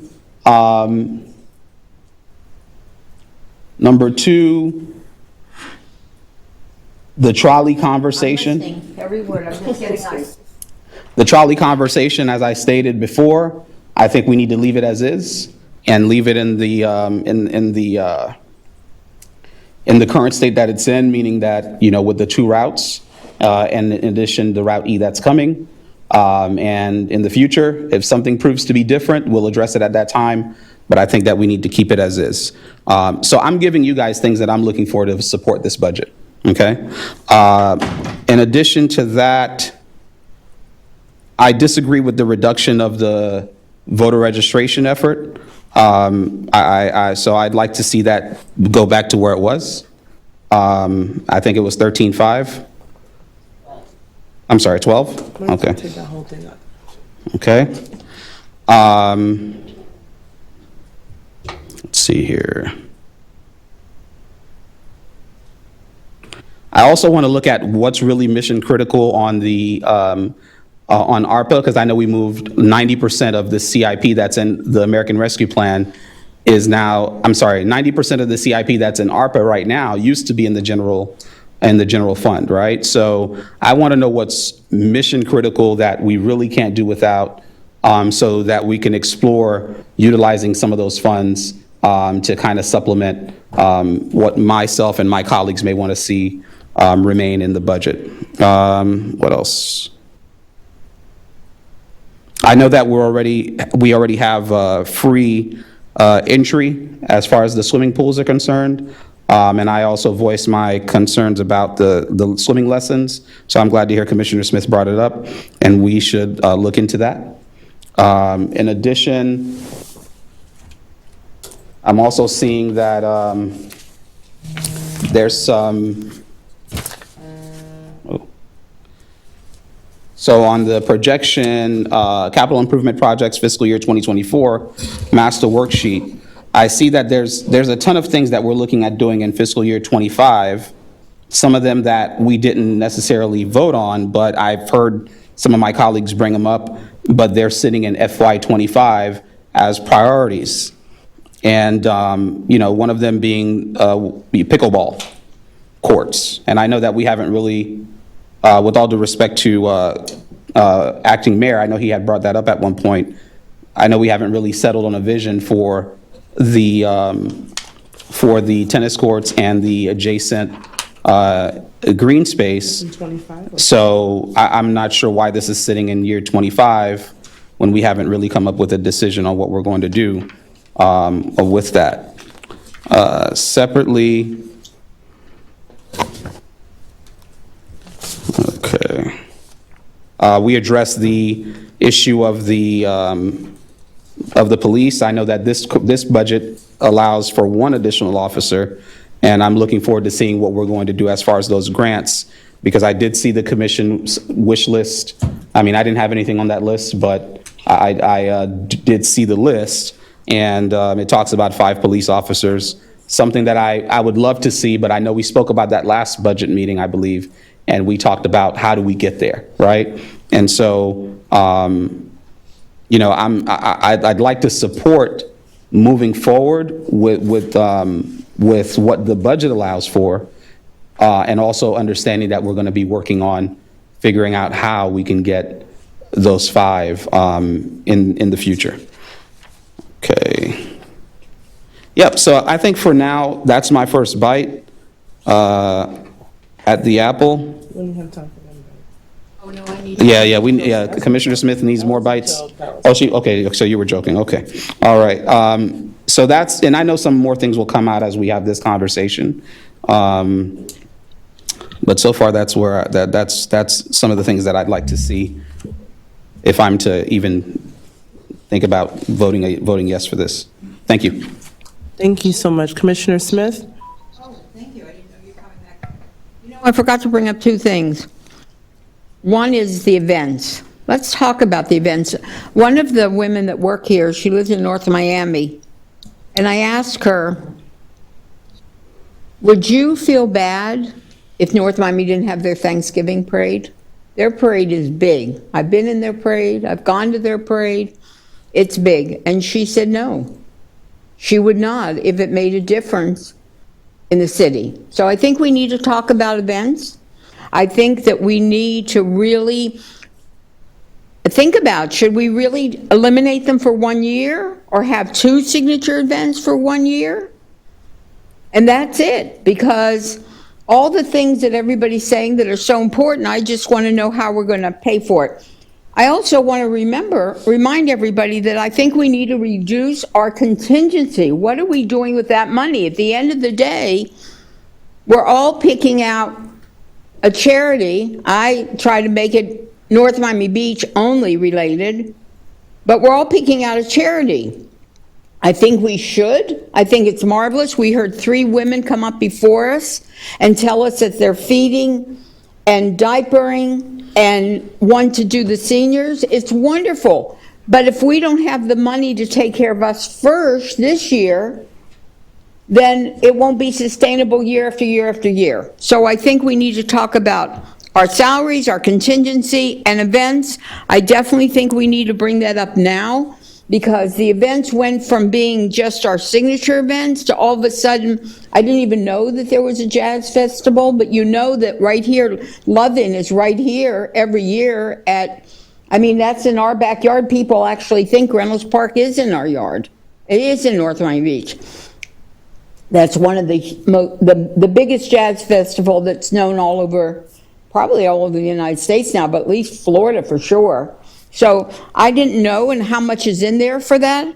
I think but all of us with our events, all of us, whether it's the health walk, whether it's Bike 305, maybe this is the year we say no, maybe just nothing, or just the Snow Fest and say no this year. I really think we need to discuss that, and I think some people haven't had a bite and it's getting late, but I'm very serious about that in the budget. Thank you so much. Commissioner Smuckler? Thank you.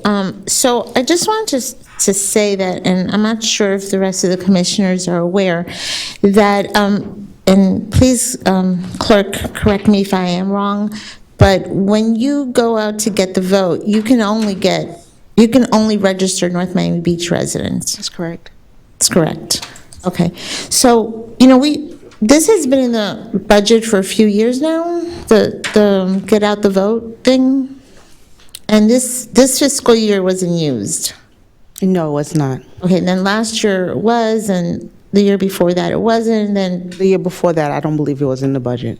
okay, but it was in 2018 because I found, when I found that, I just don't know if it was that amount, but I found in my calendar that the previous clerk had done count the vote.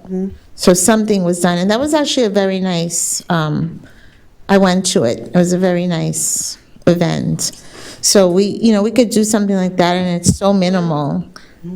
So I think how much is it that's in the budget, 7,000? Right now? Yeah, in the proposed. 5,000. That's, especially if we do something like count the vote, that's more than necessary.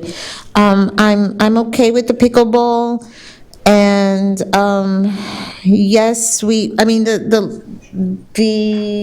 the pool does offer, the Parks and Rec does offer swimming lessons, but I agree that there are swimming lessons, yeah, but we definitely need to do something for free, and I think the library also wanted a bookmobile and someone to work the bookmobile and a teen assistant that we didn't give her, I guess. Did we not give the library someone for the bookmobile and a teen assistant? I didn't see it in there. Overall, I believe the library needs at least 5 or 6 different additional full-times. And so this budget doesn't reflect an additional 5 or 6 employees in there. Right. It is identifying 2 employees that are partially funded through the grants, as well as a new position added onto the budget as a deputy director.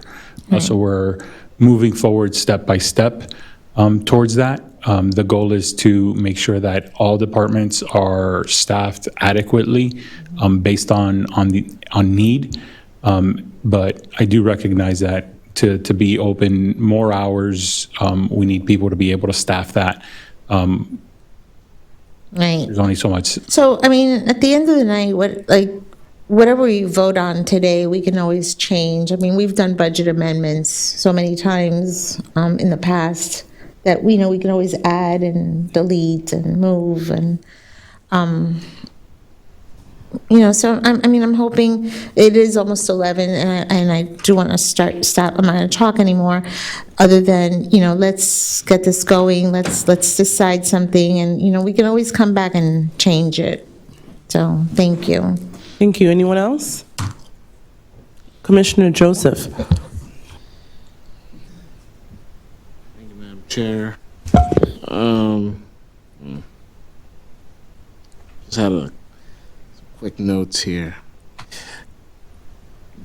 Back in 2023, did we not vote on the second part of the ARPA fund distribution? You talking to the microphone? Back in, I guess, the last budget, did we not vote on what we intend to fund regarding the ARPA, the second part of the ARPA funding, or no? To my knowledge, it was only for the Phase 1 approach, Commissioner. Not Phase 2? No. Okay. Thank you for putting that on the record. No.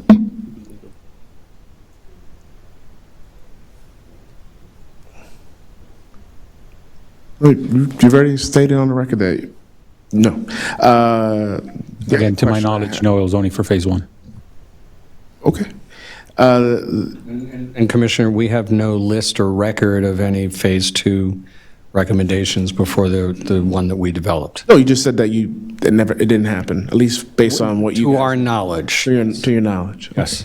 The second thing, Max, you mentioned, Mr. Cohen, that currently in regards to Washington Park, there's only about $2 million pretty much dedicated towards that. No, actually, Commissioner, in addition to the $2.8 million that we have in this year's budget, we have just shy of $4 million from federal, state, and county grants that are set aside for it. I know that money quite well. I helped get it. Okay, well, thank you very much. We appreciate that. Hasn't been utilized as of yet. No, that's sitting there because in order for us to encumber the project, we need the full funding. And so we need to amass the, So in total, you're saying there's about only $6 or $7 million? That's it? That's dedicated? And the project's going to cost like around 18 million, 19, maybe 20? I thought it was, no, total 20, so, but that was with design. I don't know if Jamari, you have... Do you have updated numbers? Yeah. No, it was... No, the money's, they said the money was gone, so I just want to clarify that. I just want to clarify that. The cost was... Yeah, it's gone. Like that. Poof.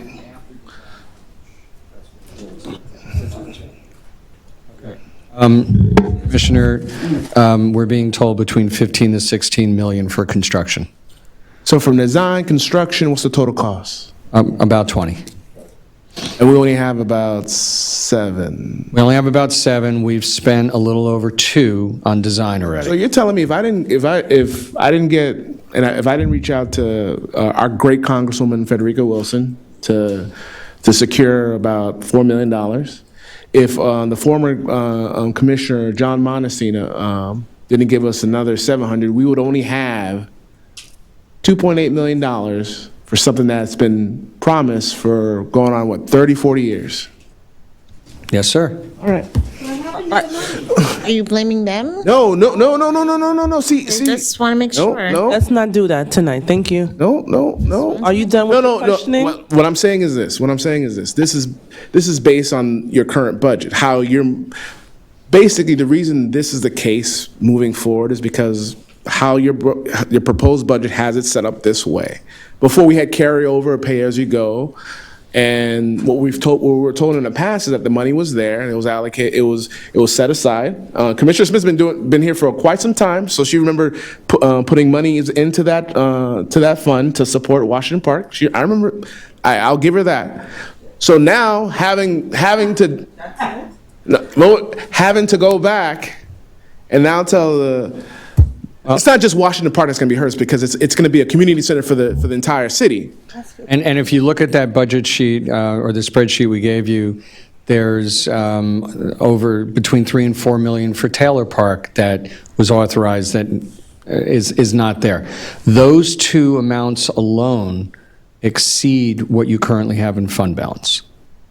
Okay? So, and all the other projects that you authorized and funded that never happened, wouldn't have any money available. Look, at the end of the day, a lot of these projects can't be done in a year. No, right? but the point, no, sir. Just to be clear, like a lot of these projects can't be done in a year. The way your premise and your budget is that basically the way that a layperson would see this is saying if it can't be done within a particular period of year, within a particular time span, or at least it shouldn't be used as it shouldn't utilize the carryover method that we've been doing for years.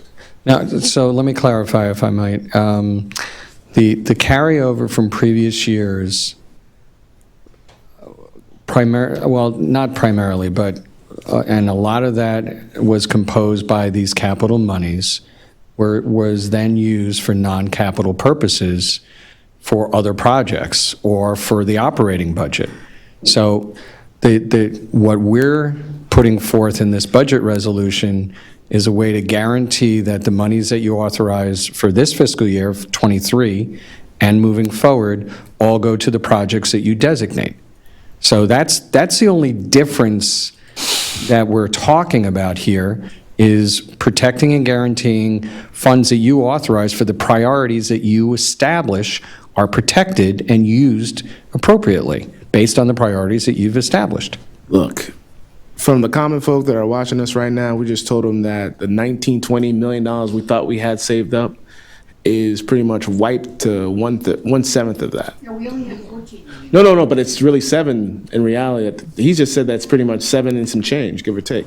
I've never had 20 million. Here's what we'll do. Not their fault, Michael. To the manager. I didn't talk when you talk, Commissioner. Excuse me, everyone. To the manager. The clarity is needed as it relates to the Washington Park project, right? You're saying that $2 million is going to be used this fiscal year. Can you explain for what?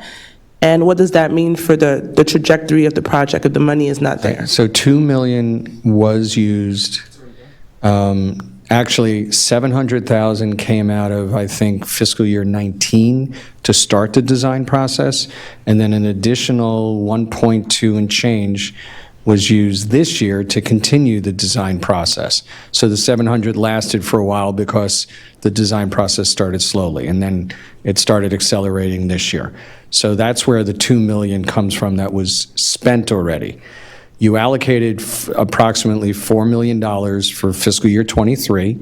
It was 2 million. Initially in your presentation, you said 2.8 million, approximately. You authorized $4 million. What we have left unspent, remember that spreadsheet I gave you represents unspent remaining funds. So this year, you have unspent it's actually just shy of 2.9 million. 2.9 million out of how much, including the grant money? No, so the 2.9 that you have left is out of 4 million that you authorized for fiscal year '23. Okay? All the other grant money is separate. You didn't authorize that. That came in due to the efforts of your colleagues and others. Okay? And the previous authorizations that were made in previous fiscal years, we can't speak to. So that's what I'm asking. I'm not asking about the past. I'm asking about year 24. What's left? You said it's 2.8 for 24. Is that correct? Out of the 4 million. The 2.8 that we have for Washington Park. Right. Will be part of approximately 5.4 million of capital monies that were authorized for fiscal year '23 for capital projects that will all be rolled over into the CIP fund. Whether they're encumbered or not, you're going to authorize rolling them forward to be used for that express purpose. And the resolution specifically says it can only be used for the purpose that you originally authorized. Any change has to be authorized by you, whether you reprogram the monies, if you decrease the money, if you need an increase. You know, there's a cost overrun. Staff has to come to you to get the additional monies for the project. So those monies are locked. Here's what I want to say. Protected. I want to support the budget tonight, but when you mention Washington Park and where we are for '24, it's not clear to me what's actually going to happen in '24. And you're also saying that we need to have the full amount of the project in order to actually, what does that mean as well? If you can explain that to us, that would be great. Okay, so in budgeting, you do not issue a purchase order or PO, as we call it, and encumber the project until you have full funding for the project. So we would need to amass a total of $15 to $16 million, of which we have. Can I interrupt? What's the next phase of the project that's supposed to be happening in '24? The next phase is the actual construction, and it's not supposed to happen in '24 based on the design schedule. So what's supposed to happen in '24? What's supposed to happen is the completion of design, and then, permitting and also solicitation for procurement for contractors. So you're saying that we have enough to do that in '24? Yes, absolutely. Anyone else has questions? Go ahead. So, but you said you can't do a PO unless you have the full amount for construction. And the full amount for construction is? About, let's say, $15 million. So we can do a solicitation, but we could not sign a contract. Correct. Yes. So now, my question to you is, to the team, is what is your guesstimate on, with this budget that you presented, what is your guesstimate on when that $15 million would be available? Well, that's something for you to discuss with the manager in the workshop regarding funding sources for the CIP fund. Your main choices, other than seeking additional grant money, would be bonds, and the two choices that you have is a general obligation bond, and you've done that already at the city, or a revenue bond. And if And manager, do you want to take it from there? Wow. Yeah, there's opportunity there because that then moves not only Washington Park, but many other projects forward. However, we are also looking at funding allocations, and I'm trying to, if you give me 1 second.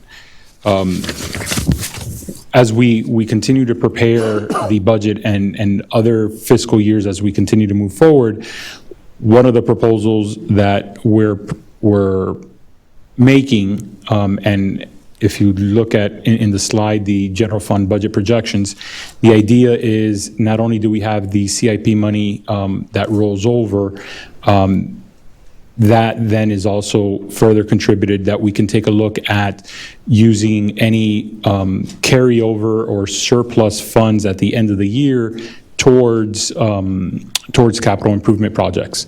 So there is a way to be able to start funding it, whether the commission wishes to go through the route of a GO bond or not. We do have, if we're talking about a $15 million budget, thanks to the efforts of Commissioner Joseph and the others on the dais and Congresswoman and the county as well, we have we already have half, essentially, right? Because we have. No, that's not half. No, you need it. 7. We have. It's close. We're Close enough. in the ballpark. 15. Correct. So we've already just through grants alone, we're already approaching the number that we need. Now, when we start looking at some of the carryovers that we have, we're able to start filling in that gap even further to be able to do the full construction cost. Now, that's assuming that the numbers that we are estimating, which were done earlier this year, continue to hold true, as opposed to seeing any kind of inflationary cost increases or anything like that.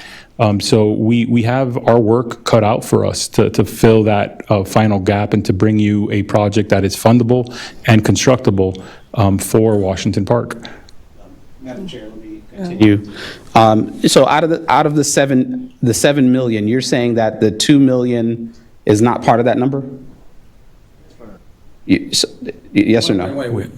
Which 2 million? To complete the design, permitting, et cetera, go out to bid. You're saying it's part of the 7 million? No. So the monies, the money that we allocated this year for design is enough for the rest of the design process. Right. Okay, then the solicitation is on us. Right. That's an in-house cost. Permitting would then be done by the contractor after selection. Right. Okay, to then. So then the 7 million is fully available for construction, is what you're saying? Correct. Okay, that's what I wanted to know. And if there's any surplus monies in this year's budget, that's what the manager was saying. So let's say you have $2.5 million.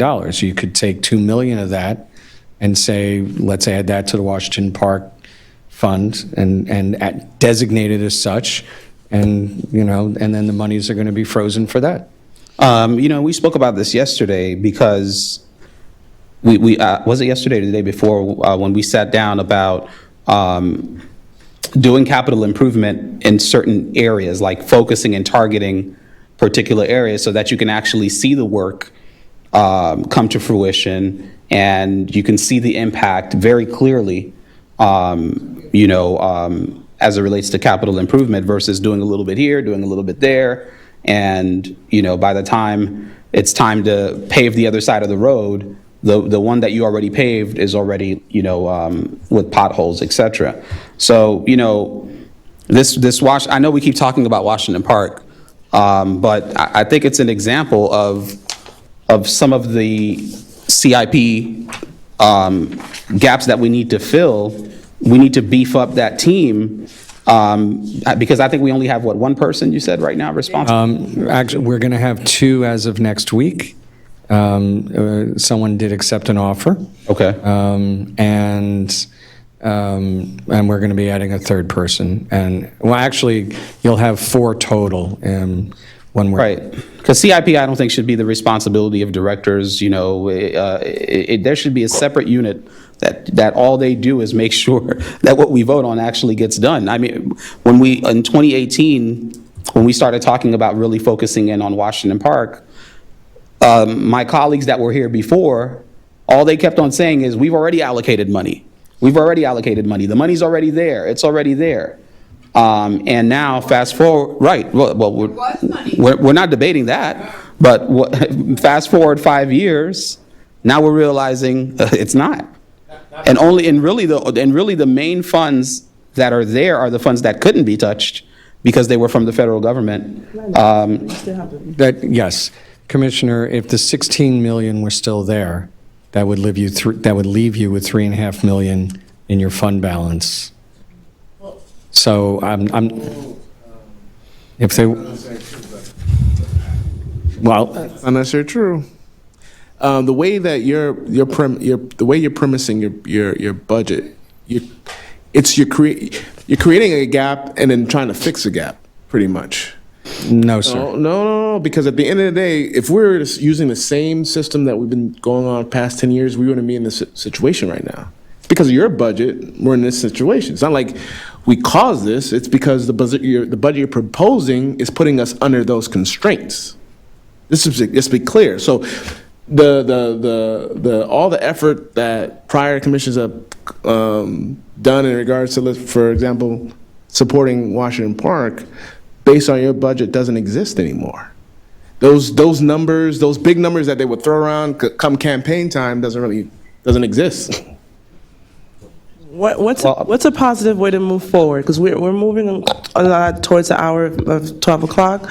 So what's the wish of the commission as it relates to Washington Park? Do we have any thoughts there? Go ahead. Thank you, Madam Chair. I guess I'm hearing Commissioner Joseph's point. I'm hearing what staff is saying. And to a certain degree, I agree with Commissioner Joseph, but as it relates to this specific project, I think that moving with the new system of actually encumbering those funds for that particular project actually works. So that way, no one can play with the dollars any other way. But I agree with you from the perspective of the fact that, you know, there was no deficit, and we are basically saying that we're not touching unassigned, and we're not using the previous system, and that, in essence, is what creates the issue of where do we get money. And I want this commission to understand that we have the ability, management team, if we want to say that certain projects can come out of unassigned fund balance right now. We're at 28%. We're at what's the requirement? 10%. 10%. Is 10%. So 10% is the requirement. We're at 28, 18% above what we need. And I believe that some of the conversations that we have, if we look at the total amount of some of the most important conversations that we're having, it's a small portion of that unassigned fund balance. Like if we're looking at the trolley, for instance, I'm sure there's certain projects in the American Rescue Plan money that we can move over back into the general fund budget, right? And then from there, we can at least fund the next year or two for the trolley. So that solves one of our issues right there. And we can use that same method to solve some of the other desires that we may have. Because we're at 28%. So I don't know if you guys can speak to that, if that's something that makes sense. But I think that the way we actually move forward is by really taking a look at that 28% and saying, hey, you know what? This is important to us. We want splash pads in Highland Village. We want the trolley. We want this, we want that. What's the total amount? 1.5 million. Okay, well, you know what? We're going to move that over and get it done. Or we're going to take several items from American Rescue Plan that are not critical, either move them over back into the general fund or remove them completely, and then use those dollars to fund the things that we really want. I thought when you had ARP, you had to use it in a certain place. I thought you couldn't move it around like that. There are certain restrictions where you could use it, number one. And number two, I also want to say that 100% of the budget is a liquid. I don't want to say anything because I don't want you to say I'm jumping on somebody that's not here. But what happened to that money in the last when I left here, there was more money 3 years ago, for Washington Park, geared to Washington Park. Where did it go? And that's one of the things the public is upset about from the last administration. But that's been happening, Commissioner, with all due respect. Based on what this team has said, for the last decade, the same system has been used. This has been going on for 30+ years. It's not about us. Person at a time. I guess what I'm, Let her I wasn't done with my thought, so I'm sorry. with all due respect, I guess what I'm saying, Commissioner, with all due respect, Thank you, Commissioner everyone. Smith. Thank you, everyone. Commissioner Smith, what I was saying, with all due respect, is Thank you, everyone. that it's not about the immediate past administration as it is about, look at this, for the past, since 2018, that there's records here, 2018, 250,000, 2019, 1 million, 2020, okay, allocated 5.4 million. Okay, 2021, 2022. So these are, and this is not only with Washington Park, this is with capital improvement in general. This is what's been happening. And that's why they said, let's put a resolution together that if you allocate $10 for microphones, if you don't use it this year, it's going to remain for those microphones next year until you get it done. That money can't disappear and be used for anything else. And as far as your question about the ARPA funds, I'm not saying change the utilization or the use of the ARPA fund because we have to follow the rules. What I'm saying is that there are certain projects that were taken out of the general fund that met the criteria for ARPA that were moved over into ARPA. All we have to do is move some of those back into the general fund where they were already, and that frees up money in ARPA that we can use for things like the trolley, which is still something that meets the criteria that has been set for ARPA funding. Commissioner, just for a point of clarification. Understood before you said. Just for point of clarification, for ARPA, as long as the use is an allowed use, you can move something into ARPA, okay? However, moving the item out of ARPA into the general fund to put something else into ARPA, I'm not recommending in this, under this premise, unless we're identifying where the revenue in the general fund goes to pay for that expenditure, right? Because what we ended up doing for the trolleys is moving any expenditures in the general fund into CITT. So if we take something out of ARPA and put it under general fund, right, now the general fund expenditure is going up. The way that we have it based, and to your point, unless we're using the capacity of the 28%, okay.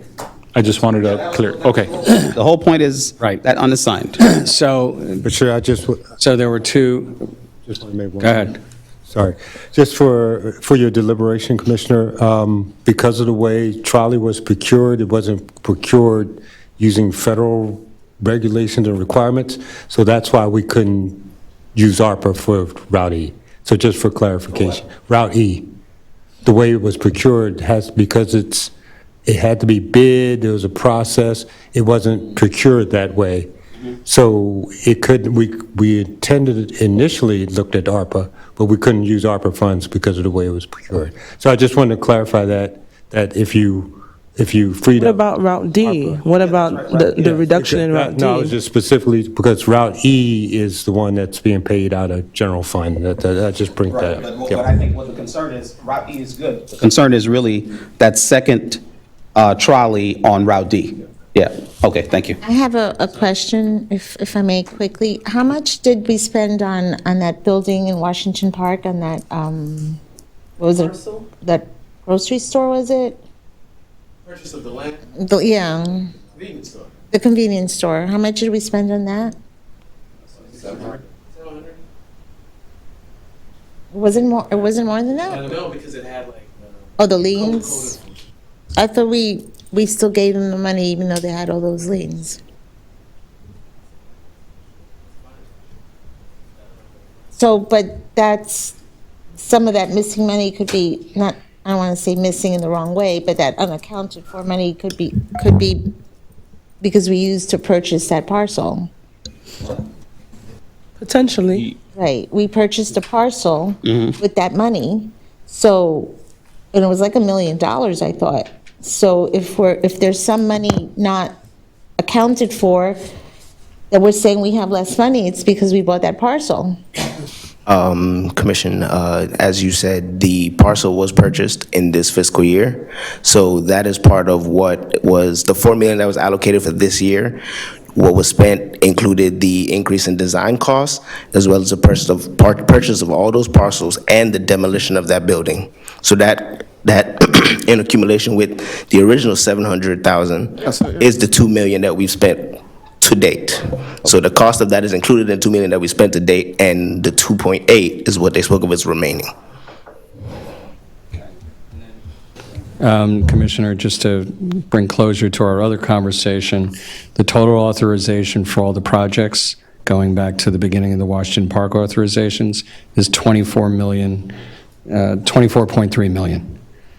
24. 24.3, which is far more than what we have. So monies went somewhere else. It's not how we're accounting for them, they went somewhere else. But this been going on how long? 10 years, 12, 15, 20 years? Hard for us to say, sir. Here's what I would like to ask. I had a couple questions as well. The $600,000 that you have under the building fund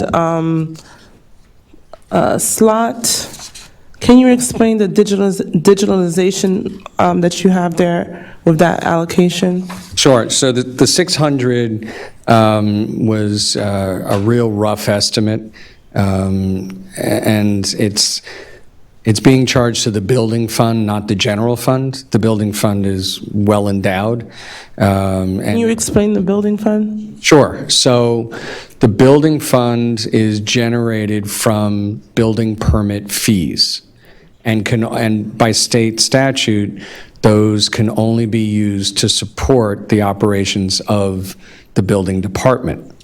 Okay, so we've actually looked at everything generated there and pulled out what was not directly related to the statutory activity, but still the lion's share of it goes back into the fund. And I believe that we're doing a fee analysis in the near future to take a look at that. So the monies for the digitization are simply to take paper records and digitize them.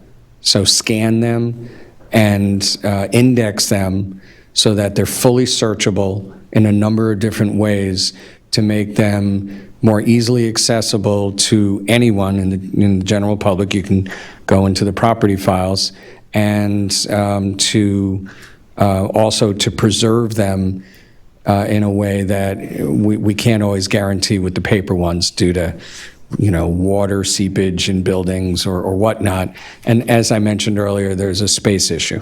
The records are currently stored at the building department, and they're just accumulating. Do we have a motion to go to 12:30? Or no? That's it? Or no? No? Okay. I'm going to ask a question about Washington Park. I mean, I'll make the motion. I don't mind making it.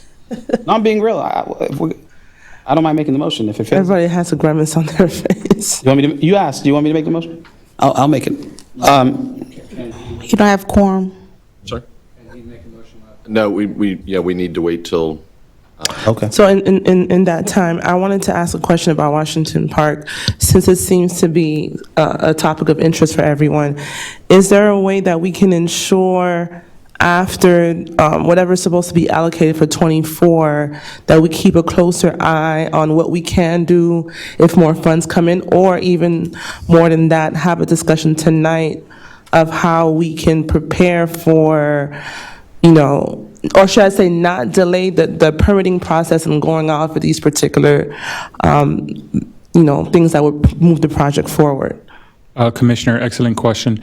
The resolution before you essentially encumbers those funds, not only in fiscal year '23, '24, and moving forward, so that those funds cannot be used for anything except the project in which you allocated it for. And the use of those funds for something else will require a commission vote. Something that we can vote on at a later time, or in essence, right? Because my hope is that, my hope is that, let's say we pass this budget as is tonight, with the 2.8 being what we have left over from the 4 million. That doesn't necessarily stop the project from moving forward in whatever next phase. No, it needs to- continues moving everything. I think that's the point that I really want to put on record, is that though we don't have all the funds per se allocated based on what we have now, that we can still move the project forward aggressively. You That's can- my hope. You can until the point where you're ready to sign a contract with the vendor, and we can only sign a contract with the contractor who's going to build it when we have the funds, the full funds for the contract. So Well, that's, that's what I'm saying. If you guys can move us towards that point, absolutely, yes. as expeditiously as you can, so that That's our this time next year, we're not saying, well, we were delayed because of this, and then we were delayed because of that, and we were delayed because of that. So that's the point that I'm making, that we can be a little bit more aggressive, because now with the approval of the different projects that you have here, Splash Pad, Mishcon Park Phase 2, you have a lot going on. Will this project really be a priority, since we have about 20 more that we're adding through ARPA Phase 2? So that's what I'm saying, like, So Commissioner, Yeah. two points. One, our biggest fear did not materialize, and that was scope changes on the design as a result of the last community meeting. So design finalization is moving forward. We are moving aggressively. Okay? And I'm having a senior moment now, I forgot. Your second point, on staffing. So Jamari pretty much has been a one-person show up until now with some administrative support. We're changing that administrative position to one that also helps with smaller level capital projects, which will take a load off of Jamari and another project manager should be starting next week. And we're also having a construction coordinator added to the team to take the load off of the two project managers regarding field inspections. So they'll be able to handle a lot more than what we historically have been able to. here's my one ask. Once, if and when the budget is approved, that you provide an updated CIP list to us, to what's actually priority based on funding and staffing. Because when you add another 20 items, be it the library, be it Highland Village, which I support, how do we know and how do we keep a pulse on the execution of these items if we don't know what's the true priority of the list? Yes, ma'am, we can definitely provide a ranking of the projects based on technical evaluation. That's something that staff does internally, and we'll be able to provide that to you all. You look sleepy, Mr. Manager. I'm sorry? You look sleepy. No, ma'am. It's okay. Go on. Thank you so much. You may want some Celsius. Oh, she says café con leche. It's Hispanic Heritage Month, yeah, so café con leche. Espresso. Yeah, there you go. Café, no, colada. Yeah, there you go. That's what you need. Tres Palmas opens 24 hours, so you can go and grab something there. Jamari, sir, I want to applaud you because I did not know that you were a one-man show. Sometimes you just assume. I did not know. And, you know, I typically mind my business. I speak to my manager and, you know, and try not to get, involved with the employee, because we shouldn't, right? But I didn't know that all that was on one man's plate for one of the most important things that we have to do in this city, which is complete projects. So you deserve a round of applause.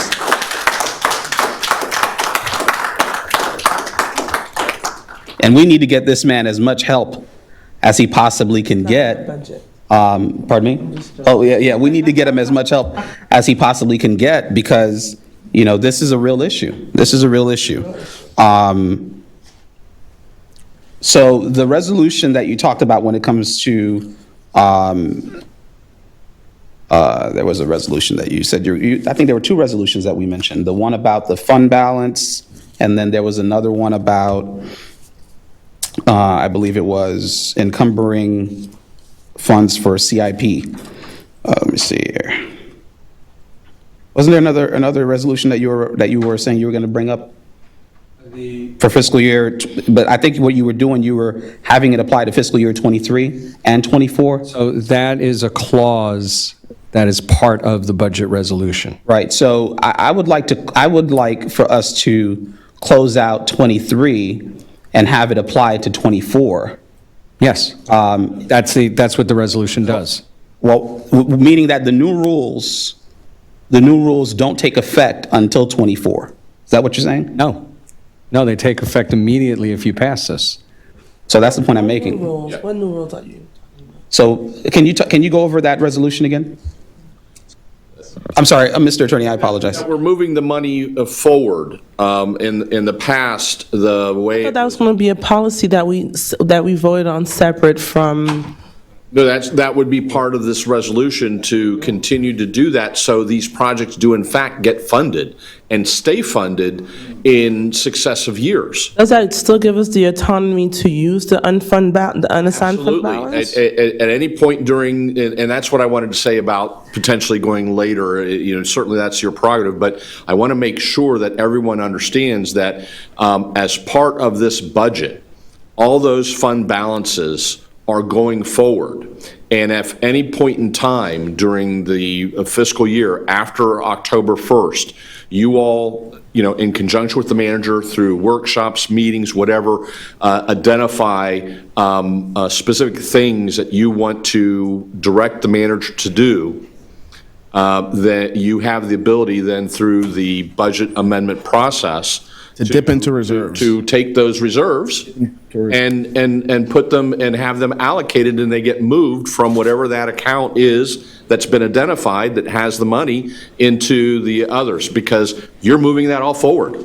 Excuse me, conversely, can I ask if we decide, because we're not going to be able to talk about the events unless we say we're going to scrap them all for this year, can we erase some? We can add and move it, but if we decide now we don't want, because I have to tell you, I don't think it behooves the public, it certainly doesn't behoove me to go after midnight. I really don't. All right. I mean, and what will we accomplish more?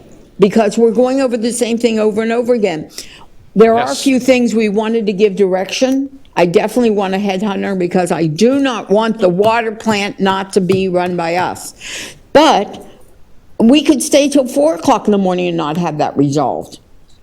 And I will want to say one more thing if I can while I have the floor. I understood your point 100%, that it was always done. I saw it done with that manager and that manager and that manager. But it's mind-boggling to think that just 2 years, that money was already there for Washington Park. And that because it was not like that. It was 2,000, 4,000, or what you didn't know, and everything got accomplished. This is mind-boggling, scary, scary, because what we vote on here doesn't happen. And that's what's scary. Commissioner, may I? All right, so one comment before I read this. The fund balance policy is not in this at all. That will be brought to you separately if the manager wants to pursue that, okay? capital outlay items contained in the capital improvement program and authorized as part of the fiscal year 22-23 budget shall be reappropriated in the FY 23-24 final budget. The amounts allocated to capital outlay line items contained in the CIP are specific authorizations for each line item and may be expended only for that specific purpose.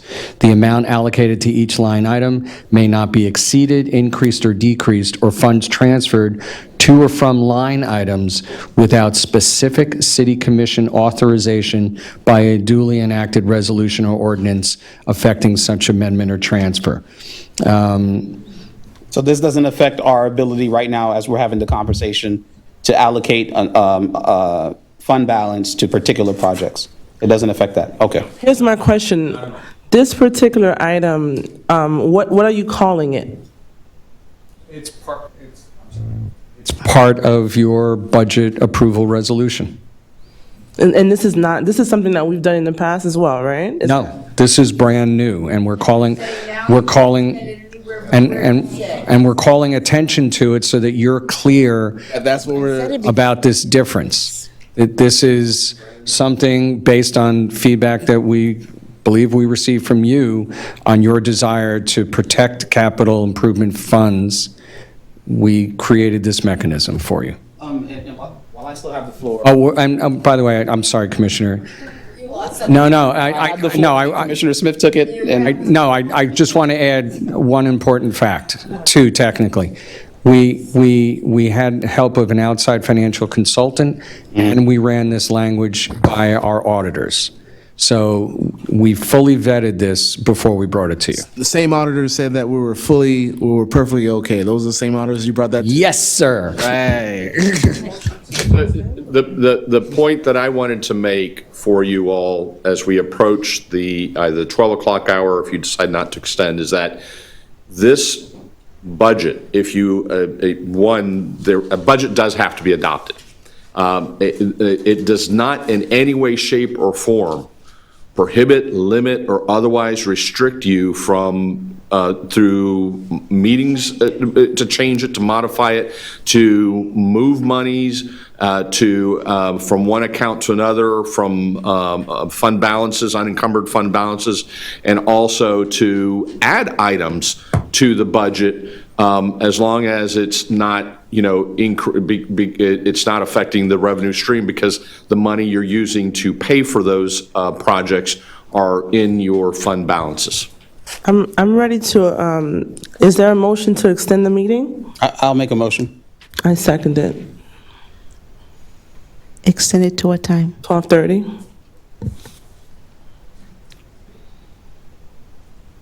All in favor? Aye. No. No. It's virtual. Dies. I want to support this budget tonight, but I'm not comfortable with that language yet. So what are our options? And also wanted to find out, do we have to approve ARPA funds right now? That's how they get their budget moving. The ARPA fund is part of the overall budget that we're presenting you. I want to be clear on this language. This language does not in any way tie your hands. It ties our hands. We haven't. It prevents staff from spending money in any other way than you originally determined it to be spent. It does not restrict you in any way. It restricts us. Commissioner Furman? Okay, but if we have like 19 minutes. If we approve it as is, that means the trolley service will in fact be reduced. That means that, and I meant to talk about this, we have employees in audiovisual that have been making, compared to people in the same department, minuscule amounts of money, and that have been dedicating years and years of service that have not been addressed in audiovisual, that are here with us sometimes until midnight, 1 o'clock in the morning. Sometimes, all the time. All the time, I'm sorry, all the time they're here. I didn't know that. And so, new people are coming into these departments making more than those who've been dedicating many years to an audiovisual. So we need to be cognizant of that. So in addition to that, we're not addressing some of the other concerns that we've had if we approve the budget as is. So we need to go through the motions, for lack of a better term, of addressing some of what we talked about. And that wish list that you put together, Mr. Manager, that's not part of your budget, right? The reductions, the increases, that's a wish list. That's not part of the budget. What changed from the first hearing now to the second is we added an additional police officer.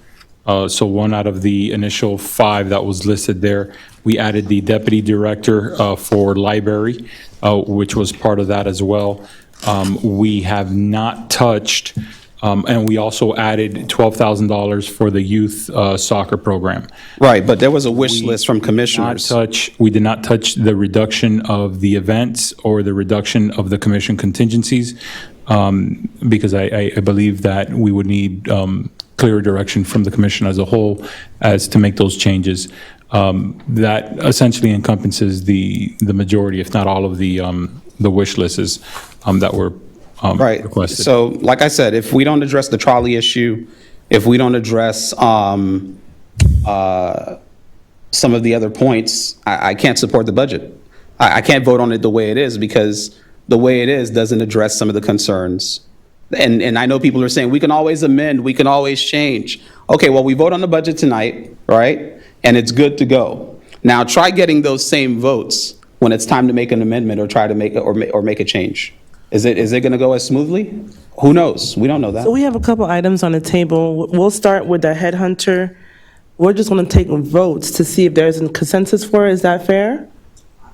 As long as that water plant comes back to what it was supposed to be 3 years ago when we voted. Right, and since we're going through each item, Madam Chair, what does that even look like? We have an entire HR department. We have leadership at the water plant.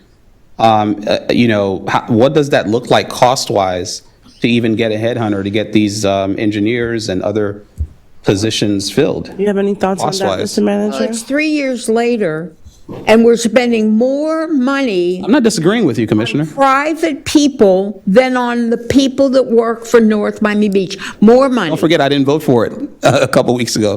That's why we're still having this conversation. So, Is there a cost connected to the headhunter? Do you have an approximate? Yes, ma'am. Typically, and I can have our new HR director, Babette, come in and kind of talk to it a little bit if I'm off. But typically, a headhunter charges a certain percentage of what the salary and benefits of the position is.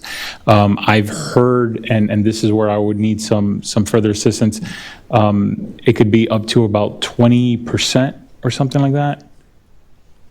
Good evening, Mayor and Commissioners. Babette Freeman, HR Director. Correct. The manager is correct. It's about 20% of whatever the salary is, but also, how many positions, the level of expertise, et cetera. And so I'm pretty confident that if we have X amount of positions, that we can get someone to put somewhat of a proposal for helping to recruit all of those positions. But it's something that we would have to go and do the research for. I wouldn't be able to give you that number or that figure right now. Be a company that even specializes in that field, and that's the company you hire. If it costs us $100,000, we are spending hundreds of thousands of dollars, 3 years now, not to mention the 2 years that we had no control over the water plant. So I can't sit by and let all that work and all that effort go to naught. That's number one.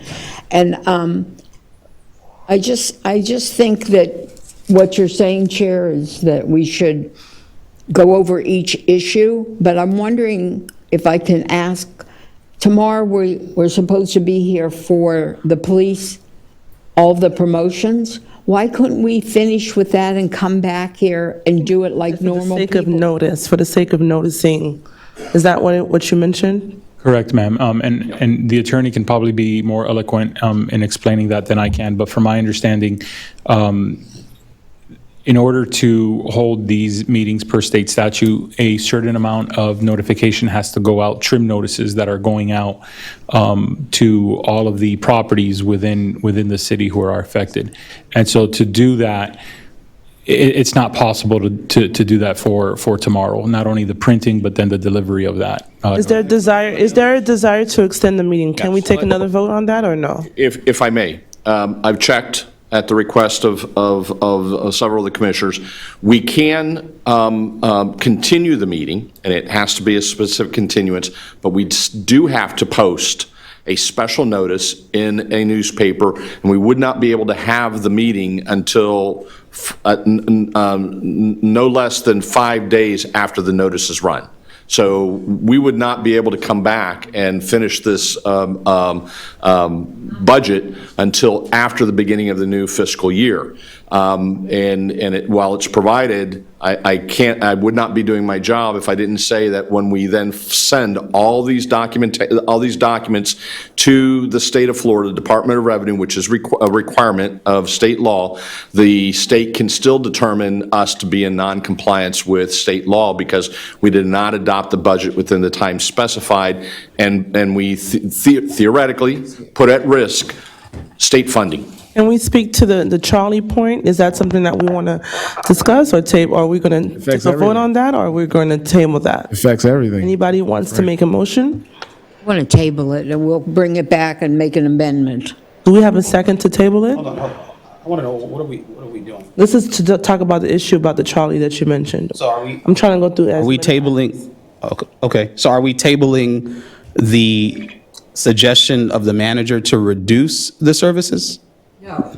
No, I would recommend. Can you just clarify, like, let's say, what happens, let me explain to them, because I think some of them are kind of like trying to get it all, because the way you just explained is exactly the way it's supposed to happen. I know you threw that theoretical part in there as a boogeyman, but I'm trying I want you to be black letter law. Just one time, do that for me. Yeah, the state statute says that any taxing authority in violation of this section, which is we're supposed to adopt a budget before the end of the fiscal year, before the end of this month. Other than subsection 5, which is a calculation of how and what the votes are, shall be subject to forfeiture of state funds otherwise available to it for the 12 months following a determination of noncompliance by the Department of Revenue. So if the Department of Revenue does determine us to be in noncompliance with state law because we didn't adopt the budget and didn't follow the proper procedures, then we are according to the statute, we would lose $6 million. Could lose. Yes. That's a definite there, right? Yes, So, we can, the statute does provide and does allow for a continuation. We still have to meet notice requirements. We'll still have to spend the money to provide a specific type of purpose. We won't be able to do it before the end of the fiscal year.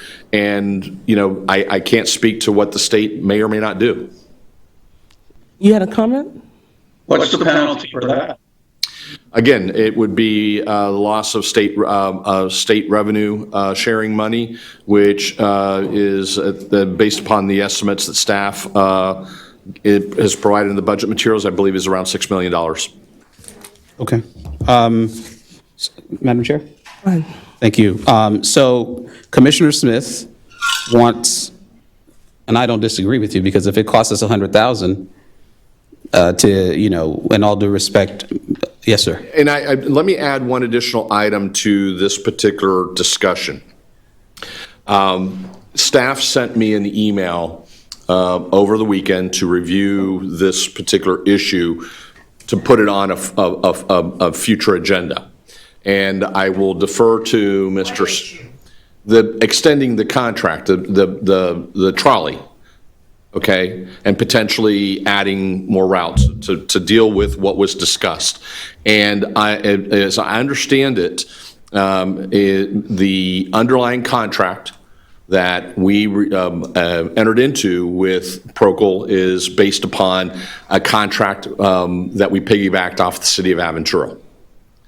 And this additional the additional route is not provided for in that underlying agreement. So we may have more work to do depending upon what direction you give us as far as putting together the agenda item and presenting it to you. Thank you. So For correction, it is the freebie that's piggyback. Oh, I'm sorry. I apologize. Procel is not. I know that they're also looking to add a route on that one as well, so I apologize. All right, for the sake of time, like I said, the language that you're providing as it relates to the budget, is there a way that we can concur on that and the fund balance percentage at a separate time? That's my ask. Yes. Yeah, that's entirely up to you, but then you're not protecting your CIP program. That's your call. Commissioner, yes, you can take that language up at a later date. Again, what this language does is restrict staff use of those funds for anything moving forward, unless it is for what is dedicated for by vote of the commission, right, which is for the projects. With regards to the fund balance, currently, right now, we meet the resolution. There's, as Commissioner McKenzie has correctly, or Commissioner Florimond, apologize, correctly points out, and we've stated multiple times tonight, the last meeting, and at the workshops, we have approximately 28%, right? My recommendation, your city manager. Just for the sake of time, we don't have we have about 7 minutes. We have to take a vote within that time. So my ask is that, can we approve the budget without the two policies that the new policies that you're trying to put in place, so that we can discuss them further at another time? So That's my ask. The only policy is with regards to restricting staff from using capital project funds for anything other than those projects. If you'd wish to amend the resolution so that that comes back at a later time, I have no problem with that. I don't anticipate using those funds for anything other than that. We were trying to memorialize that, and we'll be happy to do so and bring that back to the commission. Make the motion. Can I suggest a trolley You only solution? have 6 minutes. Can I select, okay, trolley solution. Yes. We reduce, and I'm going to get beat up later. We have 300,000 for sidewalk and ADA upgrades. Reduce that by 200. And, no, hold on. And this is in the CITT, okay? You can allocate monies later on to increase that back. And then fund the trolley for 6 months instead of the year, which gives us more than enough time to do the analysis that we need to do with the ridership and come back to you to say, yes, it's worth funding for the rest of the year, or we don't think it's worth it. That's what Commissioner Smucker was mentioning in the beginning, which I agreed with her. We can take it to the 6 months, and we'll have the information we need, but we don't need to cut it now.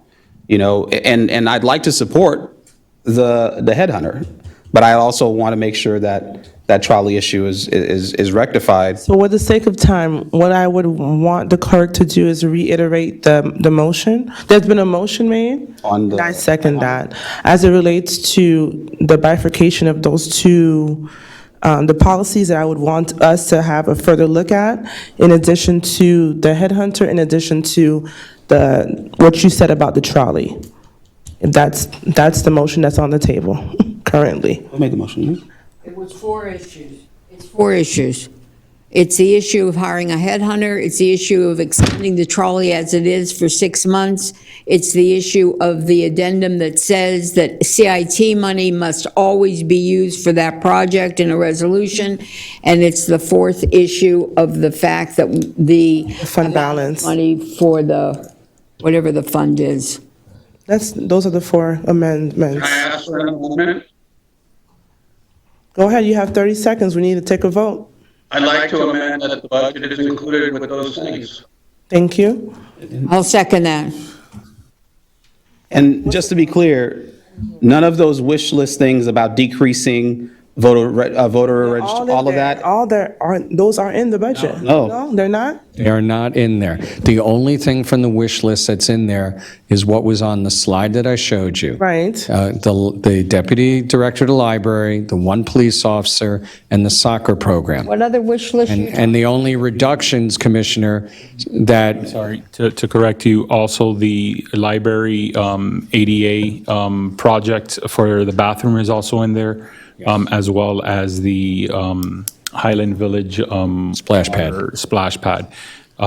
We have a motion on the table, right? So, and I would ask you to amend the motion to include the changes presented if you agree with those changes.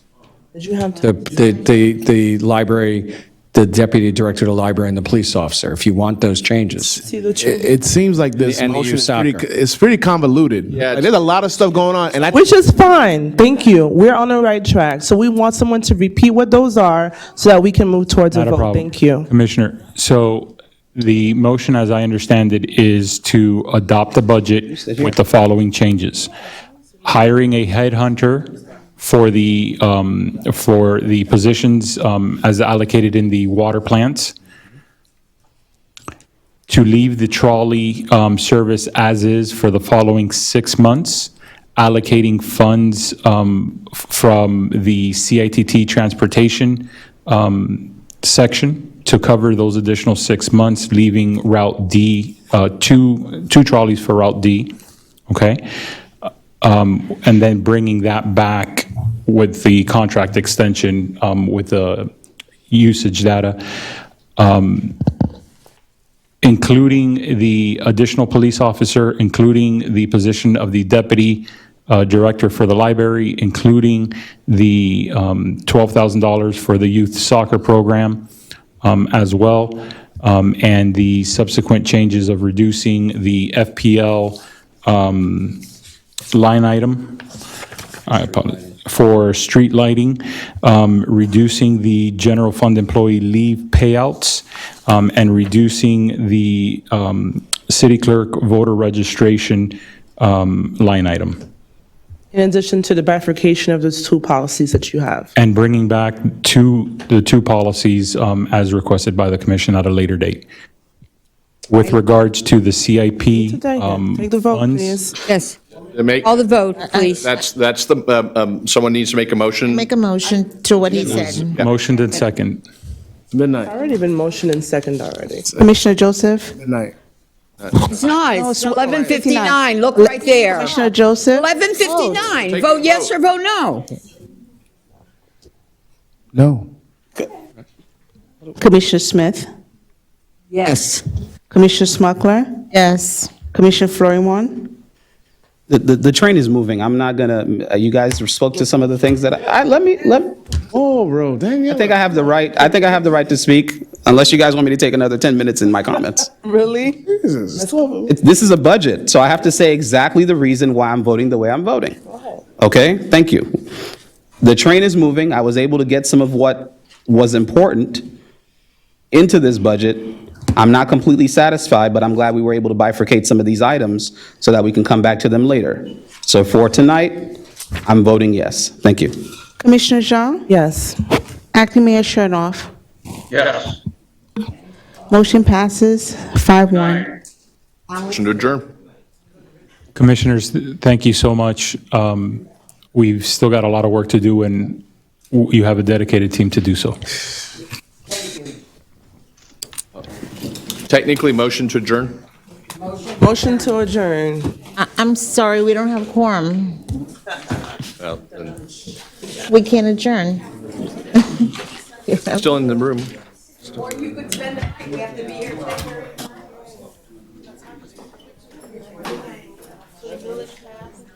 Yes. Yes, the both passed.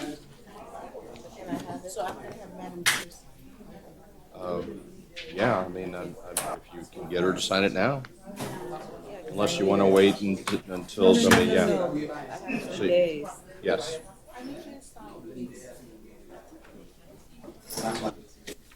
Why do I have multiple?